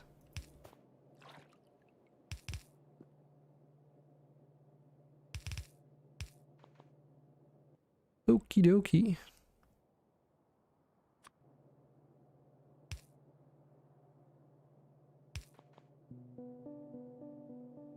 So let's say like this.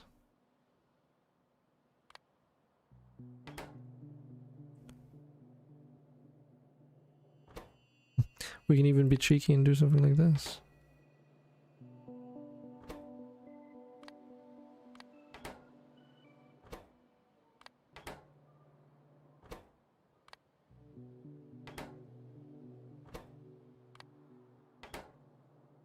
You can do a lot of funky shit with these inserters.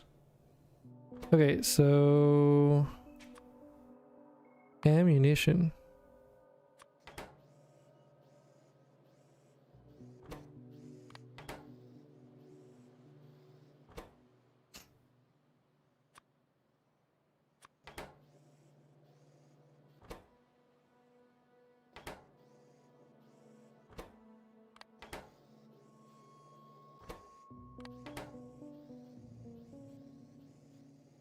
Just looking at the arrows, like where they're picking it up and where they're putting it down, is just so whack. I love it. Eventually this does become like a 5x5 grid. I think actually, no, wait, it becomes even more than that, doesn't it? I seem to recall that you could make them reach, or maybe I'm misremembering. Yeah, I think I'm misremembering. It's like the craziest inserters you can configure obviously are the ones that go completely across diagonally like this. Like this is a long stretchy boy if I've ever seen one. So if you ever need to, because after all going diagonally across is further than if you're going horizontal or vertical, right? So these get really far with their kind of movements. It's fun. Yeah, so this should make it so that I basically don't have to touch anything in terms of the ammo anymore. They should just gradually empty, well, apart from these, of course, that I did mention. But other than that, everything should just eventually be replaced with armor-piercing rounds. I mean, we've kind of gotten to this point so far. Does seem like the chest will have like a lot of regular ammo in their internal buffer at least. Which might be a bit of a pain to replace, but... I can look at that later when all of the turrets have armor-piercing rounds, I hope. If anything, it should at the most mean that there's maybe one tower that has regular bullets instead of armor-piercing, so... So I hope it's gonna be okay.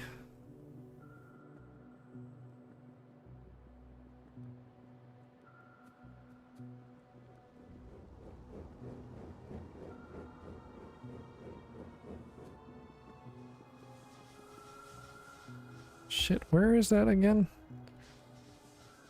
My factory is so big and disorganized. I mean, everything is organized, but also not. But yeah, everything's like at that level now where it's really hard to keep track with where everything is supposed to be and so forth. Armor-piercing rounds, though. I really hope that's the game changer I've been waiting for. Otherwise, that's gonna be a little bit sad. Oh, we can make one of these haulers. Right. I'll also try and make one of the heavy rollers, though. Requires bricks and bronze of what I currently have. Let's try and make those and experiment with them a little bit.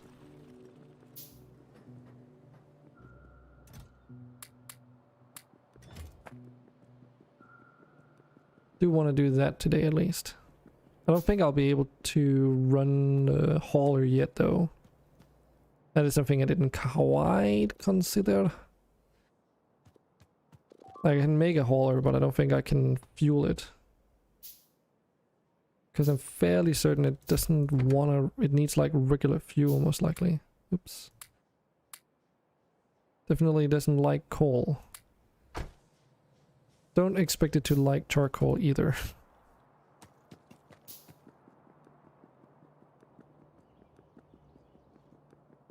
Do I even have charcoal anywhere? Oh right, yeah. The production is probably steady enough that I can at least grab a couple just to test it out anyway. We'll also check out the internal inventory on the hauler just to see what it's like. Because the hauler doesn't come from Krastorio or Industrial Revolution, it comes from its own mod from AAI. It's a really cool collection of mods, honestly. If you've never looked at the AAI mods, it's basically a collection of mods that are seemingly intended to work together so that you can automate vehicles.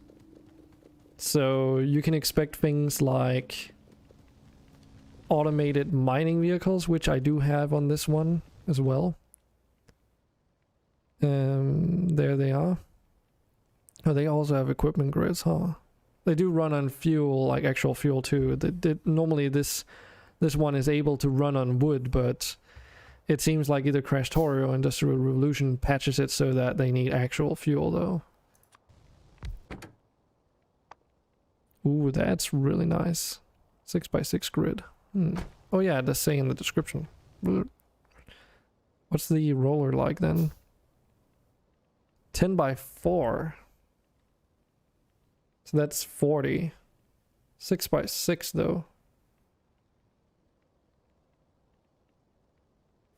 That's 3 times 12, which is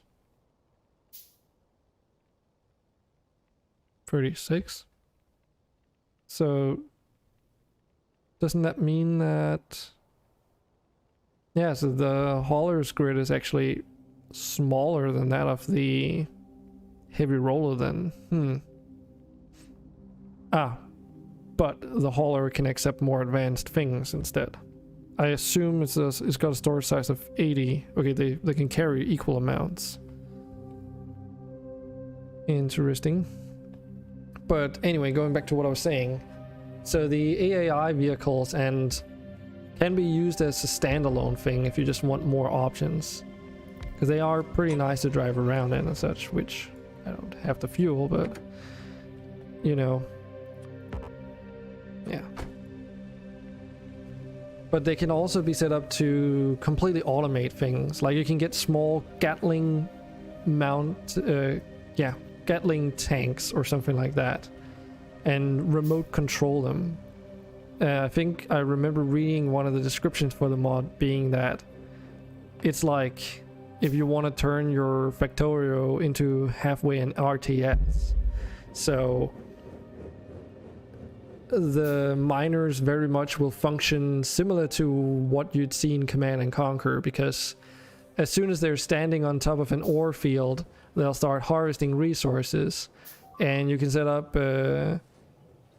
depots where they can empty and fill up their inventories, and then they'll basically return to your base with the ore when they're full, depending on how you set them up, because there's like extended programming stuff here that you can mess around with, and then they'll return to the fields until they're again full and then drive back and forth that way. Which is a very different way of setting things up, I would say.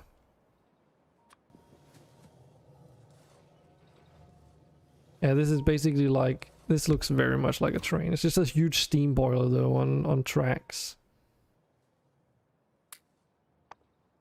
It's a lot of a grid. Also plenty of space.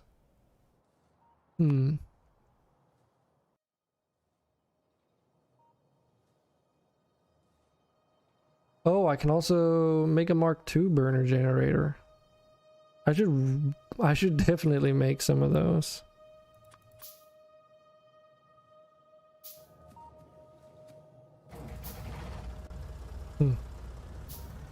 How fast can it go? Yeah, I see what you mean. It doesn't go the fastest.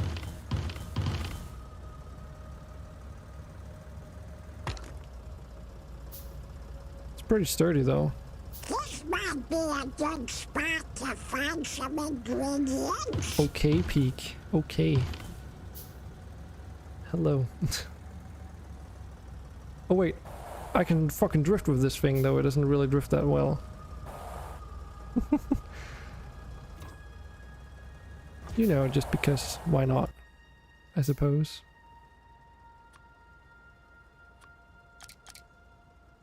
All right. Wait, what? Oh, there they are.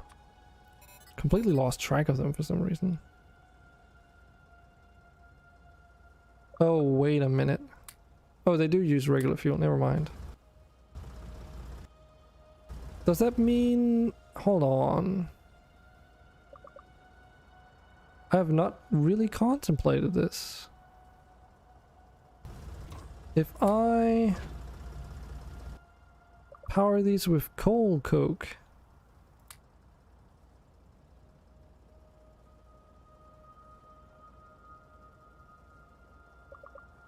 they don't... I assume the fuel lasts longer, but it pollutes more?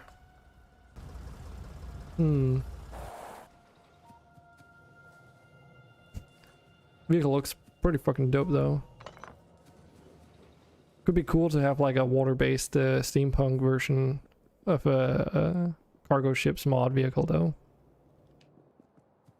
Oh right, how does it also work again? If I put this down and say I put something into its grid, okay, and I pick it back up, it stays. Oh right, yeah, and you can see the equipment grid here. Good. Cool. Okay. Kind of answers a couple of questions, I guess. Anyway, I really need to get out of here. I've been going on a little bit longer than I sort of originally intended to, but it's all good and fun. I was having a great time, so you know, might as well. I hope you also had a good time hanging around today.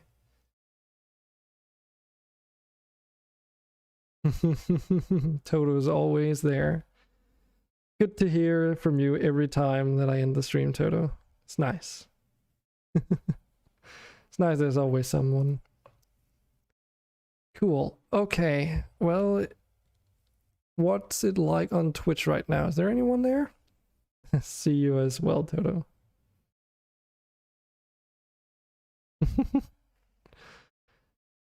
Oh, Toto's been here the whole time, Peak. It's more like a wild I've Pikachu appeared. Nah, I think we're just gonna end it today and then...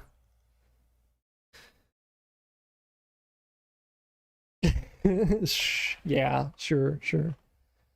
Oh yeah, I should say thank you to the follows again, because I know I did at least have you soup doodles. Doodles. Anyways, I think we'll end it here, and again, like noodle stands, right? That's what you're about to say.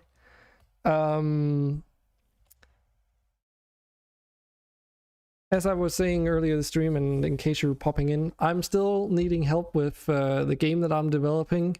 I have a little questionnaire, as this, or survey, as this form sort of implies. But there's also a video game that you can go and play if you have the time. That would be great. If you don't have the time, in the questionnaire there's also a trailer for said video game.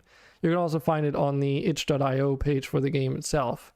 It only takes like 2 minutes to watch the trailer and about just as long to fill out the survey. I'm currently doing some user studies on and market analysis to try and figure out if it's something that's like viable to continue with, and also what direction I should take with it. So if you're really feeling generous, it would mean a lot to me if you would take a moment out of your day just to go through that content and then answer the survey. And I'll be trying to see if I can do a development stream for MonsterStone Prelude sometime this week, maybe even multiple ones. And then we can try and address some of the bugs that we discovered last weekend when we were playing it on stream. Maybe we'll also revisit the game for anyone else who might be curious to just see me play it for a little bit. I'm pretty much open to anything. But for the time being anyways, that's been it for today. So at any rate, I hope to see you all on a future stream, hopefully like sometime this week, because I only have like a limited amount of time before I need to make a stance on this, so the sooner I get my answers for it, the better. Anyways, I've been Dragon, and I hope you've had a wonderful time. I will see you all next time, and bye for now.